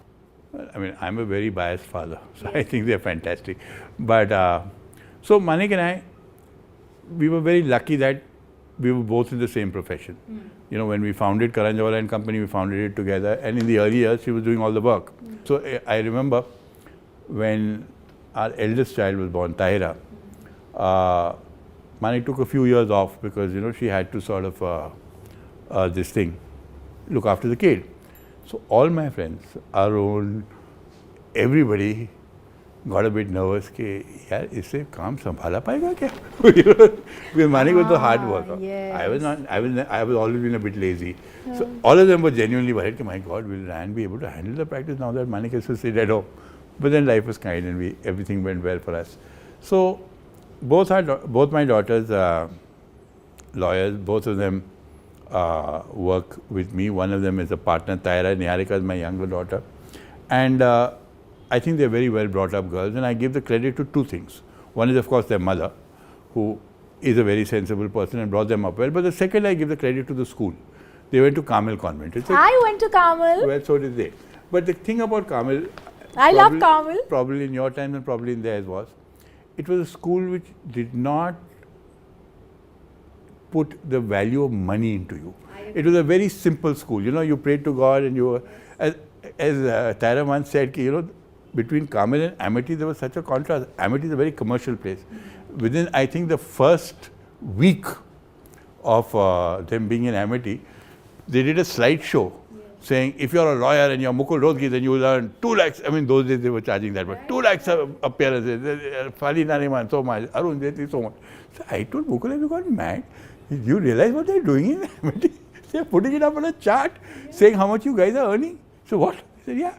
So you see, in Carmel, they only taught you one thing: be good and pray to God. I agree, which was also quite a stretch because we never knew our best friend could have money or not money. We just didn't know. Which is a good thing. Which is a good thing, but it makes you very naive. Yeah. It makes so that those are two things. So what happened was that you never had this showing off. You never said, this summer Switzerland. Yes. You went where you went. You went with your parents. Okay, that's true. But the problem with that school and Columbus was that all of us grew up a little fearful. If you're in modern school, you're a daredevil. You know, ye kar lenge, wo kar lenge, don't bother. So modernites have much more gusto and much more chutzpah, as they say, than the Columbus do. So that's how it is. But I think they grew up very well because they went to that particular school. What do you attribute your success to? What do you think kept you apart from everyone else? What was that one factor? So the real question is, how did you get to be so big by being, despite the fact that you don't work that hard? Because that is the, you know, a lot of people I think you're being modest when you say you don't work that hard, Mr. Kranjiwala. I remember once Zia told me, Zia is a very close personal friend, Zia Modi. So she said, Taru to model unique है आखी दुनिया में because he is a workaholic, you know, and she just never understand what is he up to, you know. Taru to model unique है आखी दुनिया में. So let's just say it's a secret sauce, which I'm not sharing. It's like your grandmother's recipes to be given only to the daughters, not even the daughter-in-law. But I'll say one thing: the Karanjwalas come happy and go lucky. That's so nice. I want to ask you to mimic some more people for us, please. I'm not a mimic, not good at it. Zia is easy to. Somebody, Fali, Ram, Soli. Soli was also easy. No, Soli was okay. Yeah. Kitch. Yeah, he's very particular at one point of time. So, I also want to then ask you, where do you relax? What do you do to relax? What is a day in your life like? A day in my life is always relaxed. So it starts easy and it goes well. So because, you know, I'll tell you, very honestly, I own the firm in a sense. I mean, of course, it's shared with the family, but it's owned by me in a sense. And it's a large firm, and it's a successful firm. So now, if you're a litigator in a large firm, you're not going to be in day-to-day litigation. You can't. Because otherwise you'll get stuck in one matter or the other. So actually, to be honest with you, I was always sort of delegated. You know, I always delegated a lot. But post my tumor operation, I'm on one kidney, I had a tumor.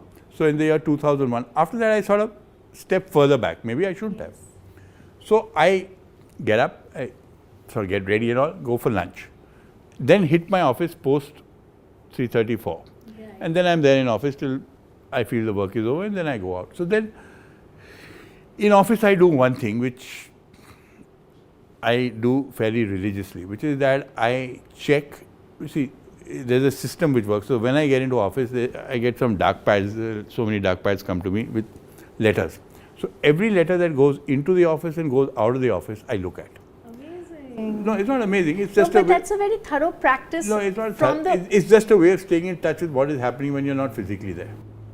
Because we record letters to our clients. Today we went, this happened, that happened. He argued this, he argued that. So I'm not saying I read it like I'm reading a statue. Yes. I read it. I have an idea and I move on. Yes. So in that sense, I always know what is happening in office. Yes. Secondly, my phone is always on. Yes, it always is. Yeah. Anytime I want to be in touch with you. I have a simple rule which I kept for myself from the beginning. I said, I don't take numbers I don't know, but anybody then can message me. If you want to get, if you're giving a call to buy some watch or something, then I may not take your call. But if you have an urgent message or something, you just say, I'm so and so, this is a case I have, and I'll immediately get back. So my phone is always on. So in that sense, I'm always available, and I always said to myself, who is going to call you? Clients or friends, and both are entitled. So why get into this? No, I don't answer calls this time, I don't take this, I don't want to. I'm not like that. If it's work, it's any time of the night, any time of the day, I'm ready. Do you read? Do you like movies? I used to read a lot. I read less now. Okay. What did you read? I always read non-fiction. For years, I've been reading non-fiction. I don't read fiction much. Okay. So like at the moment, I'm reading that Syed Siddiqui's book, Eyewitness. So I'm finding it quite interesting because I like the political this thing. So he's giving an account of, and a lot of things you remember, a lot of people you knew. So it's interesting. So I don't like, I stopped reading fiction many years ago. So as a kid, I was a voracious reader. Okay. Yeah, but I sort of, all the usual things you read. But I stopped reading. I prefer non-fiction. And what do you watch on TV, Mr. Kranjiwala? We watch shows these days. So we are again watching something called Only Murders in the Building. It's a comedy show and so on and so forth, up and down. So is that something you enjoy? It's yeah, I don't watch unless I enjoy. Yes, comedy thrillers or something. Okay. Any genre. I like spy. I like thriller. Okay. I like suspense. Right. I prefer those, but I enjoy comedy also. Right. All right. We're going to end this part of the interview right here. I thank Mr. Kranjiwala for being with us. We're now going to take a look at his collection of ties, if we are permitted, and also some of the art collection or something in his entire drawing room to understand the passion for art as well. Tell us a little bit about the wonderful art in your drawing room that we've been looking at since such a long time.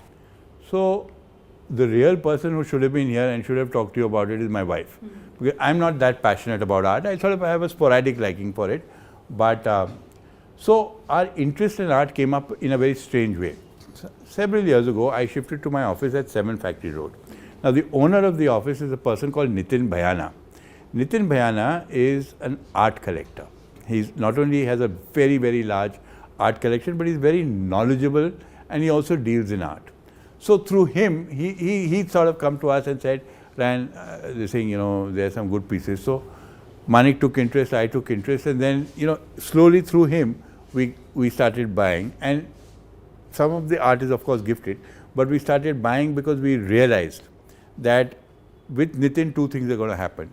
You're going to get a genuine piece and you're going to get something which he thinks is worth keeping in the long run. Right. So all the Souzas, and I'm particularly fond of these Souzas. I loved the Souzas, all yes. All these Souzas were given to us by Nitin, and there's some others upstairs and so on. So that was, my other favorite piece is the Hussein out there. Yes. That Hussein, it's Nitin got it for me at quite a deal. And then of course, Manik's favorite piece is the Padamsi. Okay. Yeah, that is Manik's favorite piece, and my other favorite piece is statues is the Ganesh. That's the wonderful one that he... I really like it. I was very happy to get it. And why Ganesh? There is so much Ganesh all around. I just like it. It's sometimes you have an affinity for something. So, yes. so I was very happy to get that Ganesh. Then of course, some of them, like one of the Prabhas over there, yes, was gifted by Pinaki Mishra to us on our housewarming when we shifted to this house. Right. Then there's Satish Gujral, which... So which one are you talking about, this one? Yeah, I think that one. So that was gifted by Pinaki. Then, there's a Satish Gujral.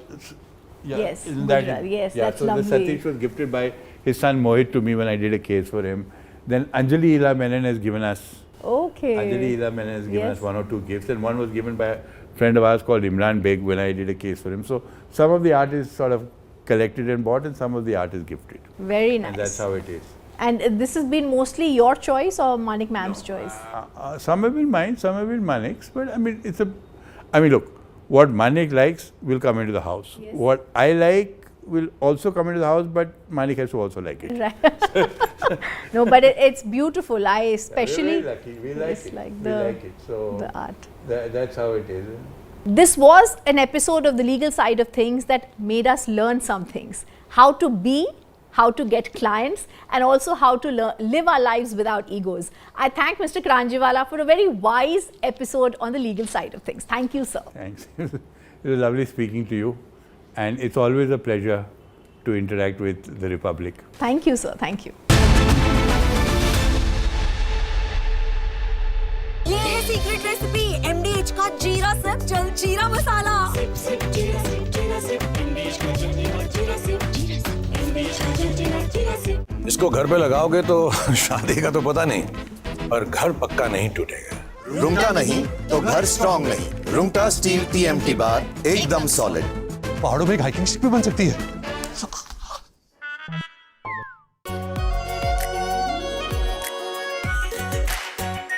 Are pure shahi paneer masala, delicious, healthy every day.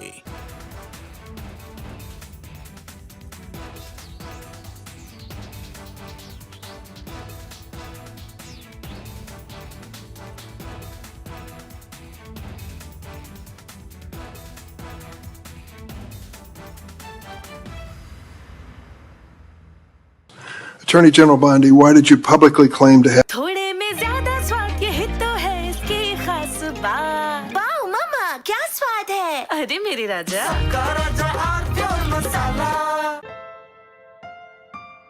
Bliss weaves the magic of warmth into a cold day. Experience bliss in all its forms with Hindware. Hindware, designed for bliss. MDH की देगी मिर्च, देगी मिर्च का तड़का, अंग अंग फड़का। MDH की देगी मिर्च। आधे बाउल दही में 4 चम्मच MDH चटनी पुदीना मसाला डाला, स्टर करो, पुदीना चटनी तैयार। MDH चटनी पुदीना मसाला। MDH।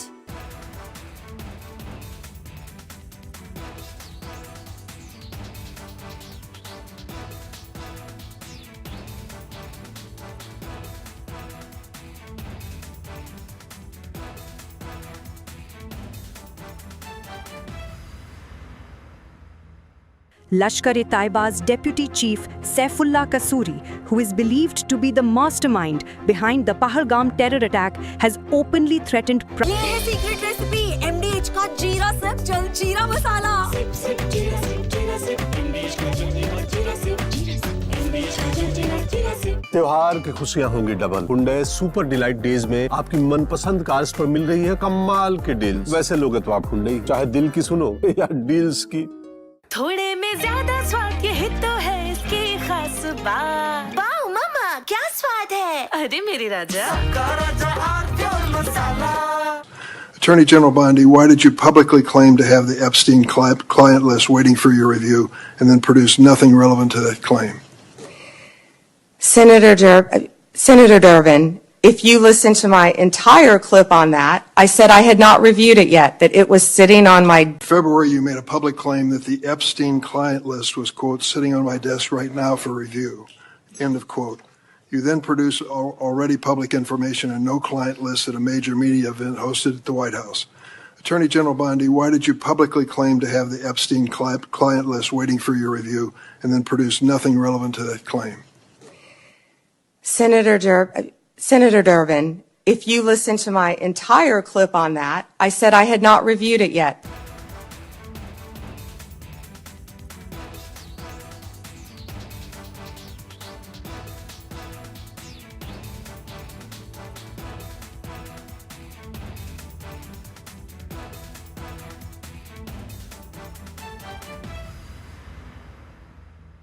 MDH की हल्दी मिर्ची धनिया करे कमाल, ये रंग दे, ये खुशबू दे, ये तीखा, ये कम पड़े, क्या निराला MDH मसाला। थोड़े में ज्यादा स्वाद ये हित तो है बात। वाओ मामा, क्या स्वाद है? अरे मेरे राजा, सबका राजा R pure masala.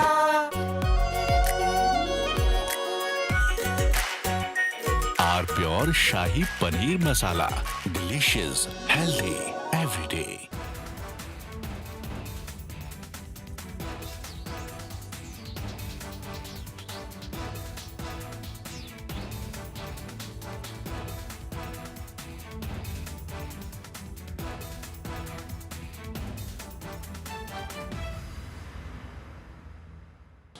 Attorney General Bondi, why did you publicly claim to have the Epstein client list waiting for your review and then produce nothing relevant to that claim?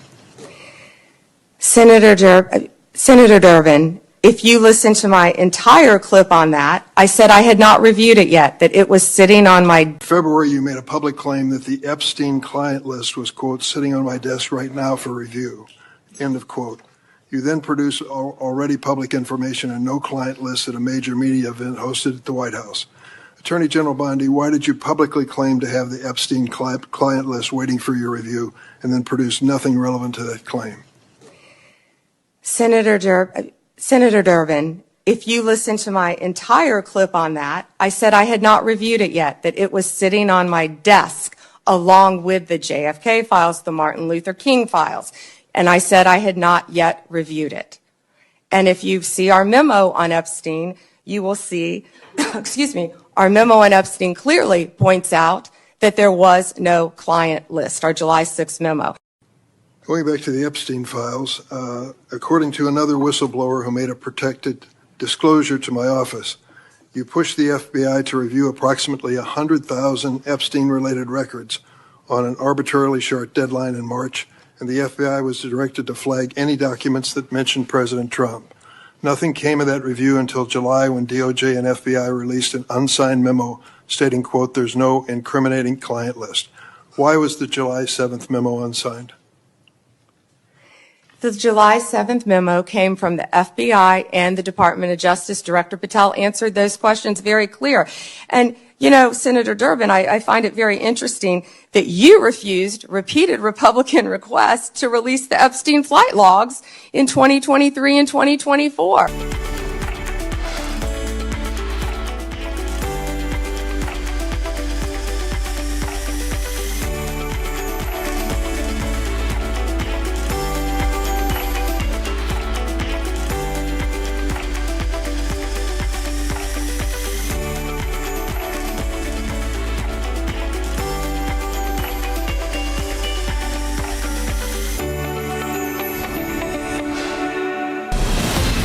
From Asia's largest news headquarters,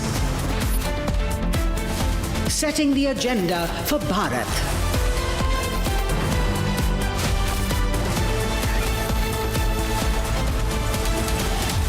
You're watching Republic.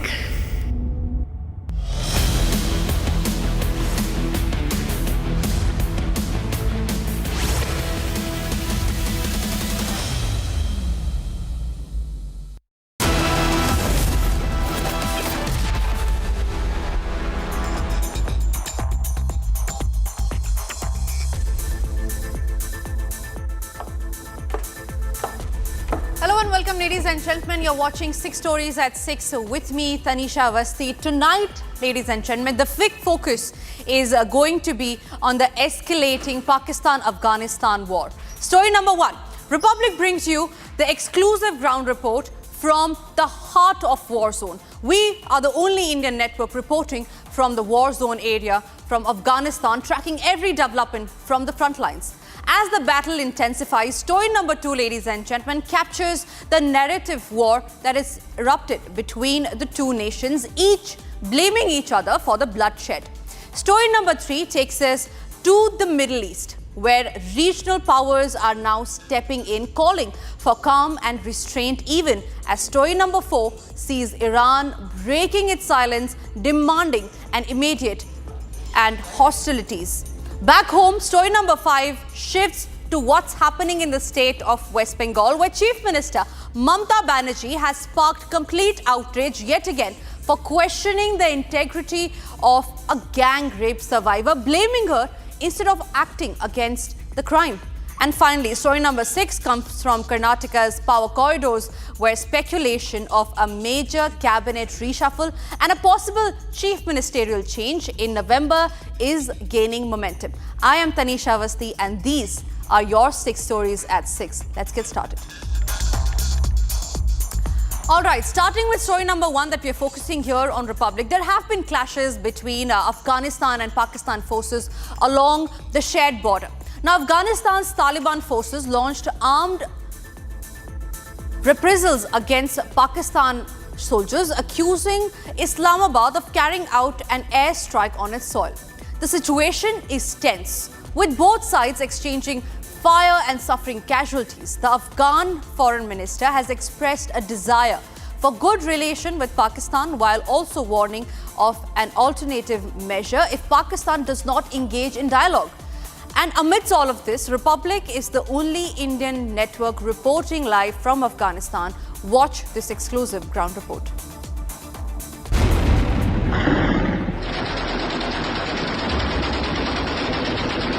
At a time when Afghan security forces launched attacks on Pakistani border posts late Saturday, in what the Taliban government described as the retaliation for repeated violations of Afghan territory and airspace. Republic is the only Indian channel reporting live from Afghanistan from an undisclosed location. This is an undisclosed location somewhere near the Kunar province, and there is another province called Nangarhar.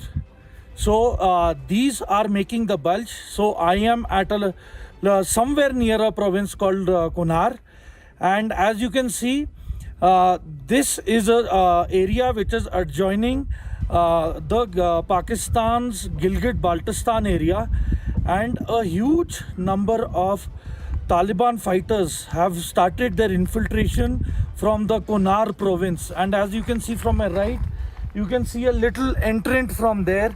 So that is one of the locations where there has been a lot of activity and entering into the forested areas beyond this ridge into Gilgit-Baltistan. And one of the major reasons why this area has been selected by the Taliban to ramp up their operations is because of its mountainous features. There is also vegetation onto the other side of the ridge, which accommodates to getting cover.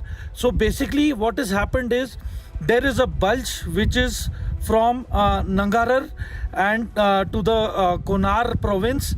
So this bulge is actually giving the advantage to Taliban for attacking the Pakistani posts, and they are at a vantage point, so they have advantage for infiltration and spreading their resources and attack in the Kunar province.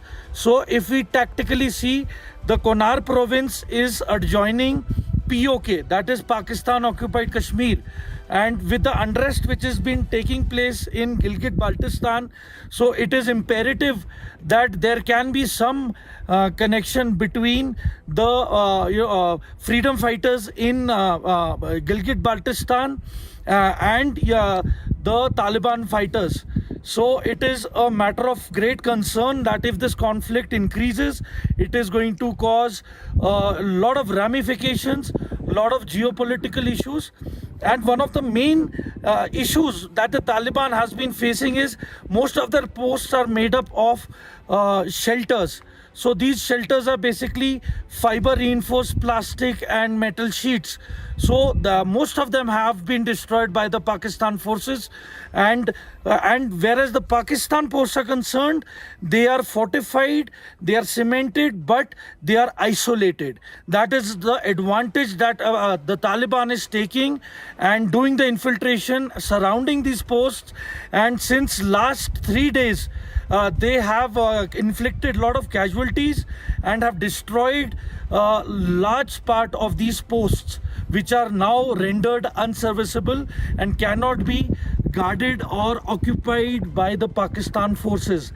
So this is the situation which is unfolding in the northwest border of the Taliban and the Pakistan forces, which has been taking place. Yes, the Taliban is on the back foot at few locations, at Helmand and few more provinces, where Pakistanis are using night vision thermal enabled drones for attacking Taliban, who are trying to tactically place their positions to counter and to surround the hostile Pakistan forces. And as far as the Hepta incursions are concerned, they are regular and they increase with the frequency after 8 in the evening. So it is imperative that the attack Heptas and the drones that the Pakistan forces are using are enabled with night fighting capability and high caliber weapons. And at the moment, the Taliban has the firepower, but they do not have anti-aircraft weapon systems. So probably that is what is holding them back. But at night, they avoid moving right now at the moment. They prefer moving during day, because at night it is really becoming difficult for the Taliban to move in towards the Konar border and expand its operation into Pakistan-occupied Kashmir. This is Major Samar signing off from an undisclosed location near Konar. 58 Pakistani soldiers and 9 Afghan soldiers were killed in the overnight fighting between the two sides along the shared border. As tensions escalate along the Durand line, both sides remain on high alert. The latest exchange marks one of the deadliest confrontations in recent months, raising fears of a wider conflict in the region, and the story is far from over. And even as we speak, there is a big escalation that is shaping up between Kabul and Islamabad. Afghanistan has sent out a direct warning to Pakistan, saying that no attack will go unanswered. Hours after its retaliatory strikes, the Taliban government has accused Pakistan of harboring ISIS on its soil and backing those groups that destabilize Afghanistan. Kabul has blamed the ISI for fomenting trouble in Afghanistan. Here's a detailed report on all that you need to know about how the blame game has completely shifted.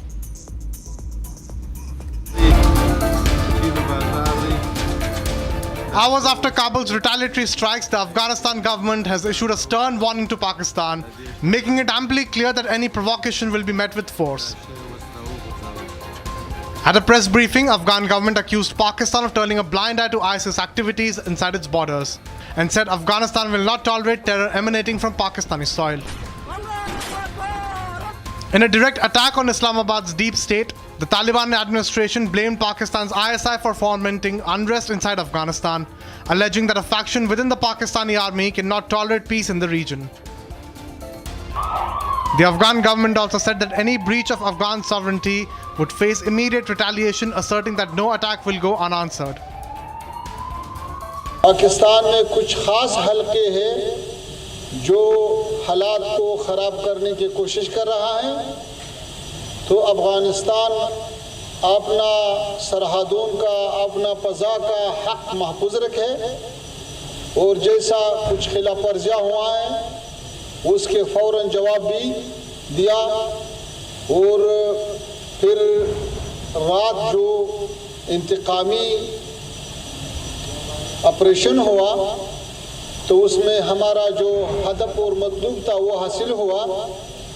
फिर हमारे दोस्त ममालिक जैसा Qatar और Saudi Arabistan उन्होंने ख्वास्ता, उन्होंने तलब किया कि अभी जंग रुकना चाहिए, तो हमारे तरफ से जंग रुका हुआ। It added that at least 58 Pakistani soldiers have been killed and 30 others are injured in overnight cross-border operations by Afghan forces. The strike that it calls a legitimate defensive response. The situation on the Durand line remains tense, and with the latest posture from Kabul, Pakistan should be ready to face music for any misadventure it plans.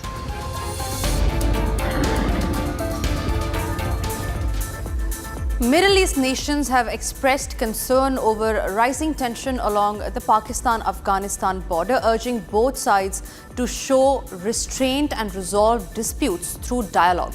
The Qatari Foreign Ministry's statement calls for diplomacy and de-escalation in the interest of regional peace and stability.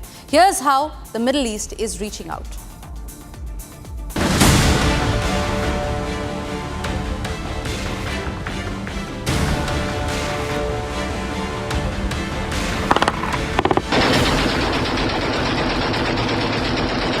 The Afghan forces' multi-front operation has delivered a crushing blow to the Pakistan military, resulting in mass casualties of the Pakistani soldiers, military establishment, infrastructure, outposts and weapons.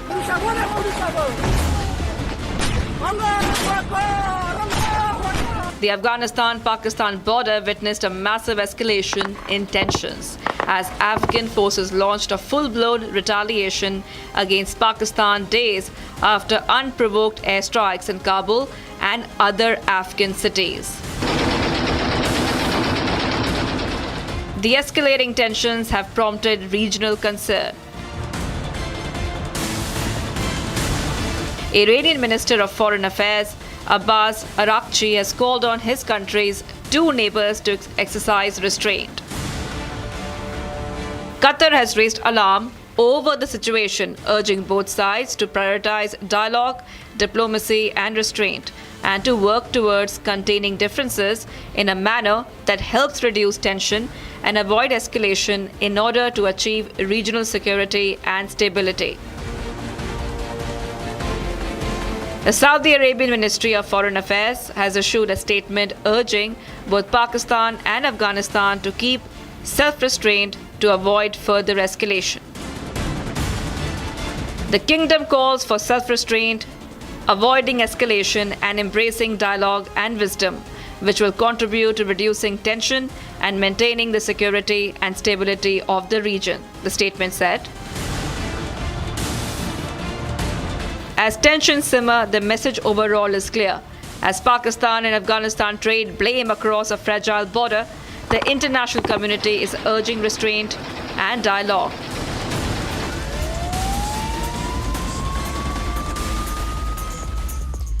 And as clashes between Afghanistan and Pakistan erupt on the border between the countries following Afghanistan's retaliation to Pakistan's strikes, neighboring country Iran has now called for an immediate cessation of all hostilities, offering to help ease the tension between the two countries. Tehran has reiterated its stance on creating an environment of peace in the region through dialogue. Let's have a look.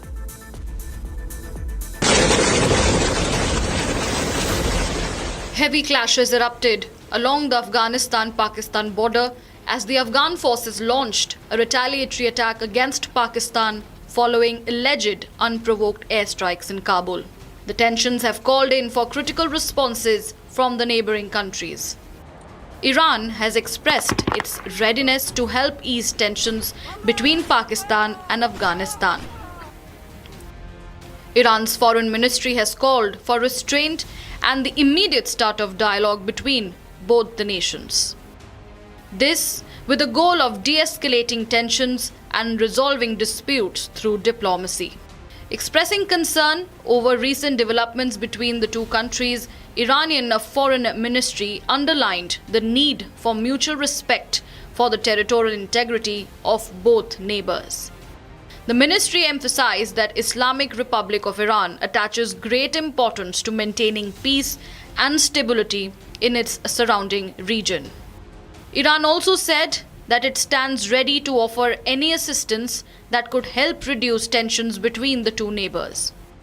The incident has pushed the long-standing tensions between the two neighbors to an unprecedented level, prompting strong reactions from Afghan political leaders and security institutions. As per the latest, several Pakistani soldiers have been killed in the retaliation by Kabul. Hitting back after Pakistan's recent airstrikes in Kabul, Afghan forces targeted Pakistani posts in several provinces. Afghanistan's Defense Ministry also announced end of retaliation in the Pakistan-Afghan border conflict. But the ministry warned that any escalation would have consequences for the Pakistani military. In the recent months, TTP militants have escalated their attacks on Pakistani security forces, particularly in the mountainous regions along the Afghanistan border. Islamabad has accused the Afghan Taliban government of failing to expel militants who use Afghan soil to stage cross-border attacks, an allegation that Kabul denies. And back home, let's tell you what's happening in the state of West Bengal. There's outrage in Bengal tonight. Chief Minister Mamata Banerjee has shocked the nation with her insensitive and tone-deaf remark on the Durgapur gang rape. Instead of showing empathy to a 23-year-old survivor, what Mamata Banerjee is doing is blaming the victim, questioning why she was out at night and even dragging other states to deflect the blame. Is this leadership or blatant victim shaming? A young woman is battling trauma. Her family fears for her safety and Bengal's chief minister is busy making excuses. This political callousness at its worst. Here's the story.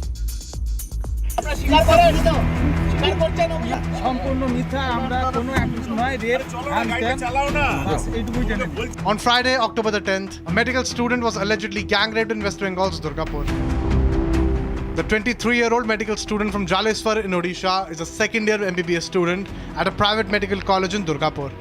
On Friday night, she was out with a friend when some men approached them. They forcibly took the woman to a secluded area and raped her. 3 persons arrested and they have been forwarded to court today, and further investigation is on. Everything is going according to all the protocol. All investigation is taking place. One of the 3 accused who have been arrested so far by the police is the victim's classmate. The father of the MBBS student from Odisha who was gang raped in West Bengal's Durgapur has said he will be taking his daughter back to Odisha and that he is concerned about her safety in Bengal.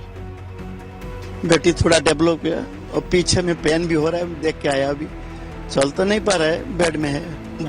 वो तो बहुत help कर रहा है, chief minister भी हमको phone किया, DG SP collector सारी हमको हेल्प कर रहे हैं। वो कैसे है सब every moment he has taken my opinion, आश्वासन दिया। हम उसको चीफ मिनिस्टर साहब को भी मैं रिक्वेस्ट किया क्योंकि हम देख रहे जहाँ यहाँ लड़की सिक्योरिटी नहीं है, इसलिए हम उसको रिक्वेस्ट किया जहाँ हम हमारा भुवनेश्वर में हमारा लड़की को ले जाओ, नहीं तो यहाँ से कभी भी मार भी देंगे। वो हमारा अभी विश्वास टूट गया। However, Chief Minister Mamata Banerjee, when asked about the alleged gang rape of the MBBS student, called for the Odisha government to take action on the matter and went ahead to shame the victim. She was studying in a private medical college. So all the private medical college, whose responsibility? How they came out in the night at 12:30. And it happens in the, so far I know, forest area. And 12:30 I do not know what happened, investigation is on. I'm shocked to see the incident, but private medical colleges also used to take care for their students, and especially the girl child at night time. They should not be allowed to come out in the outside.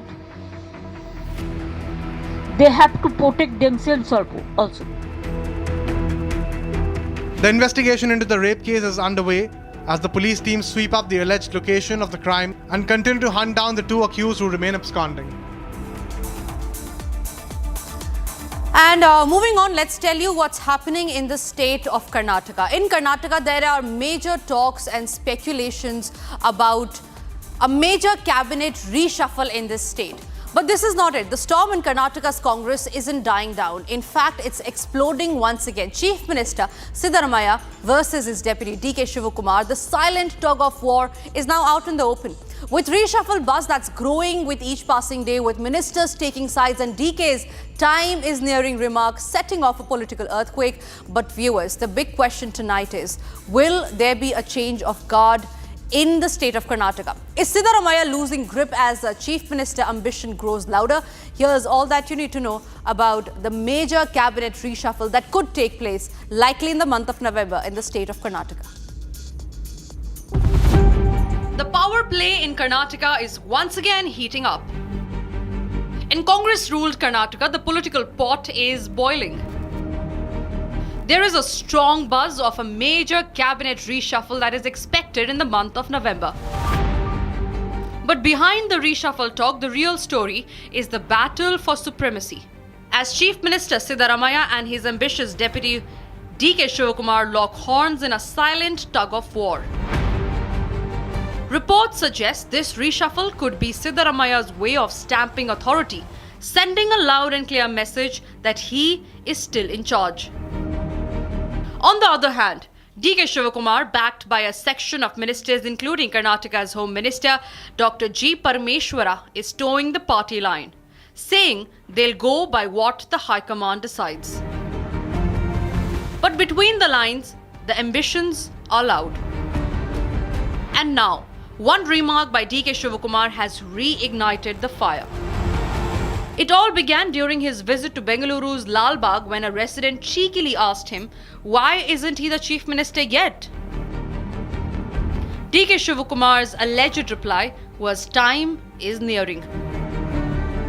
This was all it took to set off a political storm. Watch how the sequence unfolded. Sir ಕಷ್ಟಪಟ್ಟು party ಬೆಳೆಸಿರೋದು 40 ವರ್ಷದಿಂದ ನೀವು CM ಆಗ್ಬೇಕಲ್ವಾ sir ನ್ಯಾಯವಾಗಿ ಹತ್ರ ಬಂದಿದ್ಯಾ sir tank stand ಒಂದು ready ಮಾಡಿ ಹಳೇದಿತ್ತು sir ಇತಿಹಾಸ ತುಂಬಾ ಚೆನ್ನಾಗಿತ್ತು ಇತಿಹಾಸ 100 ವರ್ಷದ ಮೇಲೆ ಅದನ್ನು ರಿಮೂವ್ ಮಾಡಿದ್ರೆ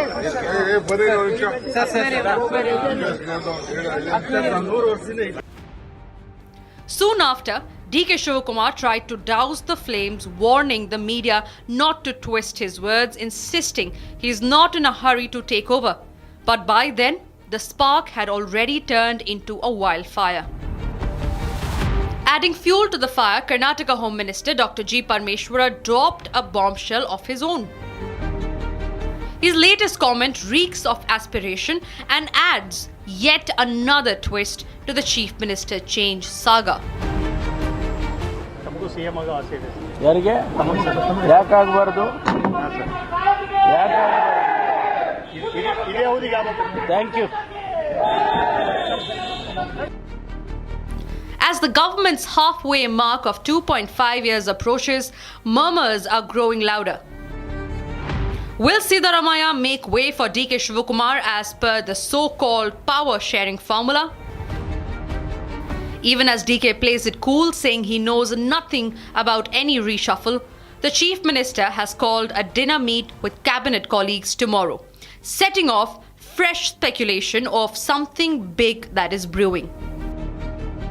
The Congress may try to downplay it, but the writing on the wall seems clear. So, is Karnataka heading for a political shake-up? Has the countdown to change of guard already begun? Or is it, once again, just smoke without the fire? In Karnataka, the suspense continues, but the storm within the Congress is only growing louder. And before we end this edition, ladies and gentlemen, there is some extremely important breaking news that we have to get to you, and this is on the Bihar elections. And finally, the BJP has ironed out the flaws. It has put out the seat-sharing pact that is now complete. And we have the full list here. The BJP and the JDU is going to contest on 101 seats each. The LJP gets 29 seats, that is Chirag Paswan's party. The RLM gets 6, and HAM, that is Jiten Ram Manjhi's party, gets 6 seats. So RLM and HAM have been bottled down to 6 seats each. BJP and JDU to 101 seats each, and LJP, which is Chirag Paswan's party, gets 29 seats. The seat-sharing pact, ladies and gentlemen, has finally been sealed. NDA has finally done it. The murmurs and the speculations that were there on how the NDA could likely break up before the elections are coming because of the mismanagement in the seat-sharing pact has finally been solved. The NDA has put it out officially that it is going to fight together. The seat-sharing pact has now finally been put out. The BJP has confirmed that news. The first phase of election, ladies and gentlemen, is the 6th of November. The second phase is on 11th, and 14th of November it's going to be result day with Arnab, where we are finally going to get to know if Nitish Kumar is going to continue as the Chief Minister of Bihar, or will there be a change in guard as far as the Bihar elections are concerned. A very interesting election that we are going to see in the month of November. It's going to be a power-packed show. The India Alliance, however, is not clear on who's going to be the Chief Minister face, but very likely as talks are going on, as Republic is getting the biggest political scoop from the state of Bihar, that Nitish Kumar will stay as the Chief Minister if NDA wins Bihar.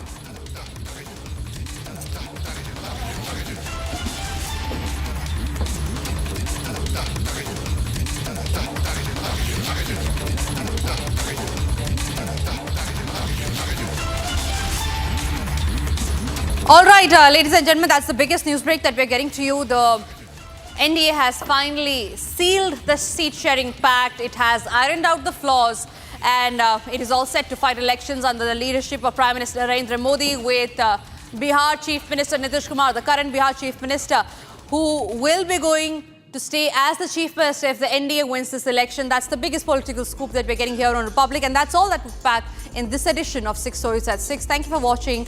We'll see you next week on Monday, 6 p.m, same time, same show. Thank you very much.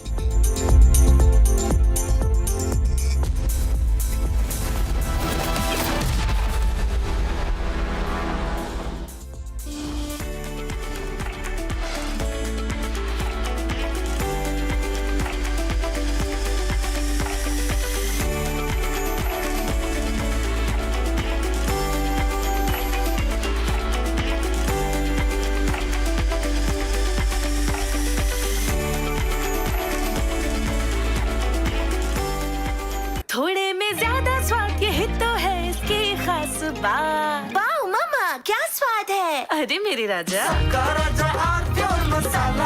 Some places feel like they've been waiting for you, where every piece speaks of legacy, from diamonds that celebrate ambition to festive gold that honors tradition. LD Sons.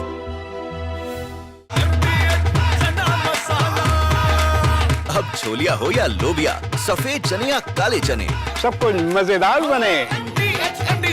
Some places feel like they've been waiting for you, where every piece speaks of legacy, from diamonds that celebrate ambition to festive gold that honors tradition. LD Sons.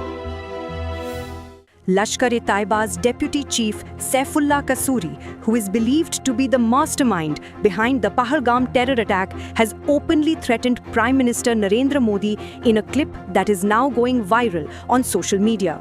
In the video, Kasuri can be seen praising Pakistan Army Chief General Asim Munir, referring to him as Field Marshal, requesting him to teach a lesson to PM Modi similar to the Pahalgam attack on May 10, 2025.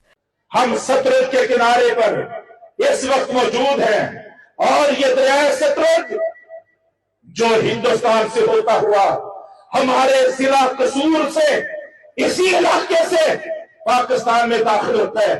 मुझे भी सैलाब के दिनों में ज्यादा वक्त सतलुज के किनारे पे, सतलुज की लहरों में, सतलुज की ऊपर चलने वाली कश्तियों और बेड़ों में ज्यादा वक्त गुजारने का मौका मिला है। और मैं खूब जानता हूं, ये सतलुज में जो सैलाब आया है, ये कुदरती सैलाब सारे का सारा नहीं था, ये मसनूई था, ये दुश्मन की अदावत थी, ये उसकी गुंडागर्दी थी, ये उसकी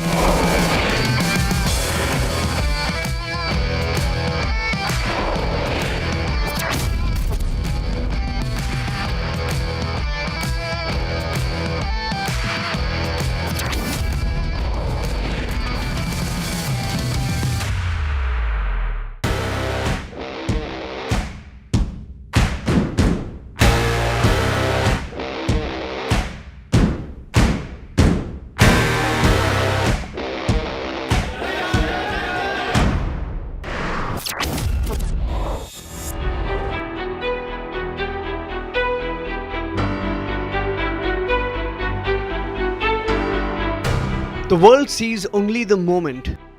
The weight leaves the ground. They see the medal, the title, the impossible strength.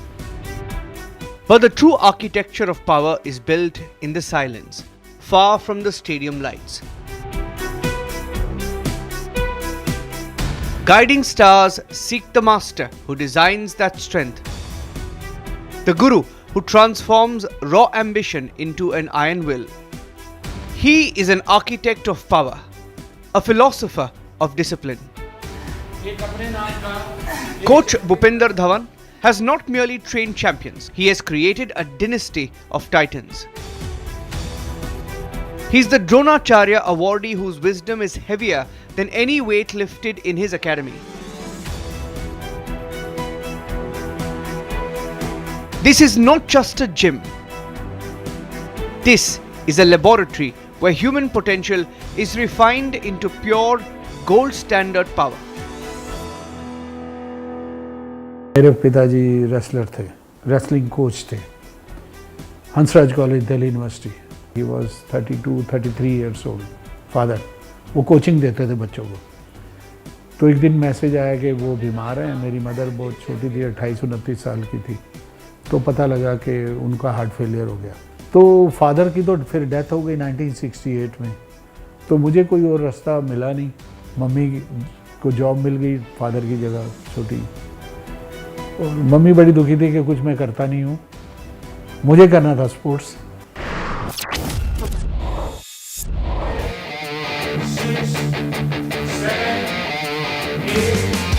Every legend must choose between personal glory and the creation of legacy.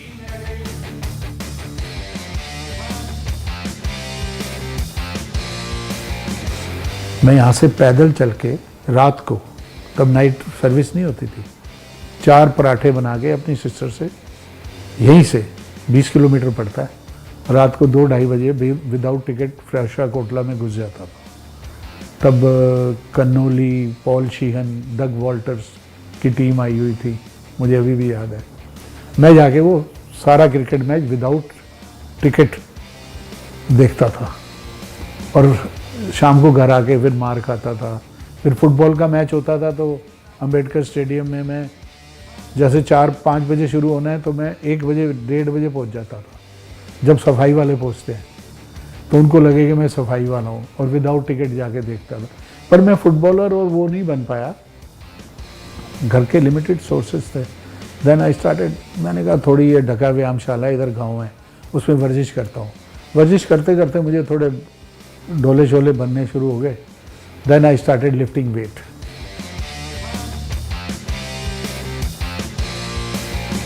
Coach Dhawan dedicated his immense strength to the nation's future. Then I went to a Hansraj college. और Hansraj college की team में कंवर मंगल सिंह थे director physical. उन्होंने मुझे help की कि इसके father, मेरे फादर की डेथ वहीं हुई थी. तो उन्होंने बोला यार इनके फादर नहीं है, इसको जूस ज़्यादा दे दिया करो, इसको 2 एग्स ज़्यादा खिला दिया करो. तो मुझे लगा कि ये बहुत बड़ी बात है. कभी ट्रैक सूट दे देते थे उस ज़माने में, बहुत बड़ी बात थी. तो मुझे लगा यार ये मेरे को पीठ थपथपा रहे हैं. LK दास एक्स ओलंपियन है, 1960 और 64 टोक्यो और रोम ओलंपिक में वो गए थे. वो मुझे इंटर यूनिवर्सिटी जब मैं गया मद्रास खेलने दिल्ली यूनिवर्सिटी की तरफ से, तो मैंने देखा यार उनके साथ बड़े लोग फ़ोटो खिंचवा रहे हैं. मैंने कहा ये कौन है? उन्होंने बोला ये LK दास हैं, लक्ष्मीकांत दास. तो मैंने कहा ये क्या है? कह रहे ये 2 बार ओलंपिक गए हैं. ओहो, मैंने कहा ये तो बहुत बड़ी बात होगी. मुझे ऐसे लगा कि यार ये मुझे अपनी तरफ खींच रहे हैं. तो देन मैं उनके क्लोज चला गया. होते होते मैं कलकत्ता चला गया उनके पास मैंने थोड़ी ट्रेनिंग भी की. और फिर उन्होंने मुझे एक चैलेंज है उनको एक ओलंपिक में, वो क्या करते थे जब ओलंपिक गए, वो रेलवे इंजन क्लीनर रेलवे में जॉब लगे थे. तो जब वो ओलंपिक में गए मिल्खा सिंह जी के साथ, तो वो जो सीवर के चक्के नहीं होते उसमें रॉड डाल के उससे वेट उठाते थे, क्योंकि पहले वेट नहीं होता था, इंडिया में नहीं था. और उससे वो ओलंपिक में पहुंच गए. तो उन्होंने बोला भाई उनका इंटरव्यू हुआ, भाई तू कैसे पहुंच गया यार? उन्होंने बोला मैं चक्कों पे कलकत्ता में, हावड़ा में वो चक्के बना लिए मैंने, उससे वेट उठाता हूँ. तो वहाँ की एक कंपनी थी अलीको, उन्होंने बोला तुझे ना एक ऐसे करते हैं, तुझे एक रॉड गिफ्ट करते हैं. इटली की कंपनी. उन्होंने रॉड बड़ी खुशी खुशी ले ली कि अब मैं और अच्छा प्लेयर बन जाऊँगा. जब एयरपोर्ट पे आए तो उन्होंने वो रॉड नहीं आने दी, वहाँ पे आने नहीं दी इंडिया में, उन्होंने बोला नॉट अलाउड। तो उन्होंने आके फिर एक कंपनी का नाम रखा चैलेंज, वो आज भी है, उसको ओलंपिक एसोसिएशन ने पास किया और उन्होंने फिर चैलेंज का सेट बनाया। उन्होंने मुझे 1980 में वो एक चैलेंज सेट गिफ्ट किया, फिर वो मैं अपनी छत पे ले आया और छत पे मैंने अपने भाई को और एक छोटे बच्चे को ट्रेन करना शुरू किया। 5, 6, 7, 8, 9, 10. He saw raw potential being wasted on shortcuts.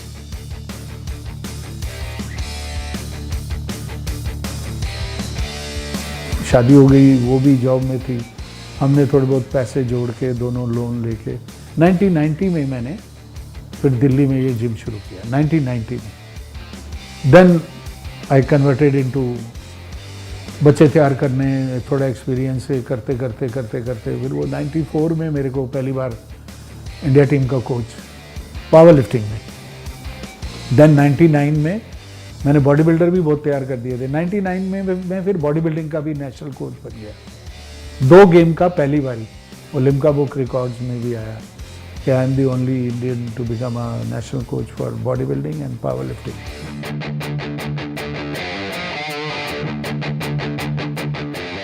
He brought silence, discipline, and uncompromising rigor to Indian strength sports.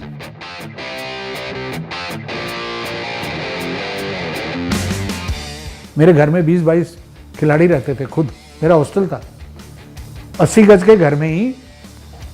एक पोर्शन में 2 80 गज के पोर्शन थे, एक पोर्शन में खिलाड़ी हैं, एक पे मैं उनका खाना भी बनाता था रोज 20-25 आदमी होगा। उधर से ट्रेनिंग करा के आता था, फिर उधर से मैं करता था।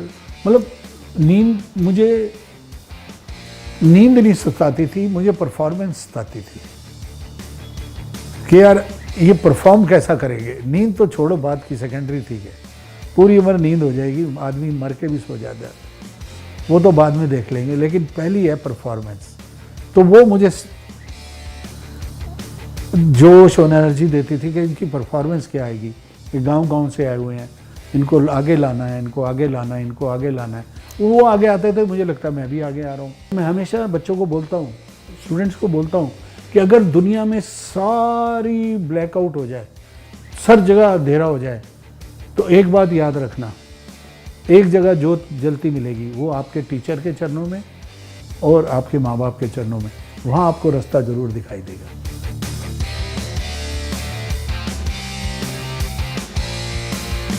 The Dronacharya Award was the ultimate validation of a process designed to breed world beaters.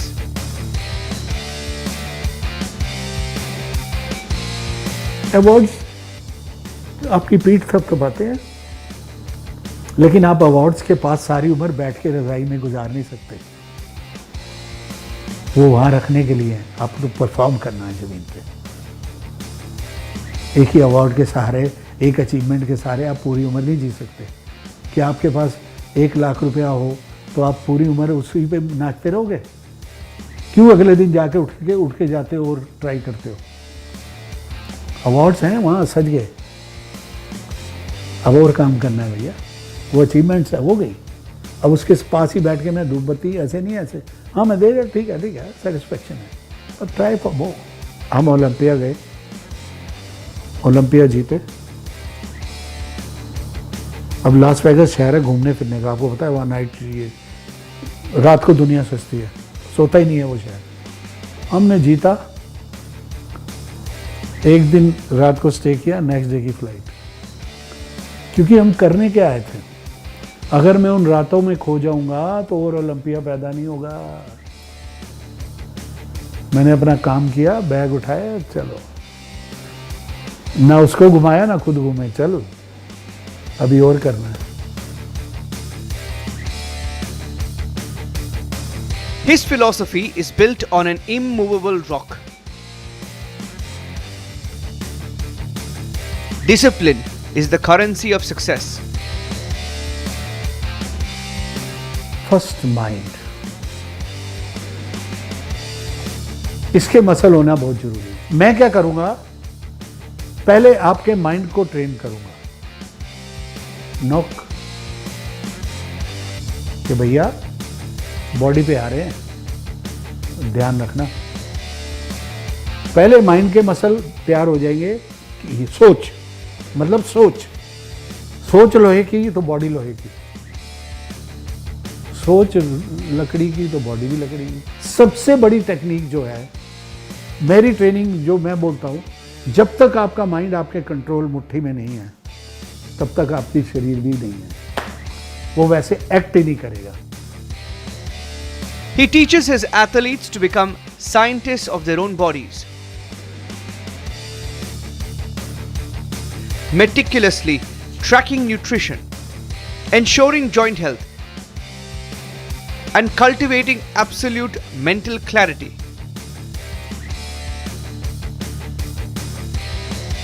In these brutal sports, the true battle is won in the mind. The spirit must always be heavier than the weight on the bar.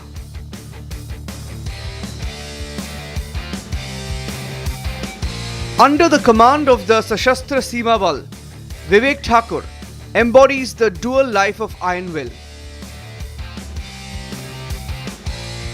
The soldier and the strongman.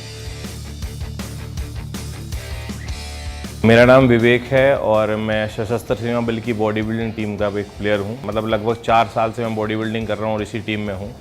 जो इस बार की हमारी performance है और पिछले 4 सालों में अगर हम देखा जाए तो सबसे सुपीरियर परफॉर्मेंस हमारी इस बार रही है। वो होता है ना कि अभी तक हम खुद कर रहे थे, जो भी कर रहे थे, किसी कोचेज़ के अंडर हमने भी काम नहीं किया, क्योंकि डिपार्टमेंट के हैं, सर्विसेज के हैं, बहुत सी चीज़ें होती हैं पहले डिसाइड की जाती हैं। तो इस बार हमें मौका मिला था कि हम यहाँ पे आके सर के अंदर ट्रेन कर सकें और सिनेरियो बिल्कुल डिफरेंट है। और अब हमें लगता है कि हम भी नेशनल और इंटरनेशनल में जो है अपना जहाँ भी खेलने जाएंगे तो मतलब पहचान बना सकते हैं हम। आप फैंसी जिम्स में भी जाते हो जिसमें पूरे मतलब बहुत बड़ा एरिया होता है, बहुत तरह तरह की मशीनें होती हैं। यहाँ पे बिल्कुल बेसिक मशीन्स हैं, आयरन है और आयरन से ही आयरन की तरह फिजिक जो बनानी है वो इस बार हमने देखा कि कैसे मतलब जो पहले बॉडी बिल्डर्स तैयार हुआ करते थे, जिस लेवल में उनकी गर्थ हुआ करती थी, जितना लंबे समय तक वो खेल पाते थे, वो क्या वजह हुआ करती थी, वो इस बार हमने यहाँ पे आके देखा है। धवन सर के साथ मतलब जब से हम मिले हैं या फिर पूरी मैं अपनी बात नहीं कर रहा, इवन इन्होंने चैम्पियंस तैयार किए हैं और इनके जो चैम्पियन तैयार किए होंगे ना, वो एक्चुअल में एक सिर्फ फिजिक बिल्ड नहीं होती, वो एक इंसान का कैरेक्टर बिल्ड हो जाता है। अगर मैं अपना एग्जाम्पल लूँ तो जो हमने यहाँ पर सीख लिया है, अगर हम उसको इम्प्लीमेंट करेंगे तो कहीं ना कहीं ज़रूर पहुँच जाएंगे।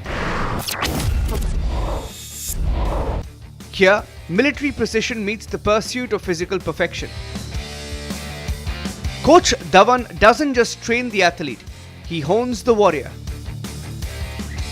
Ensuring the discipline required for the battlefield is the same discipline required for the stage. And here stands the future. Gurdeep Singh Bharadwaj. At just 22, he has already been crowned Best Powerlifter at major international opens. मेरे पास यहाँ जो journey थी आने की गुरुजी के पास, वो इस तरह थी कि मैं स्कूल ख़त्म होते ही स्पोर्ट्स का शौक़ था। एंड कभी भी आप सर्च करेंगे कि डेड लिफ्टिंग में कभी एडी हॉल का वीडियो देखा हुआ आपने 500 kgs वाला, that's a trigger point for me कि मेरे को कुछ करना है इस लिफ्टिंग की कम्युनिटी में। Then I search out how to dead lift, सबसे पहला वीडियो गुरुजी का। एंड आई वॉज लाइक कि अगर मेरे को नॉलेज गेन करनी है, ट्रेन करना है किसी के पास, तो इंडिया में सबसे नॉलेजफुल पर्सन गुरुजी। मतलब यहाँ पे जो इंस्टीट्यूट का एक बिलीफ सिस्टम होता है ना, वो गुरुजी। मतलब I got injured last year after my competition in London, तो थोड़ा फॉल्टी बेल्ट की वजह से। बट इस सीज़न मतलब पूरा 6 months I was not in training, मतलब मेरी ट्रेनिंग नहीं चल रही थी। बट एक गुरुजी का बिलीफ सिस्टम होता है कि हाँ तू कर लेगा, बस 1.5 महीने में कॉम्पिटिशन है, यू विल गेट रेडी, ठीक है। मतलब मुझे अपने में बिलीव नहीं था, बट मेरे गुरु को मेरे में बिलीव है, वो बहुत बड़ी बात होती है। बिलीव एंड बिलीफ, मतलब गुरु को बिलीव है मेरे में तो मेरे को बिलीव होना चाहिए उनकी बातों पे। मतलब उन्होंने कुछ बोल दिया तो मेरे पास सेकंड क्वेश्चन नहीं होना चाहिए मेरे माइंड में, वो सबसे ज़रूरी है, नेसेसिटी है। अगर मेरे को कोई चीज़ बोली गई और मैं जाके उसको रिसर्च कर रहा हूँ अलग से अपने उस पर, तो फिर मेरा बिलीफ नहीं है। अगर मेरे गुरु को मुझ पर बिलीव है, I can, then I can, that's it. मैं पहला कॉम्पिटिशन खेला था अपना, तो मैं 18 ईयर्स का आया था, मैंने बताया। तो पहला कंपटीशन जब अपना खेला हूँ तो वहाँ पे मेरी कैटेगरी में 270 265 पे गोल्ड मेडल था एंड आई फेल्ड 180 kg की लिफ्ट मैंने फेल कर दी। आई वॉज डिसहार्टेंड कि यार मेरे तो बस का नहीं है, मेरी कैटेगरी का आदमी 265 लगा रहा है और मैं 180 भी नहीं उठा पा रहा हूँ, 170 लगाया। मैं गुरुजी के पास आया, आई वॉज लाइक गुरुजी बस यही लगा, 170 लगा, ऊपर लगा नहीं। गुरुजी ने कहा यहाँ कितना किया था?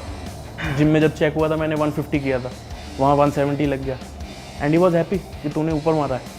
तब मुझे हुआ कि यार उनको मेरे में बिलीव है, मैं तो तोड़ के बैठा हुआ था, मेरे को तो था यार मेरे से नहीं होगा, कुछ और काम धंधा देख लेते हैं। गुरुजी की आवाज़ कैसे आएगी?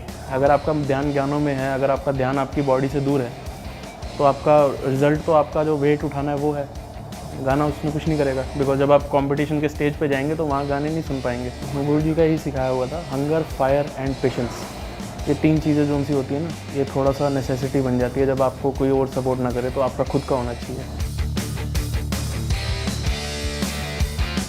He's the pure, uncut expression of a legacy that is only just begun. He arrived with raw power, and Coach Dhawan gave him the structure to turn potential into international dominance.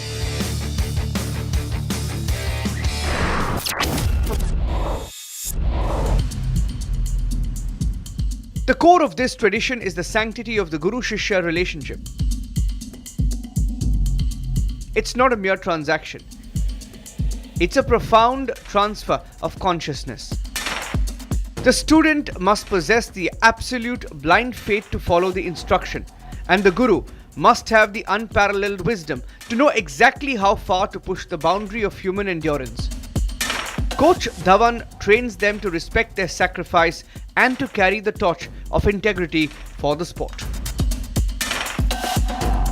To the next generation seeking greatness, his message is clear. Stop looking for the shortcut. For there are no secrets in strength. There is only work. Be disciplined. Be patient. Dedicate yourself entirely to the uncompromising process. The reward is not just a medal. The reward is the champion you become. You know, when success comes, then so many people to clap you. When success is not there, and you have to clap yourself. चलो चल बेटे चल बेटे, अपने आप को clap करना है और फिर दुनिया को प्रूव करना है।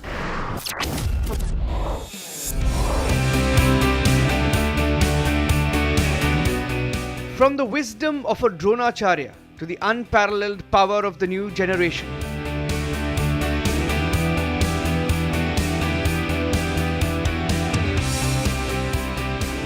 जो कोचेस थे जो दुनिया में नहीं रहे, जिन्होंने ये शिक्षा बांटी, अब वो ड्यूटी हमारे को दे गए हैं।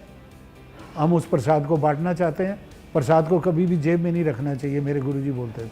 ये प्रसाद बंटना चाहिए सारी सोसाइटी में, तो ये प्रसाद बांटने का काम है। जैसे मंदिर में प्रसाद बांटते हैं, गुरुद्वारे में बांटते हैं, हर एक आदमी तक वो प्रसाद पहुंचना चाहिए।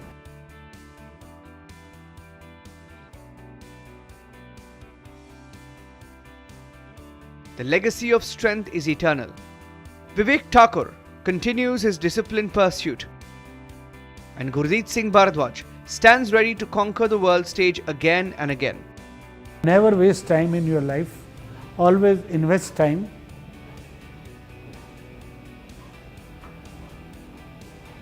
मेरी फोटो जरूर लगाना, लेकिन मेरी फोटो के पास हमेशा खड़े मत रहना। काम करना, कर्म योगी बनना, आपको रिजल्ट मिलेगा।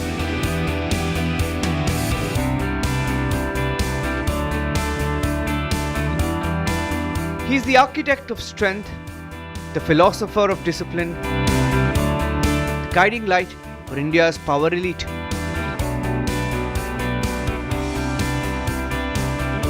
He is Dronacharya Bhupender Dhawan. And this is the true essence of a guiding star.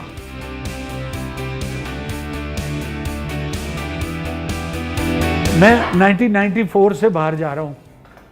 अब तो इंडिया बहुत एडवांस हो गया, तब स्पोर्ट्स में इतना एडवांस नहीं था। लेकिन मैंने एक चीज़ देखी, उनके पास सब फैसिलिटीज़ थी, उनके पास एयर कंडीशन भी थे, उनके पास लेटेस्ट इक्विपमेंट भी थे, लेकिन मेडल फिर भी हम ले आते थे। हिंदुस्तान की एक स्पेशलिटी है, जिस लगन से वो काम करता है वो फिर 50 डिग्री गर्मी भी को भी नहीं देखता, वो लग के फिर उस लगन से काम को पूरा करता है। एंड गॉड बिलीविंग कंट्री है।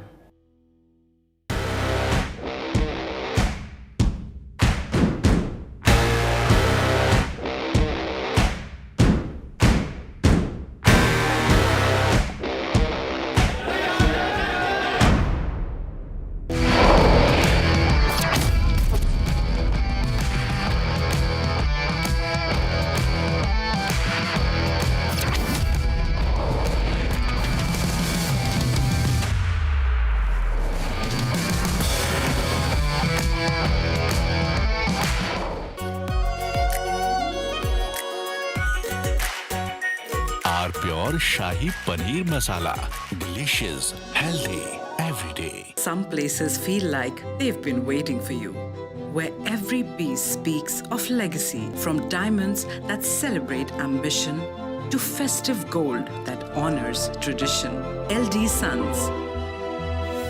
आधे बाउल दही में 4 चम्मच MDH चटनी पुदीना मसाला डाला, स्टर करो, पुदीना चटनी तैयार। MDH चटनी पुदीना मसाला। MDH। Bliss. It teases, it soothes, and sometimes speaks without words. Experience bliss in all its forms with Hindware. Hindware, designed for bliss. MDH की देगी मीरज, देगी मिर्च का तड़का, अंग अंग फड़का। MDH की देगी Miraj.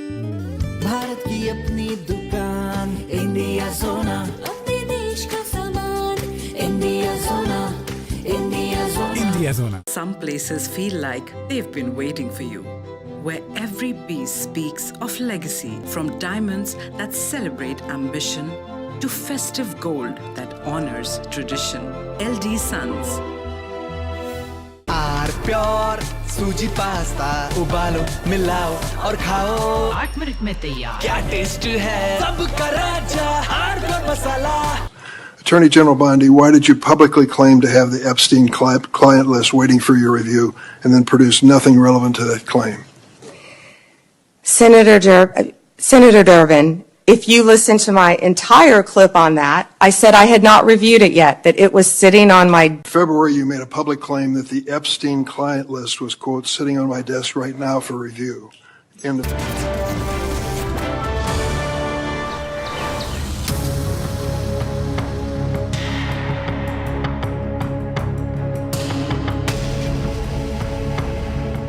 The lanes of Dharavi are not just narrow.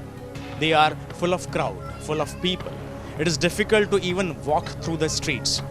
Children, they play in these tiny streets, making it even busier. People carry baskets, pushcarts, heavy loads, they try to balance it. If 2 people carry weights, it is very difficult for them to pass through each other. And if we talk about the market days, it is even worse. Even to try and cover a small distance takes a lot of time.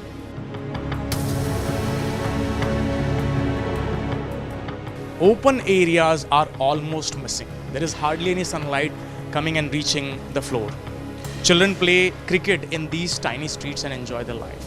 If I talk about this bicycle, it can hardly pass through the narrow lane.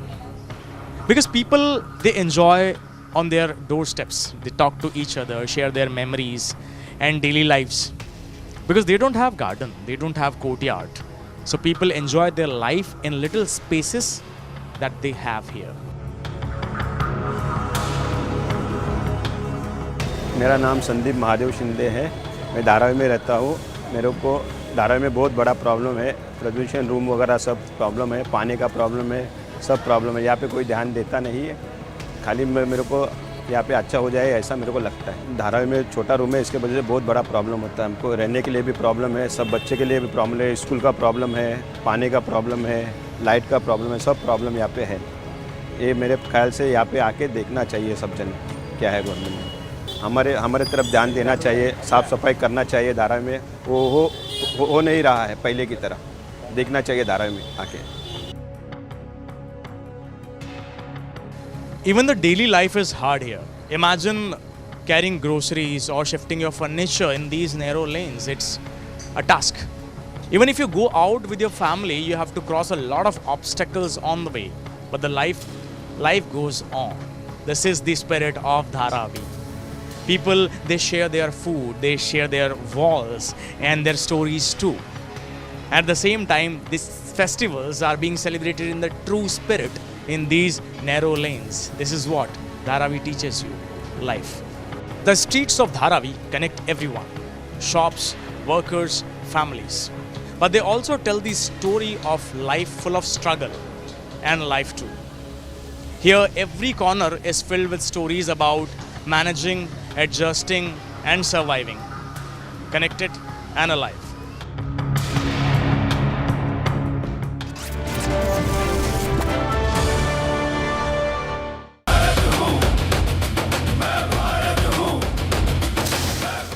Cristiano Ronaldo has already etched his name in football history with over 900 career goals across clubs and country. But as he continues to defy age and expectations, the burning question for fans is that can Ronaldo reach the magical 1,000 goal mark before he finally hangs up his boots? That's the big question on our sports meter today. Scan the QR on your screen and have your say, because your votes decide the score. थोड़े में ज्यादा स्वाद ये हित तो है इसकी खास बात। वाओ मामा क्या स्वाद है? अरे मेरे राजा। सबका राजा और pure masala. Some places feel like they've been waiting for you, where every piece speaks of legacy, from diamonds that celebrate ambition to festive gold that honors tradition. LD Sons. दादी के हाथों का जादू और खुशबू से महकता घर, माँ की मुस्कुराहट और खाने की सुगंध। MDH गरम मसाला, क्योंकि हर रिश्ता है स्वाद से जुड़ा। Bliss. It teases, it soothes, and sometimes speaks without words. Experience bliss in all its forms with Hindware. Hindware, designed for bliss. R pure sooji pasta उबालो मिलाओ और खाओ 8 मिनट में तैयार। क्या टेस्ट है सबका राजा आर प्योर मसाला। भारत की अपनी दुकान इंडिया सोना, अपने देश का सामान इंडिया सोना, इंडिया सोना, इंडिया सोना। ये है सीक्रेट रेसिपी MDH का जीरा सिप जल जीरा मसाला। सिप सिप जीरा सिप MDH का जल जीरा सिप MDH का जल जीरा SIP.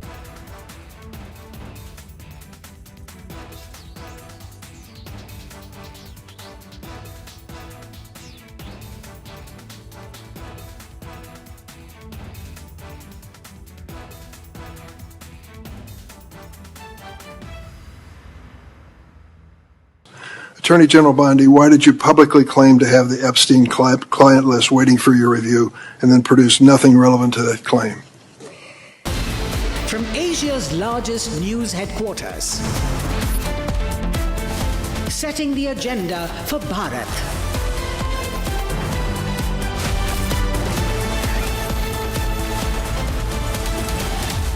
You're watching Republic.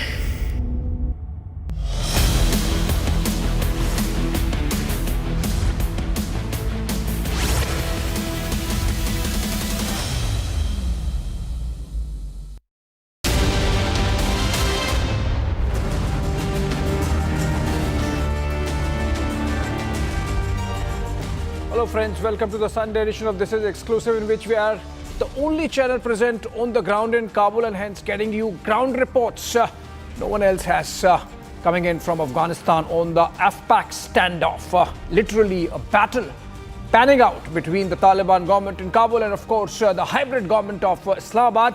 That's our focus, as also of course NDA locking its seat share. That's also the breaking news coming in. Let's begin with the headlines.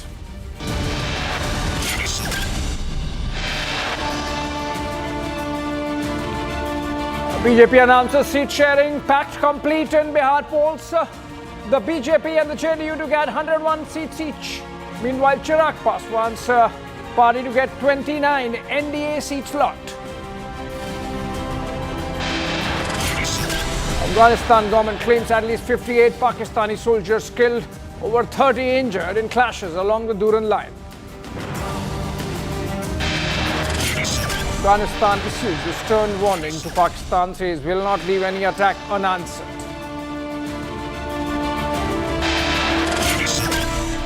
Taliban minister says Pakistan harboring Islamic State on its soil.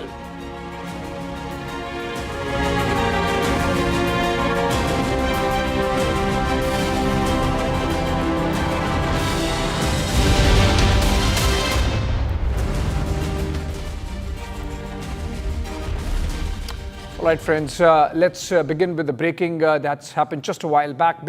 Just before the BJP Central Election Committee met to decide on the candidates for its first list for the first phase of polls in Bihar, which happened on November 6, came the announcement that the NDA, BJP-led National Democratic Alliance, the alliance in power in Bihar, has completed the seat-sharing pact, and according to which both the BJP and the JDU, the larger allies within the alliance, get 101 seats each. Then you have the LJP Ram Vilas, of which Chirag Paswan is the leader. He gets 29. Rashtriya Loktantrik Morcha and the Hindustani Awam Morcha of Upendra Kushwaha and Jitan Ram Manjhi both get 6 each. That's essentially the contours shaping up of the NDA seat-sharing pact, officially announced, in fact, by the NDA and the BJP just ahead of the BJP's Central Election Committee. These are pictures coming in live, chaired by the party president, Prime Minister also present there, and you can see the top leadership of the BJP and also, of course, their state unit main leaders of Bihar there in the meeting. We will go back to the meeting in a while, but let's listen to how the allies are responding to this announcement. Jitan Ram Manjhi spoke from Patna just a while back. Parliament में हमको एक seat मिली थी तो हम क्या थे, नाराज थे। वैसे यहाँ अगर 6 सीट की बात की गई है तो आला कमान का निर्णय है, उसको हम सिरोधार्य करते हैं। लेकिन ये बात सही है कि हमको जो मिला है हम लोग सब संतुष्ट हैं। किसी प्रकार की कोई शिकायत नहीं है। All right, Jitan Ram Manjhi there sounding satisfied, and he was in Delhi just a while back, met JP Nadda back in Patna, but we're going to Patna where Vivek is joining us live from there. Vivek, NDA जो है उन्होंने अपना announce कर दिया है seat sharing formula. आपको लगता है कि इससे थोड़ा सा इंडी ब्लॉक में अपोजिशन में प्रेशर आएगा कि वो भी अपना जो फार्मूला है अनाउंस कर दें, क्योंकि फेज 1 की जो वोटिंग है उसका डेट तय है 6 नवंबर को होगा। लगता है आपको आजकल में उनका भी अनाउंस हो जाएगा सीट शेयरिंग? बिल्कुल, आजकल में ही उनको करना पड़ेगा। और एनडीए ने जो आज अनाउंसमेंट की है ये एक तरह से दबाव की भी राजनीति है, क्योंकि 1 महीने के अंदर अंदर सारे कैंडिडेट को तैयारी करनी है। आज हम लोग जब इस बारे में चर्चा कर रहे हैं, आज 12 तारीख है और 14 नवंबर को रिजल्ट्स आ जाएंगे। तो जैसे जितना पहले सीट शेयरिंग तय हो जाएगी, कैंडिडेट तय हो जाएंगे, वो अपने जो विधानसभा क्षेत्र है वहां जाके काम कर रहे होंगे अपनी कंस्टिट्यूएंसी में, तो उनको वक्त मिलेगा। और उसी के बदले में अगर जो महागठबंधन है, इंडिया अलायंस है, अगर वो अपने कैंडिडेट्स अभी तय नहीं कर पाते हैं, अभी सीट शेयरिंग को लेकर ही फॉर्मूला फंसा हुआ है, तो समस्या तो होगी, क्योंकि वहां के भी 2-3 दावेदार हैं। अभी भी आप देखेंगे कि राबड़ी आवास के बाहर जो कार्यकर्ता हैं आरजेडी के, वो जमा हुए थे। कुछ वो टिकट के लेके जमा हो रहे हैं, कुछ विरोध करने के लिए जमा हो रहे हैं। तो पहले तो उनके कैंडिडेट्स को वक्त मिल जाएगा। और ये जो सीट शेयरिंग आज एनडीए में फाइनल हो गई है, इसकी वजह से महागठबंधन के सभी नेता तो दबाव में आ जाएंगे। ये बिल्कुल साफ होता हुआ दिख रहा है, क्योंकि वक्त बहुत कम है बिहार चुनाव में और उतने ही दिन में सबको तैयारी करनी है। चलिए, thank you so much.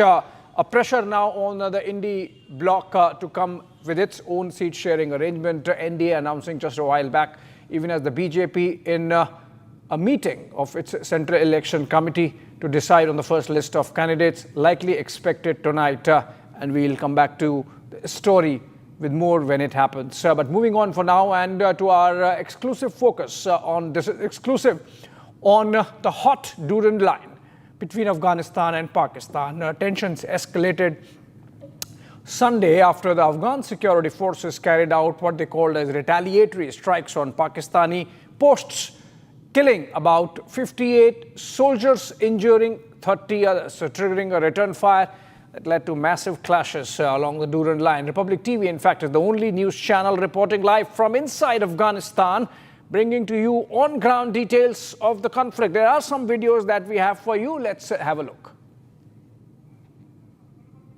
As you can see, this is one of the passes as it pans out. So this is a pass, and majority of the terrain is like this, where there are very narrow passes and there is no other way how anyone else, either from the POK side or from the Afghanistan side, they have to pass. So they have one common place, that are these passes. So this is a pass which is near Kunur, and as you can see the terrain behind, there are vantage points, and Taliban usually gets placed on top of these ridges. So this is the kind of terrain that I'm talking about, as you can see. So there is no escape from anyone who is entering or bypassing these areas. So this is a very tense situation in terms of Taliban occupying these regions and passes and getting ready to battle, despite news that Qatar has brokered peace talks between Pakistan and Afghanistan.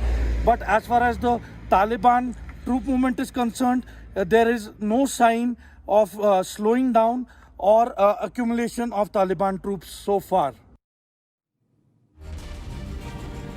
All right, that's a familiar face, friends. You would have recognized Major Samarpal Singh Toor. He's frequent as a panelist on your channel, but he's reporting live from Kabul for us. Not live, but he's there, present there on the ground, and sent us those ground reports. Joining me for a short, quick conversation, Dr. Omar Sadr. He's a political analyst and Afghan. He's in exile, lives outside of Afghanistan. And before I go to him, let me go to Gursimran. He's joining us live. And Gursimran has some information to share about the latest situation on the ground along the Durand line. Gursimran, is it all calm or a tenuous, tense calm between the Afghanistan forces and the Pakistani forces on that front? See, Abhishek, to be very precise, it is an uneasy calm that is prevailing on the Durand line, because the way retaliation has taken place from the Afghan Defense Forces side, it has made it really very challenging for Pakistan, because they were totally taken by surprise. They are close to 2 dozen posts. They were captured by the Afghans when they carried out the surprise raids. Pakistan has termed this as an attack that has been done by the terrorists, but Afghan government has come out in open and has said that there were their strikes that they have carried out in retaliation to the airstrikes that Pakistan has carried out a couple of days prior to this incident that has been reported. Now an uneasy calm has been reported there, but one thing is very clear, that there are some of the posts of Pakistan that are still in control of the Afghan Defense Forces. So Pakistan might try to get their posts back, because what has happened in the vice versa case, that Afghan has gained control to all their posts. All right, let's have an Afghan voice also. Omar, welcome. And my first question to you is, how do you see these developments? Is it posturing or is it serious, and that the Afghan Taliban are really fed up with Pakistan and it's messing around on that side of the Durand line? Okay, let's be candid here. First of all, our terms should be straightforward, and it should confirm what the international community recognizes. It's not Afghan government, it's a de facto authority ruling Afghanistan. It's a terrorist group which has targeted Indian interests, Indian consulate, embassy, and citizens, and also victimized people of Afghanistan. On the recent situation, what we witness is not a genuine military retaliation. It's essentially a face-saving operation that lasted barely a few hours on both sides of the border. Taliban soldiers launched a strike, which was a very controlled one, and it by no means they have the heavy artillery. no air force, they're suffering from fragmented command even. So there are contradictory reports on both sides of Afghanistan and Pakistan. By no means, the Taliban does have the capacity and willingness to retaliate Pakistan. But also we have to pay attention to the irony of the situation, and which could not be overstated. Pakistan is now facing the consequences of its own strategic choices. For decades, they nurtured, they funded and provided sanctuary for the Taliban as a proxy to target the Republic of Afghanistan, which was a democratic and legitimate government. Now, the proxy is slipping out of control, and the Pakistan should face the consequences. It assumed that the Taliban, once they come to power in August 2021, that will be a complement partner in its rivalry with India. But now it is completely different other way around. So it's quite shocking for Pakistan and shocking for Afghanistan also.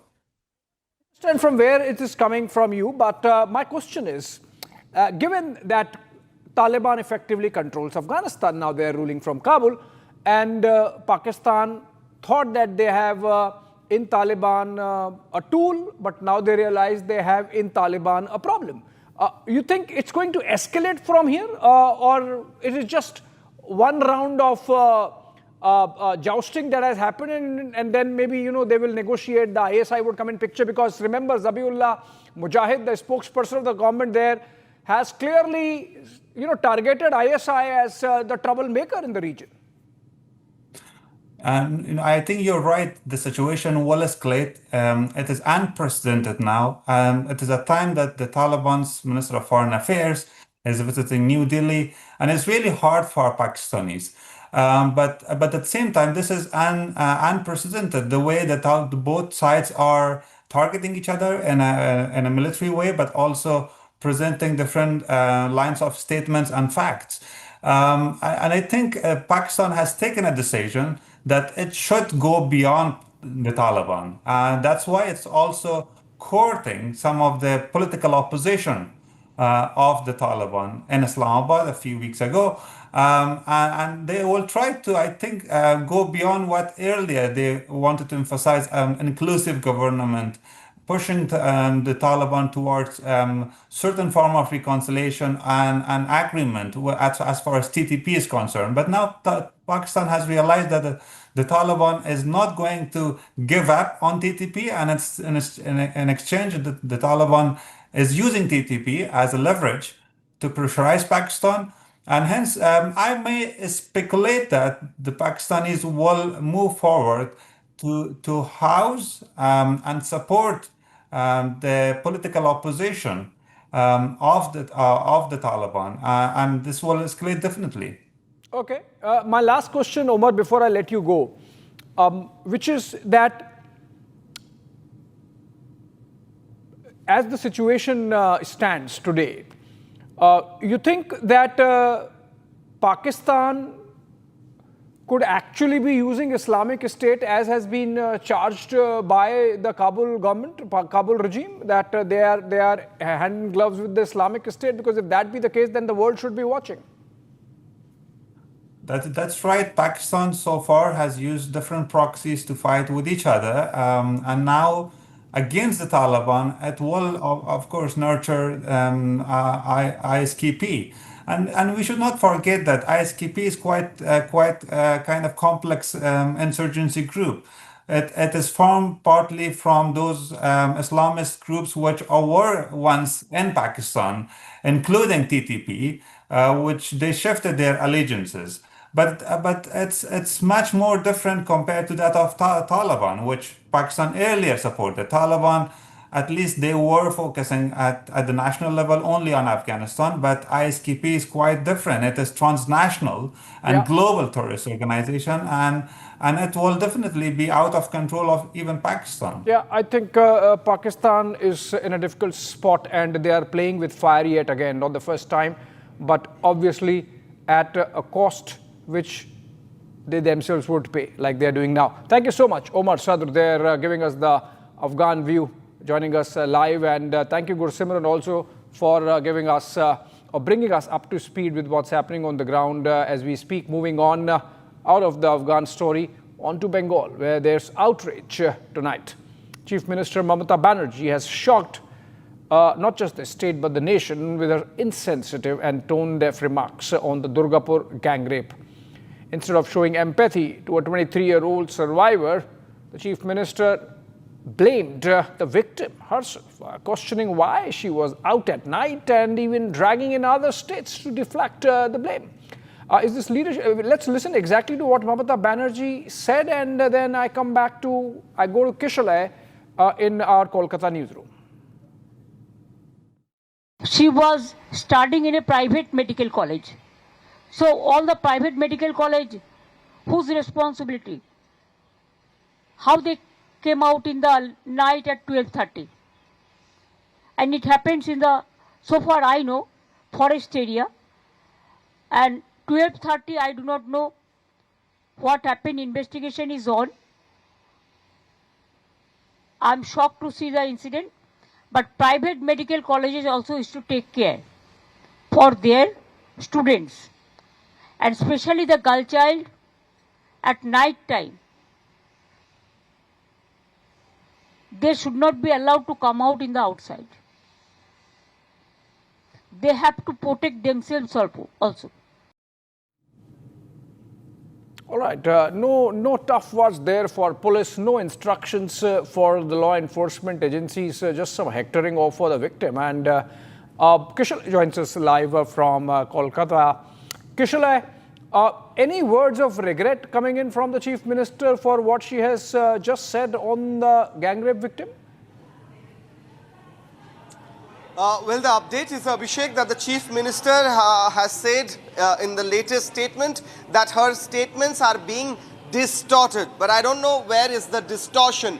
The Chief Minister clearly said girl child should not be allowed to go out at night. So she's in fact, some people are calling it a fatwa. It's in a way a decree she is giving out for the girls in West Bengal. In a way, she's accepting the fact, Abhishek, that West Bengal is not safe for girls after a certain point of time, after in the night maybe, after 8 p.m., 9 p.m., they cannot come out of their homes or colleges or rooms or whatever. However, Mamata Banerjee has said that her statements are being distorted and she did not mean to say this. But she has clearly said, in a way, she has questioned the victim why she came out of her room at 12:30 in the night, and she did not really target the accused, but she targeted the victims like she did in the past. In the past, she clearly said once that it is a case of affair after a brutal rape case, and now she's saying why did they come out after 12:30, and implying that that is the reason the gang rape happened. Abhishek. No, you're right, Kishal. There is a past, and since the RG Kar case, this is the third or fourth instance where we have found the Mamata government on the wrong foot. Any action yet from the police which can prove that they were on toes even as the Chief Minister was not on the same page? Well, the police, after so many hours, could arrest 3 accused. However, one of the accused are still on the run. On the other hand, 1 more has been detained, not arrested yet. However, the question is, a medical college with thousands of students in the middle of an area which is quite deserted, how there were no police personnel, no police kiosk, no proper lighting outside that particular campus. The Chief Minister is saying it's a private college, but whether it's a private or a government medical college, the responsibility to arrange for security and policing system comes to the state government, and Chief Minister herself, being the police minister, is responsible for this, but she's clearly denying that responsibility and pointing out to the private medical college in this regards. Okay, and now that you are saying that there is some kind of a clarification that has come from the Chief Minister's office, I believe it's not a bite, just a statement. Is it going to have some impact on the speed of the investigation? Abhishek, I'll just tell you that this is a sound bite that we received a while back. soon we will be playing it. The Chief Minister is saying, my statements has been distorted. You guys ask me questions, I answer, then you guys distort the statement. This is what Chief Minister is telling the reporters. But the fact of the matter is, we have played the previous bite in and out where she is clearly saying that girl child should not be allowed to go out at night, and she's saying that this is a private medical college and why was she out at 12:30. But the people of West Bengal are angry, they're very disturbed with this statement. Even after Mamata Banerjee has sent out that clarification bite saying that this is not what she meant and her statements has been distorted, the damage control could not be done because the statement was very clear, targeting the victim instead of the accused ones. All right. Thank you so much, Kishal, with that update on that very important development there with the Chief Minister first making an insensitive remark, now pulling back and clarifying, but then the damage has been done. Optics always wrong there somehow. Moving on, and in fact, with this we come to the end of this bulletin. This is what we could pack in this edition of This Is Exclusive. Short break. On the other side, get me right.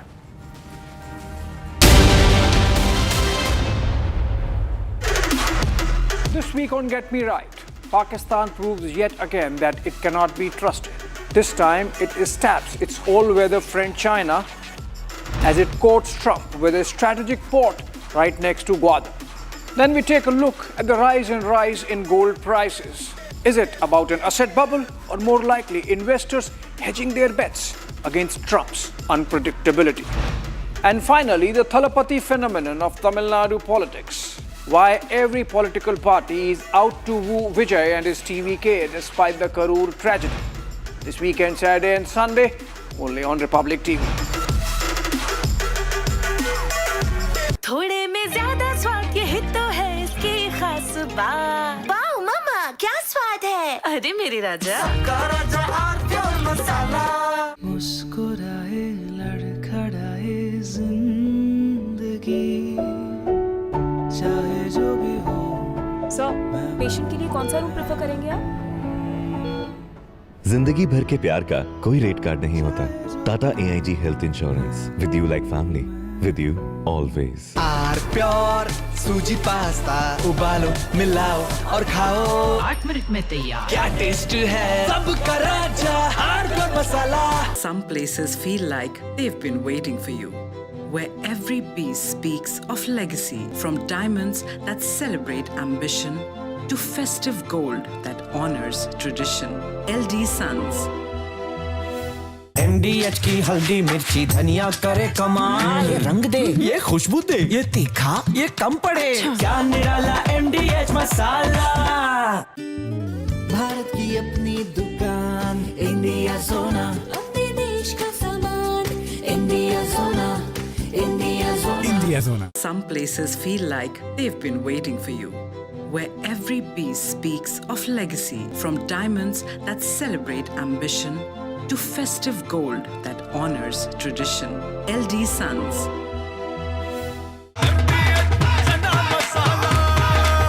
अब छोलिया हो या लोबिया, सफेद चने या काले चने, सब कुछ मजेदार बने। Attorney General Bondi, why did you publicly claim to have the Epstein client list waiting for your review and then produce nothing relevant to that claim? Senator Durbin, if you listen to my entire clip on that, I said I had not reviewed it yet, that it was sitting on my... In February, you made a public claim that the Epstein client list was, quote, sitting on my desk right now for review.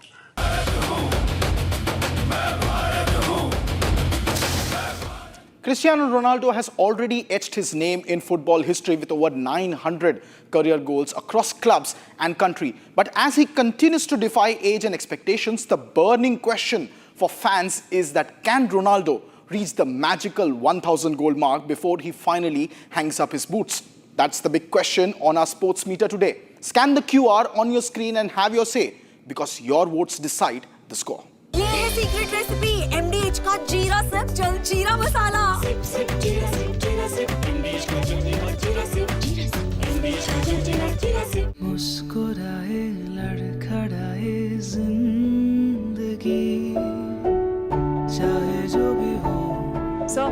Patient के लिए कौन सा room prefer करेंगे आप? जिंदगी भर के प्यार का कोई रेट कार्ड नहीं होता। Tata AIG health insurance, with you like family, with you always. R pure shahi paneer masala, delicious, healthy everyday. इसको घर पे लगाओगे तो शादी का तो पता नहीं, पर घर पक्का नहीं टूटेगा। रुंगटा नहीं तो घर स्ट्रॉन्ग नहीं। रुंगटा स्टील TMT बार एकदम सॉलिड। पहाड़ों में एक हाइकिंग स्टिक भी बन सकती है। Some places feel like they've been waiting for you, where every piece speaks of legacy, from diamonds that celebrate ambition to festive gold that honors tradition. LD Sons.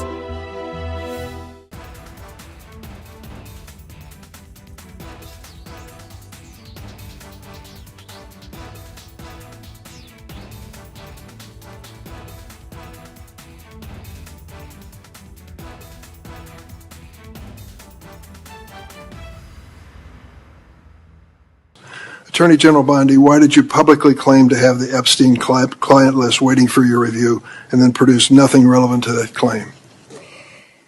Senator.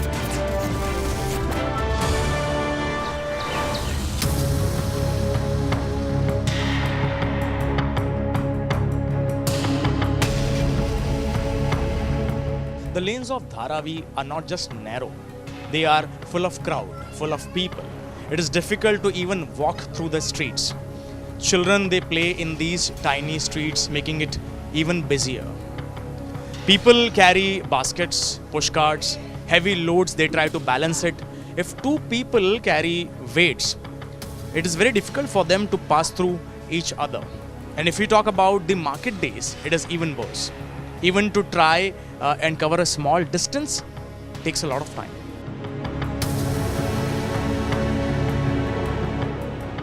Open areas are almost missing. There is hardly any sunlight coming and reaching the floor.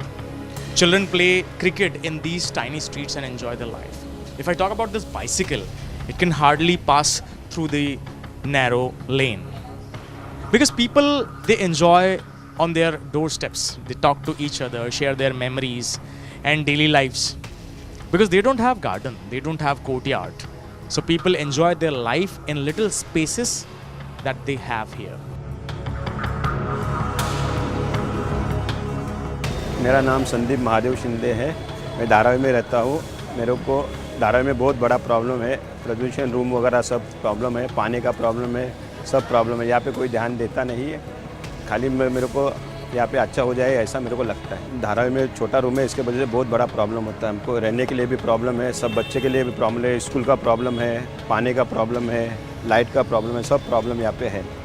ये मेरे ख्याल से यहाँ पे आके देखना चाहिए सब जन क्या है गवर्नमेंट में। हमारे तरफ ध्यान देना चाहिए, साफ़ सफाई करना चाहिए। धारावी में वो हो नहीं रहा है पहले की तरह। देखना चाहिए धारावी में आके। Even the daily life is hard here. Imagine carrying groceries or shifting your furniture in these narrow lanes. It's a task.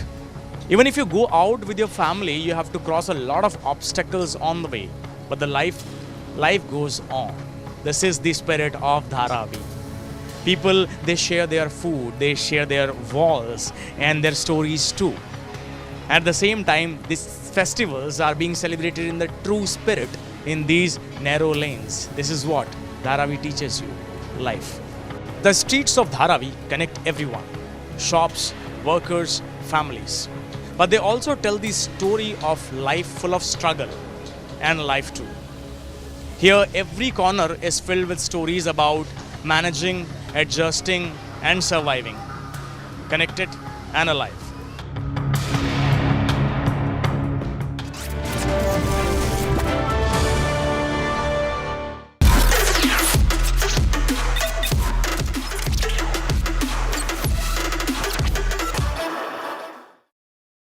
Hi there, welcome back to your favorite deep dive show on stories contemporary and consequential for India. This week I picked three. First up, how Pakistan has stabbed its all-weather friend China in its back just so that it can humor an unpredictable American President Donald Trump. Not only has it started sending rare earths to the United States, but also offered America a port right next to Gwadar for exclusive extraction and evacuation of those minerals. What happens to the CPEC? Beijing must be wondering. Second, there's something fishy about the rise of gold prices. It is short-term cheer for those invested, but might be an indication of a bloodbath coming. I would explore. And finally, the Thalapathy phenomenon in Tamil Nadu politics. Why, despite 41 deaths in a stampede at a mismanaged rally in Karur, not only other political parties refuse to target Vijay and his TVK, but are openly courting him, cutting across the divide. We look at the paradox. Let's get going.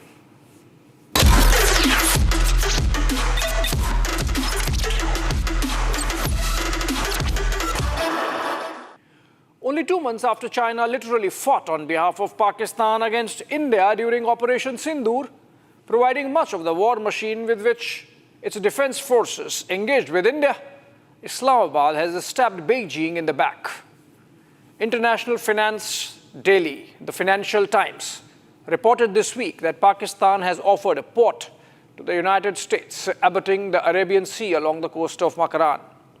Guess where? Right next to Gwadar. The port of Pasni, which the report talked about, falls in Gwadar district itself and is barely 100 kilometers from the Gwadar port built by China. The avowed purpose of the offer seems to be evacuation of the mineral wealth that Pakistan has promised to Trump's America, with first consignment reaching the United States again this week.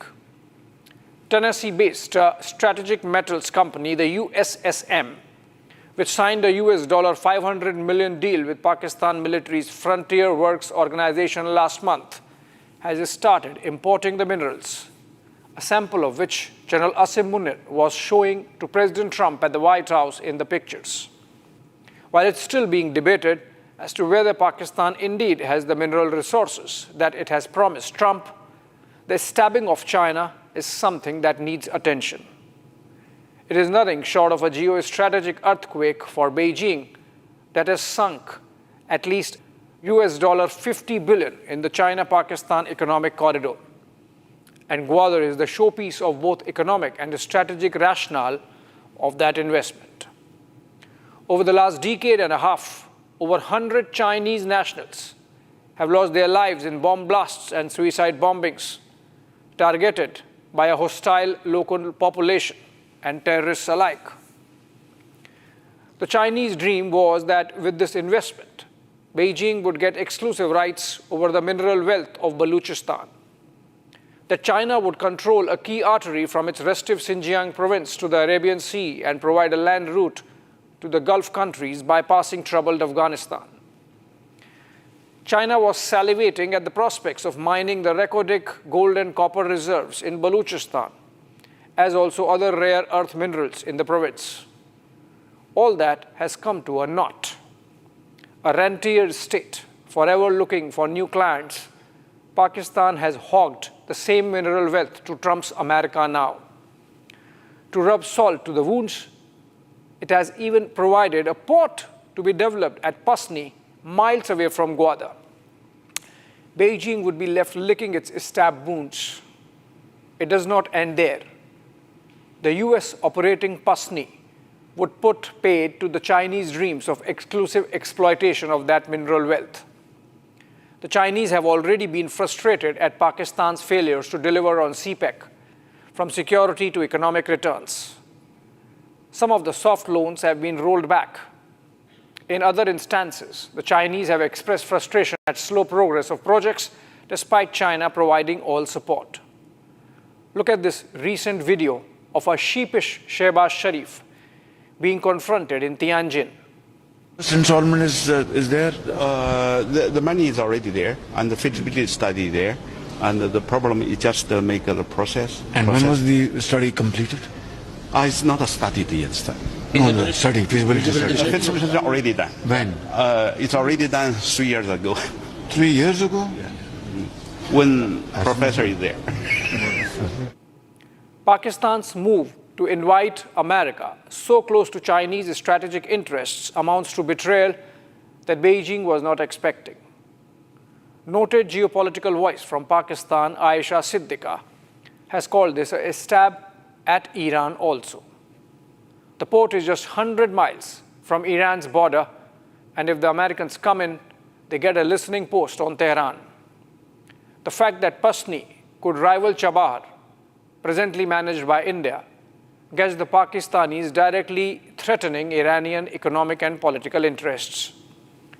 Taken together with the recently signed defense pact with Saudi Arabia, aimed at defending the kingdom from any nuclear attacks from Iran, Pakistan has effectively written off its brotherhood with the Shia Iran. Some say India's interests also get compromised. But we are at Chabahar only to manage the show for Tehran. Getting a land route to Kabul, bypassing Pakistan, was a strategic achievement. But we would sure find a way out. The larger issue out of this development is the geopolitical rivalries that this one move creates between China, America, and Iran. While China goes through a learning curve on Pakistani debauchery, Afghanistan, all too familiar with Islamabad's flexible spine, would perhaps even be angry.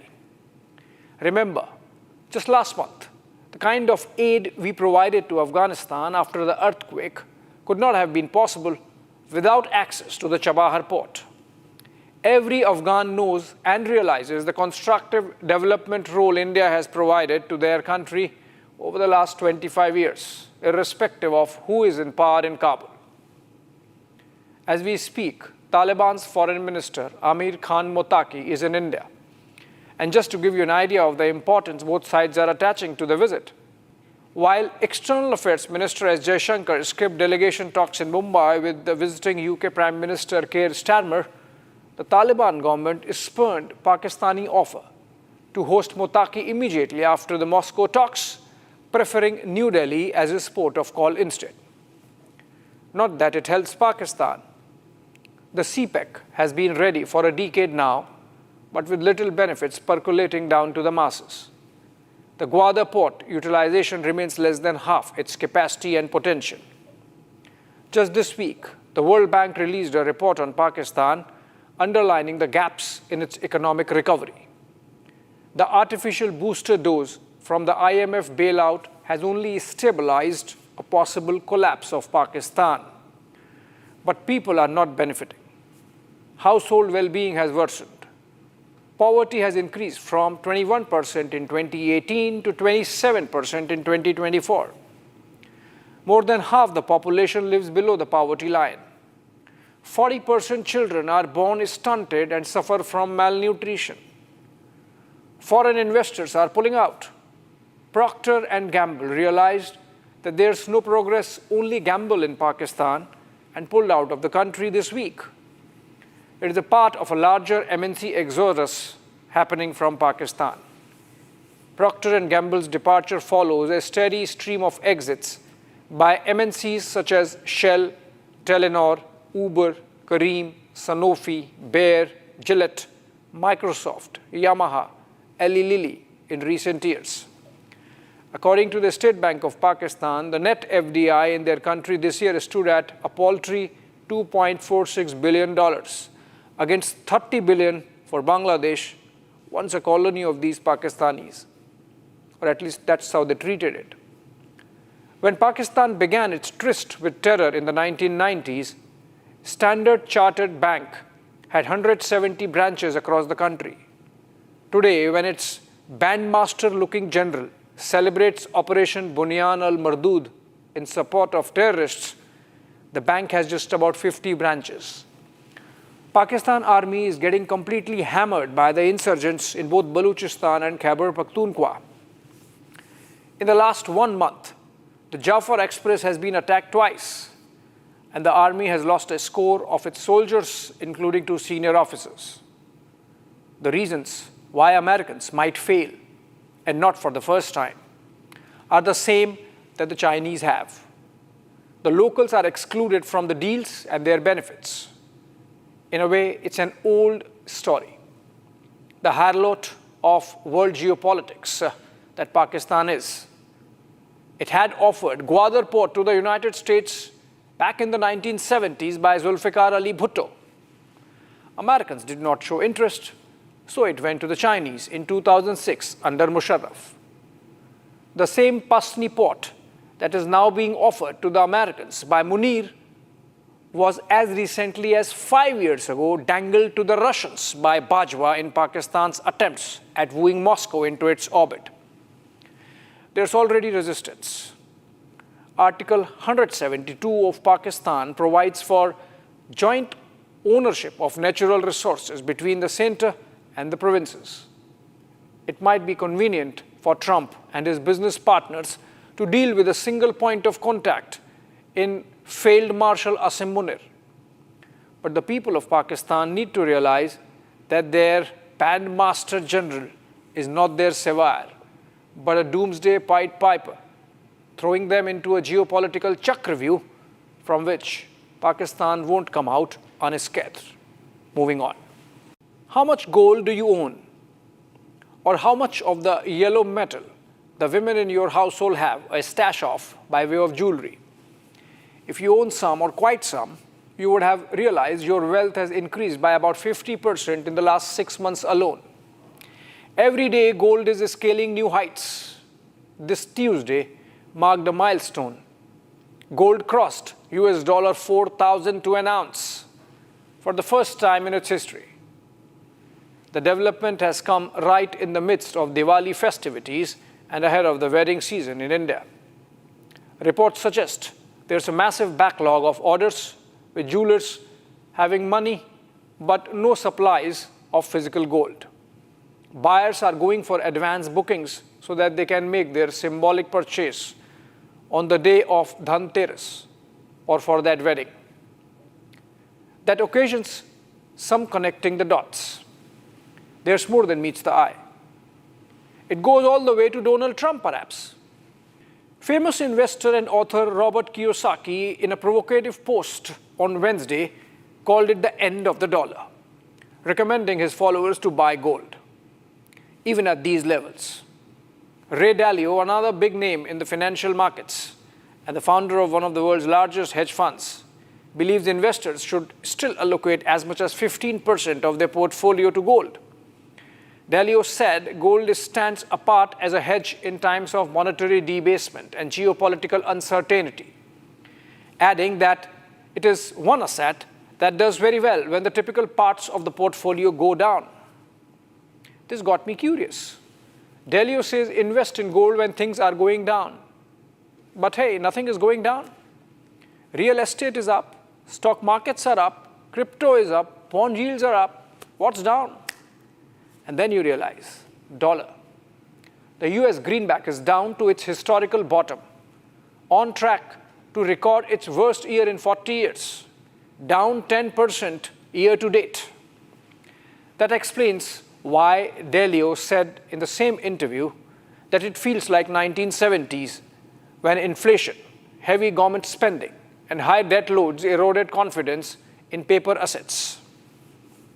Others who have expressed similar sentiments include Jeffrey Gundlach, CEO of Double Line Capital, and Citadel founder and CEO Ken Griffin, and Canada's Franco-Nevada CEO Paul Blink. These business honchos believe that the gold rush is nothing but a hedge by nervous investors against increasingly uncertain policy environment engineered by President Donald Trump.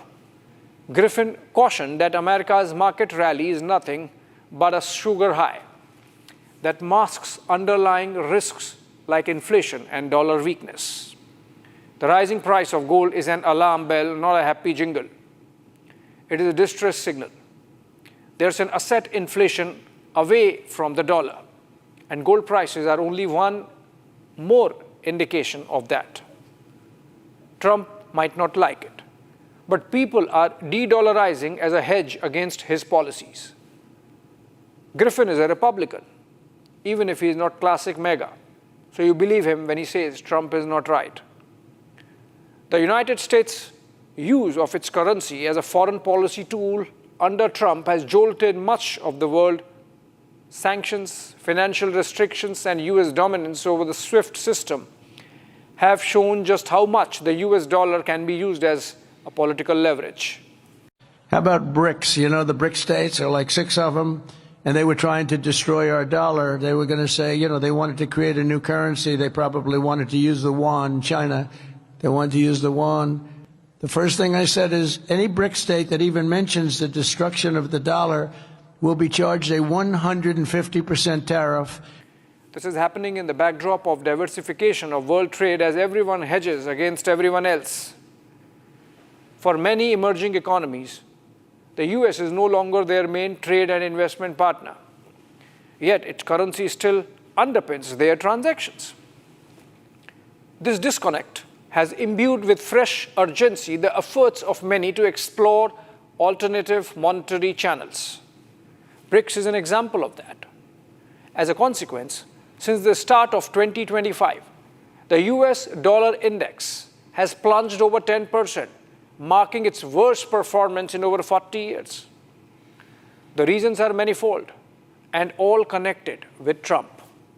Aggressive tariffs, pressure on Federal Reserve to cut interest rates despite increasing inflation, a big, beautiful spending budget despite big ballooning national debt.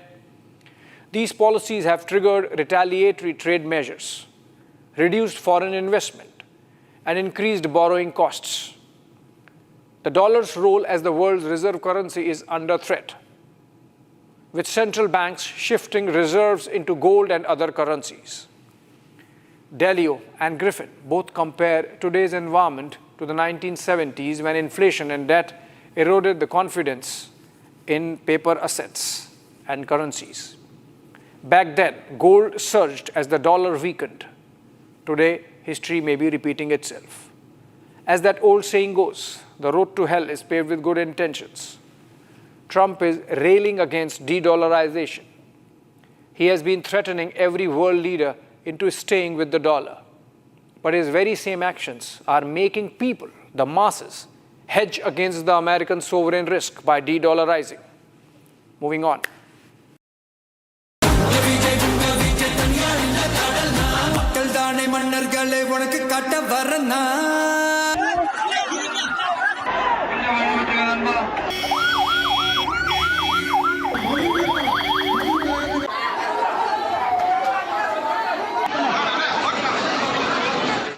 Tamil Nadu and its politics present a picture of contrasts like no other. An atheistic politics embedded in a deeply religious landscape. Separatist tendencies of a Perayar juxtaposed with the supreme patriotism of Mahakavi Bharatiyar. Iconoclasm of Dravida politics contrasted with the hero worship that literally makes leaders out of their film heroes and heroines. To say that Tamil politics has flair for the dramatic then is an understatement. For decades, the state has blurred the lines between cinema and governance, turning silver screen icons into chief ministers and fan clubs into political cadres. And after the Karur tragedy that saw 41 killed last week, the spotlight is firmly on C. Joseph Vijay, the superstar who has launched his party, Tamilaga Vetri Kadagam, TVK, and is being wooed by every major political outfit in the state. On the day of the Karur stampede that happened in his rally in his presence, not one word of condemnation came from the political opponents. Chief Minister M.K. Stalin rushed from Chennai to oversee relief, but his police did not question the star for over 48 hours. Congress's Rahul Gandhi called Vijay from Colombia and expressed words of sympathy over the loss of life, because those who got killed were, after all, Vijay's fans. Very next day, Union Finance Minister Nirmala Sitharaman visited the mishap site, but without one word against the rally organizers. BJP blamed the DMK government instead for mismanagement. This when the star is as yet untested on the political turf. His entry has been preceded by failed acts of Kamal Hassan and Rajnikant. Even relatively successful DMDK of Vijaykanth has faded over time. What then makes Vijay such an attractive proposition that he is considered beyond reproach? Forget reproach. A week did not pass after the Karur stampede and the Edappadi Palanisamy-led AIADMK went public with alliance proposal to TVK chief. His party's flags appearing in an AIADMK rally on Thursday. To understand the phenomenon, let us rewind a bit. It all traces back to the 1950s and 1960s, when cinema wasn't just entertainment. It was a tool for social messaging. Think about it. C.N. Annadurai, the founder of DMK, was a playwright. M. Karunanidhi, who led DMK for decades, was a prolific screenwriter. They used films to push their political ideas like anti-Brahmanism, Tamil pride, and social justice. Enter M.G. Ramachandran, or MGR, a swashbuckling star of over 130 films. In 1972, he split the DMK to form AIADMK. And by 1977, he was chief minister. MGR wasn't just a politician. He was a demigod. His films portrayed him as a savior of the poor, and that image stuck. He ruled Tamil Nadu till his death in 1987, blending welfare schemes with his star power. Fans did not just vote for him, they worshipped him. Like literally, there are still temples dedicated to MGR across Tamil Nadu where devotees perform pujas to his statue, treating him as a protective deity who still watches over the masses. His legacy was carried forward by his own screen partner, J. Lalita, who went on to become a towering political figure. Porachi Thalaivi Amma had 6 terms as chief minister by the time she died of ill health in 2016. The temple building for film stars by now had become a cultural phenomenon. These temples symbolize how stars transcend mortality, becoming eternal icons. Like for MGR and Amma, so for even the living stars. Actress Khushbu Sundar, for example, who jumped into politics with DMK and later the BJP, had a temple built for her in Tiruchirappalli back in the 1990s by adoring fans. Rajinikanth, the Thalaivar, has a temple in Madurai where fans pray for his health and success every day. It's wild. Fans pour milk on his posters, build shrines with his photos alongside gods like Murugan. This hero worship blurs lines between cinema, religion, and politics, making Tamil Nadu's electoral battles feel like epic mythologies. Vijay's fandom, as he transitions into politics, has to be seen in this light. He can qualify as a Nepo kid. Born in 1974 in a Kollywood family to director S.A. Chandrasekhar and playback singer Shobha Chandrasekhar, Vijay debuted as a child actor in 1984 in Tamil film Vetri. Over 3 decades since, he achieved both commercial success and critical acclaim in Tamil cinema, capping it with the sci-fi action flick Govt, the greatest of all time. In February of 2024, that's last year, Vijay hung his boots as Thalapati, or commander of Tamil cinema. Like it happens with superstars south of the Vindhyas, Vijay had his fan club in 2009 and supported the AIADMK, then led by Jayalalitha, in the 2011 Tamil Nadu Assembly elections. His fan club also contested local body polls, as those are fought without political party symbols, in 2021 with reasonable success. Of the 169 seats contested, Vijay's fan club won 115, thus germinating the idea that he could launch a full-fledged political party. This led to the birth of TVK. He calls the ruling DMK in Chennai his political enemy and the BJP at the center his ideological enemy. Born to a Christian father and a Hindu mother, what's clicking for the young actor? He's only 51 years. Is his charisma and tremendous Gen Z-centric social media traction that his team manages. If anything, the Karur tragedy has only unraveled how his political success has run ahead of the curve from organizational point of view. There were clear signs that apart from administrative lapses, party organizers also failed in time management. The crowds were told that he would arrive early, so they started gathering, only for Vijay to arrive well past 7 p.m. For good 6-7 hours, the party made inadequate arrangements for the masses in the sweltering Tamil Nadu heat. Irrespective of all the wooing, the road ahead is going to be tough. Recent failures of Kamal Haasan and Rajinikanth are indicative of the fickle-minded box office that hustings are. Vijay's TVK, with its focus on education, health, and anti-corruption, echoes MGR's welfare populism, but with a modern twist. Ultimately, do voters choose based on charisma or capability? Vijay is facing that now. Post-stampede, critics question his readiness. Looking ahead to 2026, TVK could be a kingmaker or a spoiler. If Vijay allies, despite denials, it might reshape alliances. Maybe a BJP TVK tie-up to counter DMK's dominance via the AIADMK. Or he goes solo, splitting votes and benefiting incumbents. Either way, it's peak drama and very native to Tamil Nadu. Thanks for watching.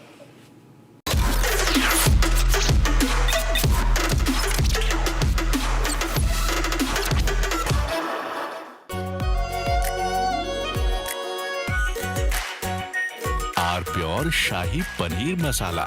Delicious, healthy, every day. Last night, someone stole my car. Well, almost. But Cubo AI stopped him with an automatic spotlight and a blaring alarm. Cubo smart security cameras. Not just record, it protects. Some places feel like they've been waiting for you, where every piece speaks of legacy, from diamonds that celebrate ambition to festive gold that honors tradition. LD Sons. MDH की हल्दी मिर्ची धनिया करे कमाल, ये रंग दे, ये खुशबू दे, ये तीखा, ये कम पड़े, क्या निराला MDH मसाला। मुस्कुराए लड़खड़ाए जिंदगी, चाहे जो भी हो। सर, पेशेंट के लिए कौन सा रूम प्रेफर करेंगे आप? जिंदगी भर के प्यार का कोई रेट कार्ड नहीं होता। Tata AIG health insurance, with you like family, with you always. Last night, someone dropped the Kapoors. Well, almost. But Cubo AI stopped them with an automatic spotlight and a blaring alarm. Cubo smart security cameras. Not just record, it protects. थोड़े में ज्यादा स्वाद, यही तो है इसकी खास बात। वाओ मामा, क्या स्वाद है? अरे मेरे राजा। Some places feel like they've been waiting for you, where every piece speaks of legacy, from diamonds that celebrate ambition to festive gold that honors tradition. LD Sons. MDH की देगी मिर्च, देगी मिर्च का तड़का, अंग अंग फड़का। MDH की देगी मिर्च। Lashkar-e-Taiba's Deputy Chief Saifullah Kasuri, who is believed to be the mastermind behind the Pahalgam terror attack, has openly threatened Prime Minister Narendra Modi in a clip that is now going viral on social media. In the video, Kasuri can be seen praising Pakistan Army Chief General Asim Munir, referring to him.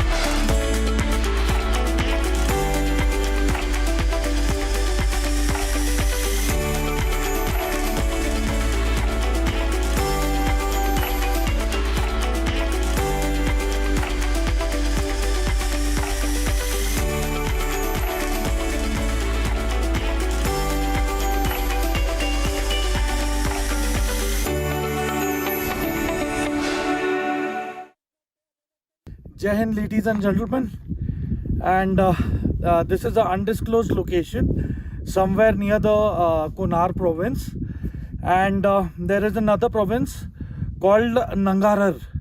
So these are making the bulge. So I am at somewhere near a province called Kunar, and as you can see, this is a area which is adjoining the Pakistan's Gilgit-Baltistan area, and a huge number of Taliban fighters have started their infiltration from the Kunar province. And as you can see from my right, you can see a little entrant from there. So that is one of the locations where there has been a lot of activity and entering into the forested areas beyond this ridge into Gilgit-Baltistan. And one of the major reasons why this area has been selected by the Taliban to ramp up their operations is because of its mountainous features. There is also vegetation onto the other side of the ridge, which accommodates to getting cover. So basically what has happened is there is a bulge which is from Nangarhar and to the Kunar province. So this bulge is actually giving the advantage to Taliban for attacking the Pakistani posts, and they are at a vantage point, so they have advantage for infiltration and spreading their resources and attack in the Kunar province. So if we tactically see, the Kunar province is adjoining POK, that is Pakistan occupied Kashmir, and with the unrest which has been taking place in Gilgit-Baltistan, so it is imperative that there can be some connection between the freedom fighters in Gilgit-Baltistan and the Taliban fighters. So it is a matter of great concern that if this conflict increases, it is going to cause a lot of ramifications, a lot of geopolitical issues. And one of the main issues that the Taliban has been facing is most of their posts are made up of shelters. So these shelters are basically fiber reinforced plastic and metal sheets. So most of them have been destroyed by the Pakistan forces, and whereas the Pakistan posts are concerned, they are fortified, they are cemented, but they are isolated. That is the advantage that the Taliban is taking and doing the infiltration surrounding these posts. And since last 3 days, they have inflicted a lot of casualties and have destroyed large part of these posts, which are now rendered unserviceable and cannot be guarded or occupied by the Pakistan forces. So this is the situation which is unfolding in the northwest border of the Taliban and the Pakistan forces, which has been taking place. Yes, the Taliban is on the back foot at few locations, at Helmand and few more provinces, where Pakistanis are using night vision thermal enabled drones for attacking Taliban, who are trying to tactically place their positions to counter and to surround the hostile Pakistan forces. And as far as the Hepta incursions are concerned, they are regular and they increase with the frequency after 8 in the evening. So it is imperative that the attack Heptas and the drones that the Pakistan forces are using are enabled with night fighting capability and high caliber weapons.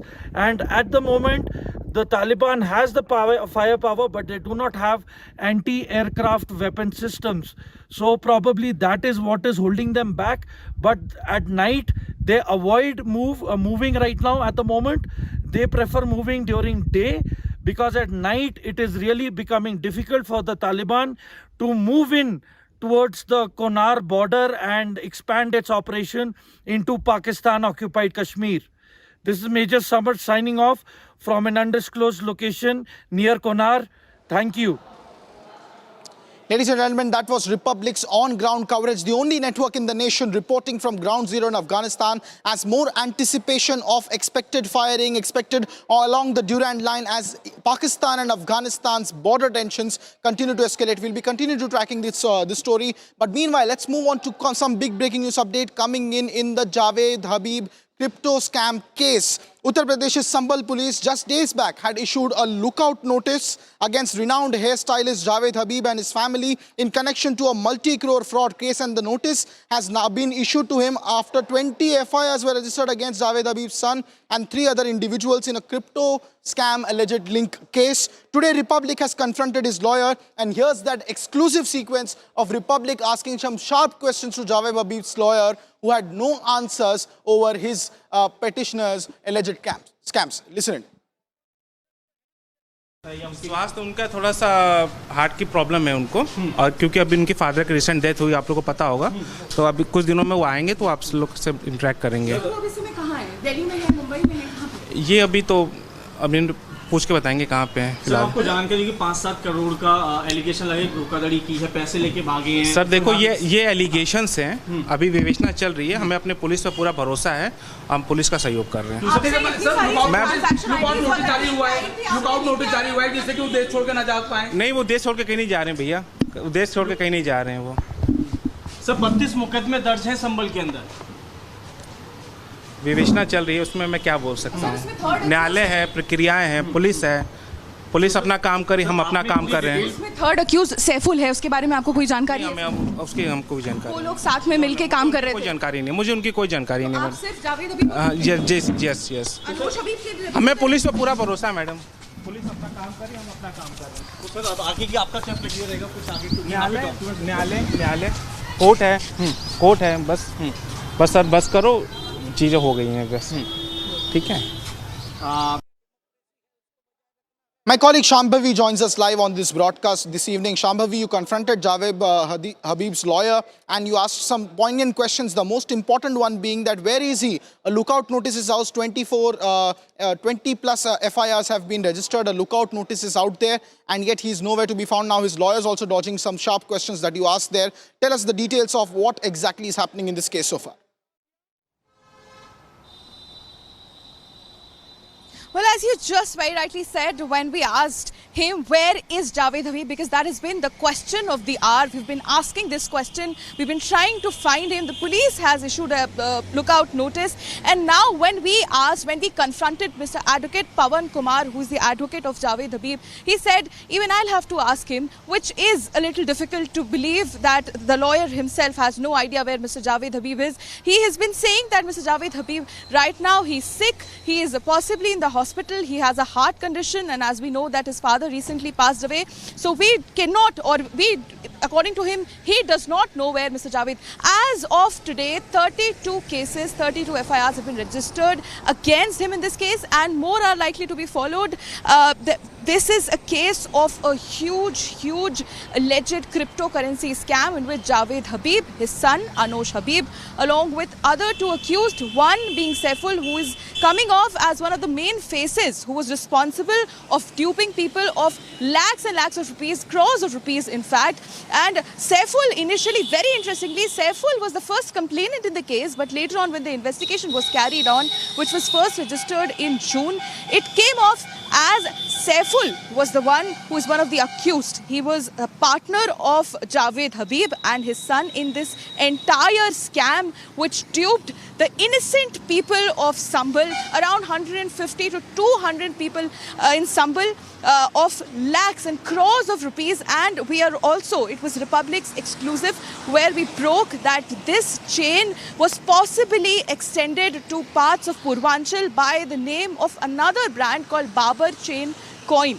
That was a name, that was another brand's name under which Javed Habib and his son was running the same cryptocurrency scam in other parts. The original information that we know, that was just from Sambal, but we are getting to know that this is allegedly expanded and has spread to other parts of the country as well. So we confronted Mr. Pawan Kumar, the advocate of Javed Habib, and he clearly did not have answers. Indeed, and Shambhavi, do tell us about the whereabouts of this family, because they have been at the epicenter, the eye of the storm vis-a-vis this alleged cryptocurrency scam. And yet 20 plus, as you were mentioning, in fact even 30, the number is increasing with the FIRs there, and yet they are not found. Where are they? Even the lawyers are being mum about it. Right, as we asked, that has been the question of the hour. Even the police has issued an LOC, and even the police is thinking that the next possible legal recourse would be issuing an arrest warrant and then arresting Javed Habib, because today he was supposed to be here. He was summoned to appear before the investigating officer of the case. Javed Habib was supposed to be here. Javed Habib's son Anosh Habib was supposed to be here, but then they were not here. They just sent their advocate, their lawyer, Mr. Pawan Kumar, and that too unprepared. He did not have any answers too. He did not have answers about when we asked that where is Mr. Javed Habib, because we need some answers. There are innocent people in Sambal who've been duped of their life savings. There was another victim who has lost lakhs and lakhs of rupees that she has actually collected for a wedding. But with the trust of the name of the Javed Habib, of the brand that Javed Habib actually flashed in their faces, she invested and now she has lost all her money. So this is very clear that even the lawyer didn't have answers to where Javed Habib is. Thank you, Shambhavi, for tracking those details from Ground Zero in Sambal. Ladies and gentlemen, Javed Habib continues to remain out there. A lookout notice is out, and a possible recourse could also be an arrest warrant. We'll see what are the details in this alleged massive cryptocurrency fraud case that is developing, and Republic Special Investigation Team is on the trail of the story. I thank you at the moment, Shambhavi, for your details. Moving on to more political breaking news updates coming in the national capital of Delhi, where the National Democratic Alliance, the NDA, has finally settled for a seat-sharing formula. The BJP and the JDU, both of them have agreed to contest 101 seats each, along with Chirag Paswan's LJP that is going to be contesting on 29 seats, Hindustani Awam Morcha of Jitin Ram Manjhi at 6 seats, and Upendra Kushwaha's RLM also getting 6 seats. The 243-seat house of the NDA, the BJP and JDU-led government there in Bihar Assembly is now up and running with a settled formula after a lot of heartthrobs and heartbeats raising over potential implications of Chirag Paswan walking out of that alliance, but nothing of that sort has come true. Both BJP and JDU have taken a massive step back in this alliance, coming down from 115 and 110 seats each to only 101 each, while LJP is going to get lion's share of the seat share as compared to the other minor allies in the alliance. And now finally the NDA thriller in the state of Bihar is settled ahead of the filing of the nomination, which will end for the first phase this week. Let's listen into all the top political reactions coming in as NDA finally closes the deal for a seat-sharing formula in the upcoming state assembly elections of Bihar. Seat का आने दीजिए, कौन किस party में कहाँ seat गई है, चुनाव तो लड़ना तय है। महागठबंधन या एनडीए? देखिए, अगर सीट हमको भाजपा में है, अगर भाजपा नहीं देती है तो विचार करेंगे। सर, सीटों का बंटवारा हो गया, 101 बीजेपी जेडीयू को मिला, 29 चिराग पासवान जी को, मांझी जी को 6 और उपेंद्र कुशवाहा जी को 6 सीट मिला। क्या कहेगा सर? जो जिसके लायक था उतना सीट उसको मिला, अच्छी बात है। जो जितने जिसकी हैसियत उतनी उसकी भागीदारी, उतना उसको सीट मिला है। लेकिन एनडीए में तो सीटों का बंटवारा होगा, महागठबंधन अभी भी माथा पेची चल रहा है। महागठबंधन में भी बहुत अच्छे सौहार्दपूर्वक वो लोग अपना बंटवारा कर लेगा, उसका चिंता हम लोग को नहीं करना चाहिए। महागठबंधन भी अपने प्रत्याशी चयन कर रही है और लड़ाई बहुत भीषण होगा, बहुत बढ़िया लड़ाई होगा। दोनों घटक दल बहुत बढ़िया से लड़ेंगे। किसकी सरकार बनने जा रही है इस बार? अब तो आने वाला समय बताएगा, 14 तारीख को देखते रहिए। ठीक है, आपको टिकट नहीं देती, इंडिपेंडेंट लड़ने के लिए क्या तैयार? नहीं, इंडिपेंडेंट नहीं लड़ेंगे, पार्टी से लड़ेंगे। बस 1-2 दिन का इंतजार करिए, 1-2 दिन का इंतजार करिए, पार्टी से लड़ेंगे। देखिए बीजेपी, देखिए मैंने बीजेपी का कार्य किया है, 19 से पार्टी ज्वाइन करके बीजेपी में रहा हूँ, बस निष्ठा ईमानदारी के साथ। बीजेपी नहीं देगी तो विचार करेंगे, और बीजेपी को अगर मुझे चुनाव नहीं लड़ाएगी तो बीजेपी को महंगा पड़ेगा। सीट शेयरिंग से सब लोग खुश है यार, सीट शेयरिंग दोनों घटक दल खुश है और दल ठीक है। इस विजय अभियान का श्री गणेश हो गया, रणभेरी बज गई है और ये शानदार आगाज है। पांचों दलों की ये बैठकें लगातार हो रही थी और अब तो सीट शेयरिंग का ऐलान भी हो गया। पूरे दमखम के साथ मिलकर लड़ेंगे और एक बड़ी जीत दर्ज करेंगे। देखिए, एक बात बिल्कुल समझना होगा, जनता क्या चाहती है, राजनीतिक दलों को भी इस भाव को समझना होगा। और एनडीए के पांचों दल बिहार की जनता की भावनाओं से परिचित थे उन्हें पता है कि जंगल राज की आहट से भी बिहार की जनता को डर लगता है। Well, those are the big political reactions coming in on the NDA seat sharing formula there in the state of Bihar. Let's move on to more breaking news updates coming in from the state of Karnataka. Here's a detailed report on the Bengaluru Road Tunnel project where Bengaluru MP from South Bengaluru MP, Tejasvi Surya, in fact, inspected the site and the land acquisition going on in the Lal Bagh area. Here's a quick report on the update on that project.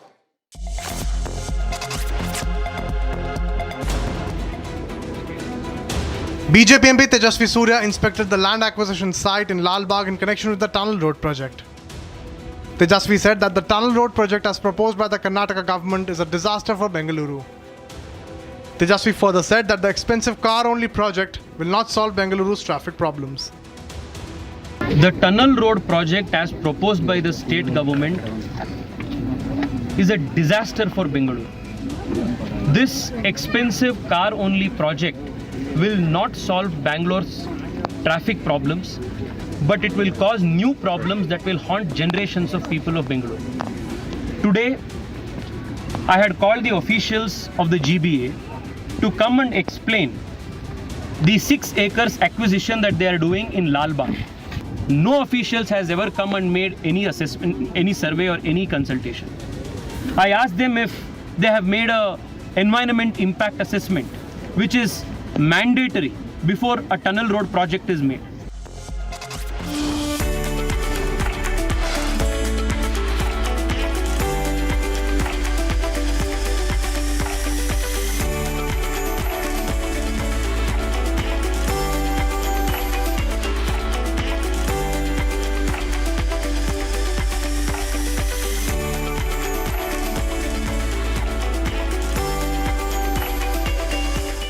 Ladies and gentlemen, the news of the West Bengal gang rape story of an MBBS student being gang raped on campus has shaken the entire nation.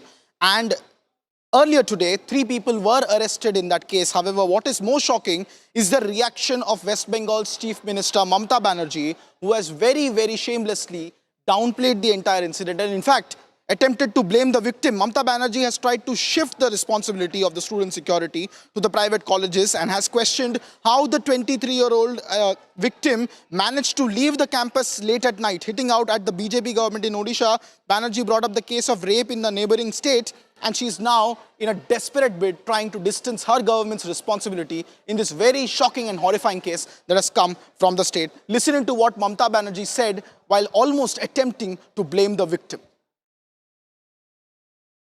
She was studying in a private medical college.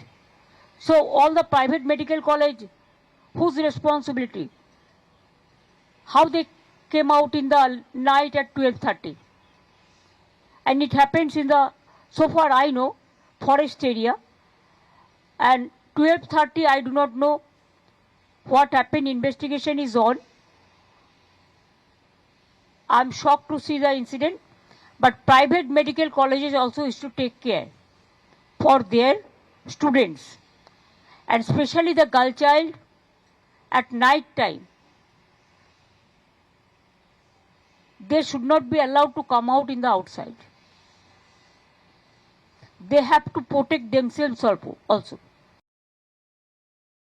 Ladies and gentlemen, these shocking and shameful comments of West Bengal's Chief Minister have created nationwide outrage, but the principal opposition party in the state of West Bengal, the BJP, is now also questioning Chief Minister Mamata Banerjee, who once again, in a very, very sensitive case like the gang rape case in West Bengal, has attempted to blame the victim. Listen to the reactions coming in from the BJP in West Bengal. Once again, Mamata Banerjee's comments, most misogynistic, patriarchal comments, which do victim shaming, have come to the fore. Instead of standing in solidarity with the gang rape victim, which was a rerun of Arjikar, she is now siding in a sense with the vote bank and with the accused or with the balatkaris by saying that the woman was wrong. Why the women or the girls are getting out in the night. In the Arjikar case also similar such stupid arguments were made. We have seen that time and again, whether it is Sandesh Khali, the woman is blamed, the women who are from SC/ST community are blamed, and Shah Jahan is protected. In post-poll violence, the women are doubted, and the TMC Karyakartas who have done the rape or the molestation are protected. Now, in the Arjikar case or in this particular case, the victim is shamed again, victim is blamed again. But those who say ladki hu lad sakti hu, those who are outraging just yesterday about women's rights and women's issues, they are eloquently silent. Will they now outrage against Mamta's statement? No, they will not. Mamta Banerjee failed to protect the girl, and now she's blaming the victim, she's blaming the girl, and she has done this all the time. She has done this in Park Street rape case, she has done this in Nadia rape case. Once a 14-year-old girl was raped, she has said it is a love affair gone bad.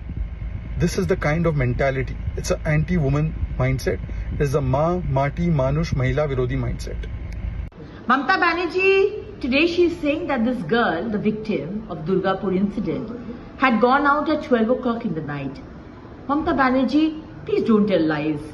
Fact is saying that, and CCTV footage is saying that she went out to fetch her food at 7:58 p.m. or 8 p.m.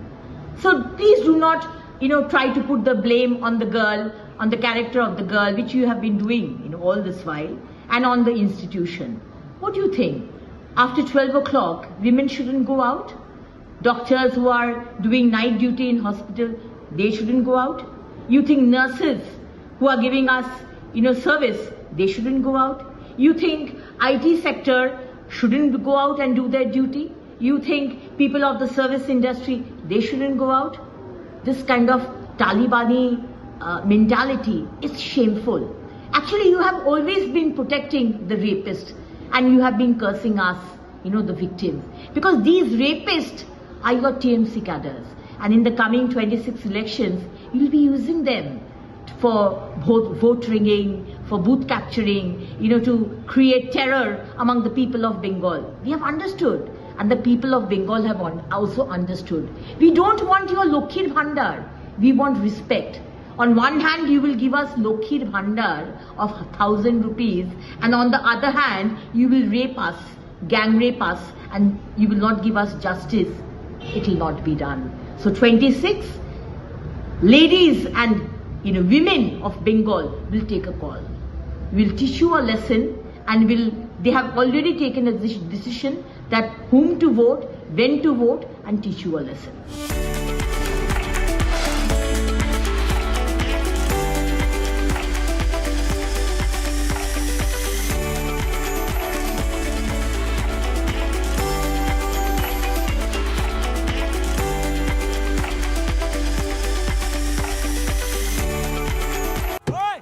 मेरी गाड़ी ठोकेगा? पर गलती तो आपकी है। मेरी गलती?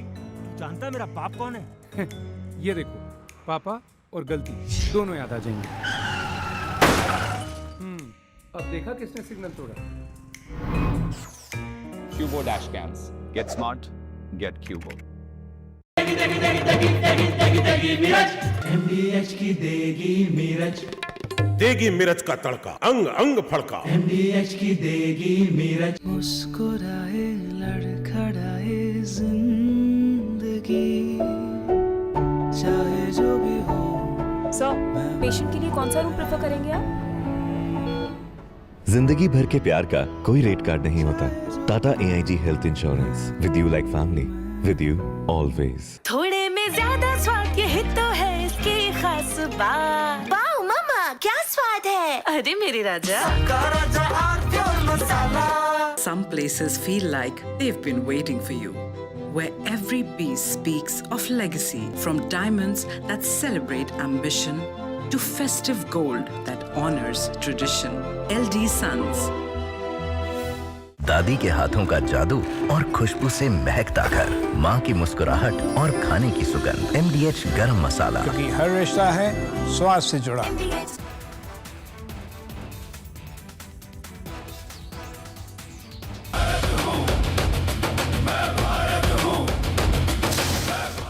Cristiano Ronaldo has already etched his name in football history with over 900 career goals across clubs and country. But as he continues to defy age and expectations, the burning question for fans is that can Ronaldo reach the magical 1,000 goal mark before he finally hangs up his boots?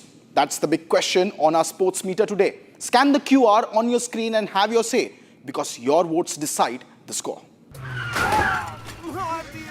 ये बड़ी गाड़ी वाले ऐसे ही rush चलाते हैं। Police को बुलाओ! ए चुप! तुमने तो गाड़ी वालों को ही विलन बना दिया। ये देखो।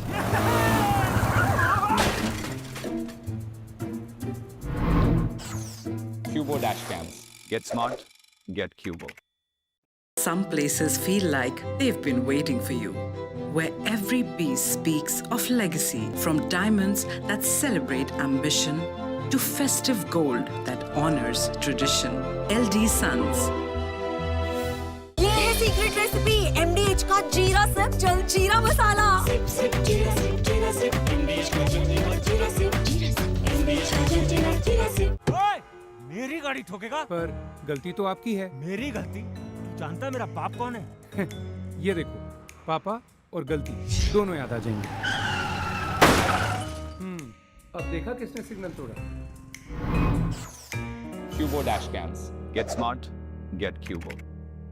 मुस्कुराए लड़खड़ाए जिंदगी चाहे जो भी हो।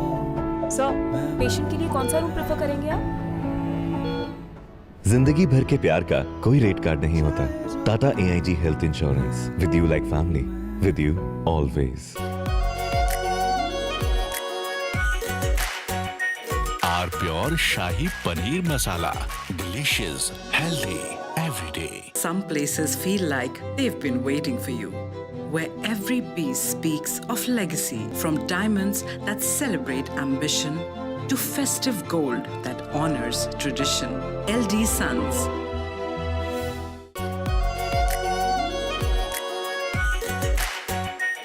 Are pure shahi paneer masala, delicious, healthy.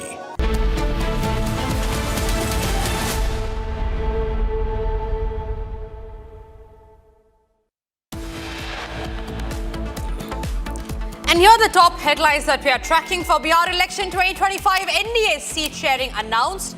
BJP, JDU to take equal numbers as Chirag makes the entry.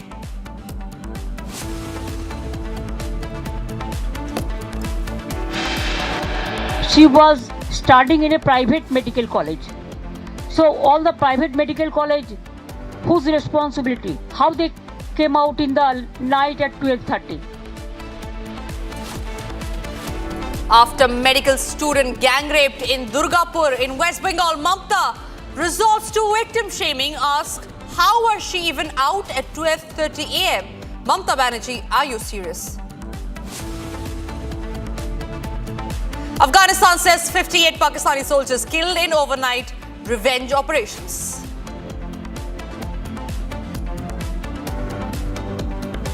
Pakistan reels under Taliban attacks, loses 58 soldiers, admits that they lost 25 of them.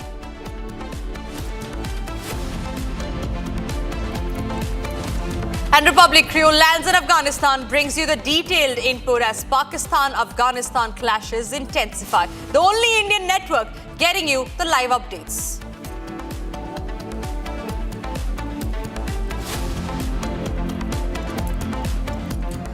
Ladies and gentlemen, we begin this edition with the top focus story that we're tracking all out here on Republic. There is a huge escalation that is shaping up between Kabul and Islamabad. Afghanistan has sent out a direct warning to Pakistan, saying that no attack will go unanswered. And hours after its retaliatory strikes, the Taliban government has accused Pakistan of harboring ISIS on its soil and backing groups that destabilize Afghanistan. Kabul, meanwhile, has blamed the ISI for fomenting trouble in Afghanistan. Here's the detailed report on all that you need to know about the blame game over the bloodshed.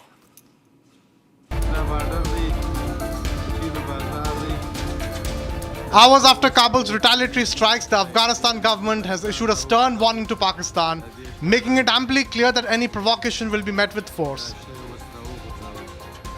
At a press briefing, Afghan government accused Pakistan of turning a blind eye to ISIS activities inside its borders and said Afghanistan will not tolerate terror emanating from Pakistani soil. In a direct attack on Islamabad's deep state, the Taliban administration blamed Pakistan's ISI for fomenting unrest inside Afghanistan, alleging that a faction within the Pakistani army cannot tolerate peace in the region. The Afghan government also said that any breach of Afghan sovereignty would face immediate retaliation, asserting that no attack will go unanswered.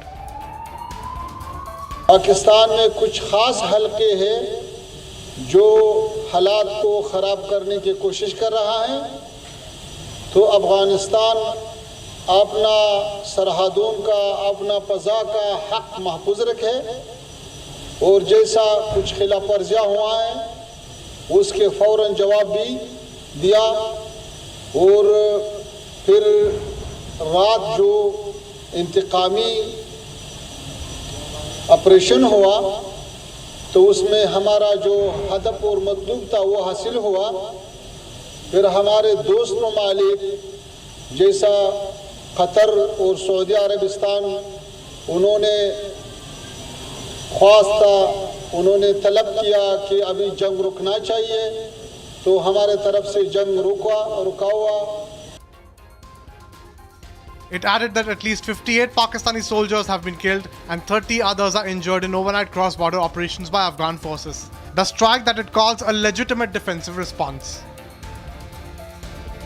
The situation on the Durand line remains tense, and with the latest posture from Kabul, Pakistan should be ready to face music for any misadventure it plans.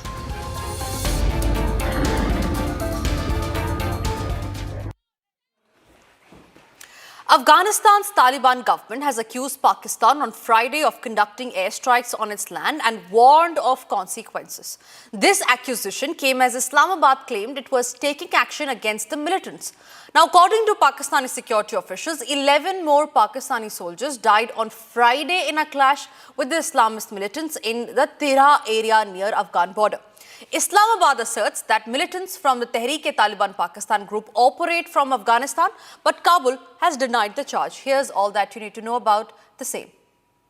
The ferocious escalation of violence along the Afghanistan-Pakistan border was not a mere spontaneous flare-up.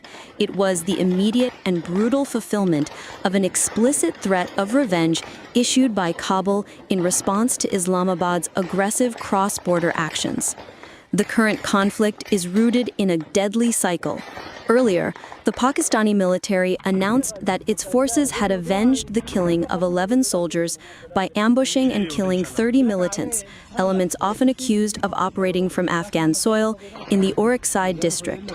However, the subsequent alleged Pakistani airstrikes on the Afghan capital of Kabul and Paktika province were what broke the barrier of direct hostility.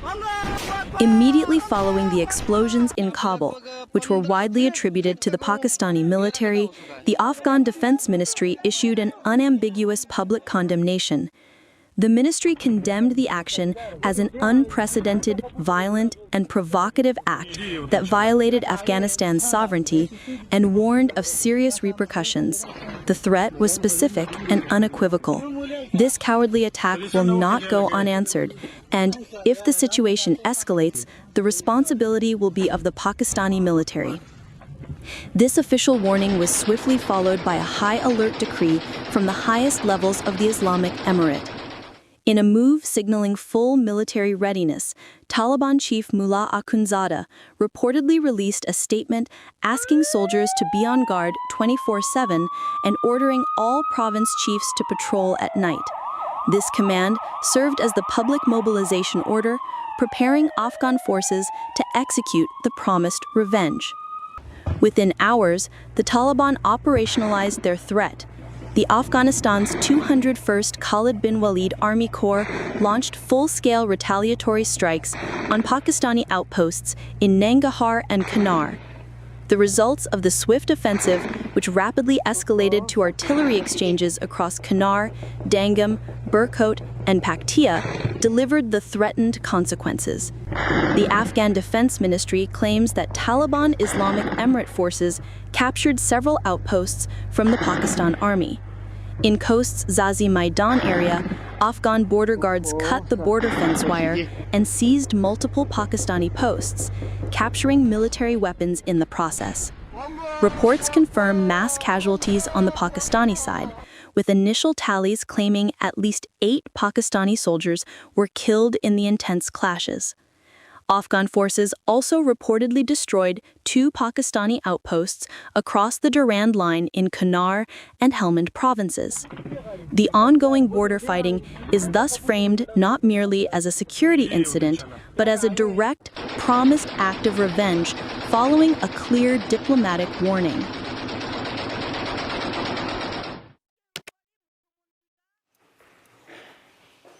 And as we speak, ladies and gentlemen, there have been clashes between Afghan and Pakistan forces along their shared border. Afghanistan's Taliban forces launched armed reprisals against Pakistani soldiers, accusing Islamabad of carrying out airstrikes on its soil. The situation is tense, with both sides exchanging fire and suffering casualties. The Afghan foreign minister has expressed a desire for good relations with Pakistan, while also warning of alternative measures if Pakistan does not engage in dialogue. Amidst all of this, Republic is the only Indian network that is reporting live from Afghanistan. Watch this exclusive ground report.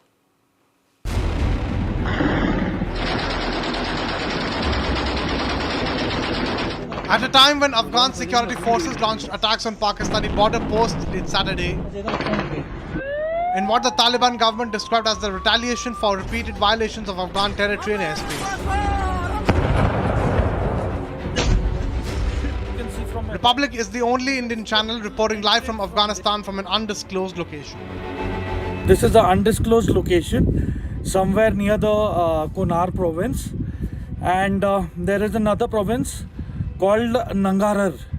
So these are making the bulge. So I am at somewhere near a province called Kunar, and as you can see, this is a area which is adjoining the Pakistan's Gilgit-Baltistan area, and a huge number of Taliban fighters have started their infiltration from the Kunar province. And as you can see from my right, you can see a little entrant from there. So that is one of the locations where there has been a lot of activity and entering into the forested areas beyond this ridge into Gilgit-Baltistan. And one of the major reasons why this area has been selected by the Taliban to ramp up their operations is because of its mountainous features. There is also vegetation onto the other side of the ridge, which accommodates to getting cover. So basically what has happened is there is a bulge which is from Nangarhar and to the Kunar province. So this bulge is actually giving the advantage to Taliban for attacking the Pakistani posts, and they are at a vantage point, so they have advantage for infiltration and spreading their resources and attack in the Kunar province. So if we tactically see, the Kunar province is adjoining POK, that is Pakistan occupied Kashmir, and with the unrest which has been taking place in Gilgit-Baltistan, so it is imperative that there can be some connection between the freedom fighters in Gilgit-Baltistan and the Taliban fighters. So it is a matter of great concern that if this conflict increases, it is going to cause a lot of ramifications, a lot of geopolitical issues. And one of the main issues that the Taliban has been facing is most of their posts are made up of shelters. So these shelters are basically fiber reinforced plastic and metal sheets. So most of them have been destroyed by the Pakistan forces, and whereas the Pakistan posts are concerned, they are fortified, they are cemented, but they are isolated. That is the advantage that the Taliban is taking and doing the infiltration surrounding these posts. And since last 3 days, they have inflicted a lot of casualties and have destroyed a large part of these posts, which are now rendered unserviceable and cannot be guarded or occupied by the Pakistan forces. So this is the situation which is unfolding in the northwest border of the Taliban and the Pakistan forces, which has been taking place. Yes, the Taliban is on the back foot at few locations, at Helmand and few more provinces, where Pakistanis are using night vision thermal enabled drones for attacking Taliban, who are trying to tactically place their positions to counter and to surround the hostile Pakistan forces. And as far as the HEPTA incursions are concerned, they are regular and they increase with the frequency after 8 in the evening. So it is imperative that the attack HEPTAs and the drones that the Pakistan forces are using are enabled with night fighting capability and high caliber weapons. And at the moment, the Taliban has the firepower, but they do not have anti-aircraft weapon systems. So probably that is what is holding them back. But at night, they avoid moving right now at the moment. They prefer moving during day, because at night it is really becoming difficult for the Taliban to move in towards the Konar border and expand its operation into Pakistan-occupied Kashmir. This is Major Samar signing off from an undisclosed location near Konar. 58 Pakistani soldiers and 9 Afghan soldiers were killed in the overnight fighting between the two sides along the shared border.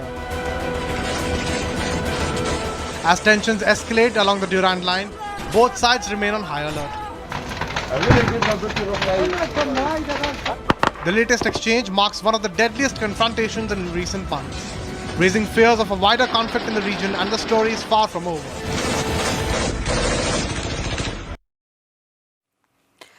And heavy clashes have erupted along the Afghanistan-Pakistan border, the Durand line, following an escalation that triggered claimed Pakistani airstrikes on Kabul and a civilian market in Paktika, which the Afghan Taliban government condemned as a violation of its sovereignty.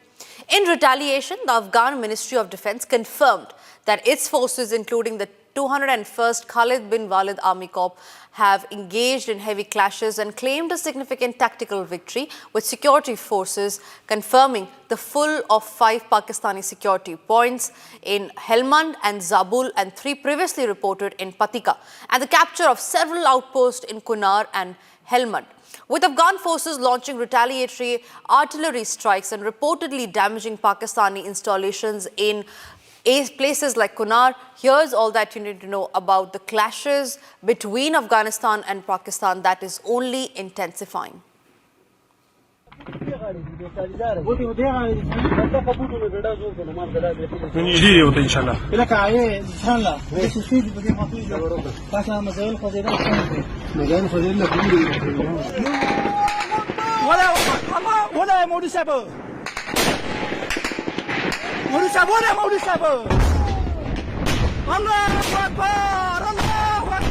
यहाँ पे लगभग 15 feet तक गहरा गड्ढा हो चुका है।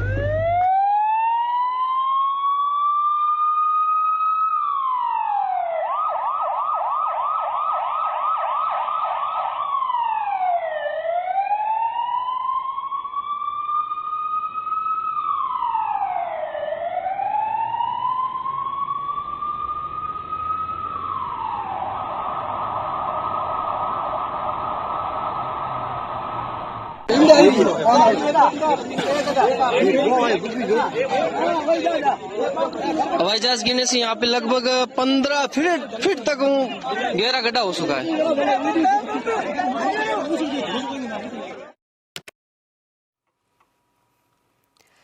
After 30 years of tourist trips, a famed pirate ship based on Christopher Columbus vessel has sunk off the coast in Mexico. Now, the iconic ship, which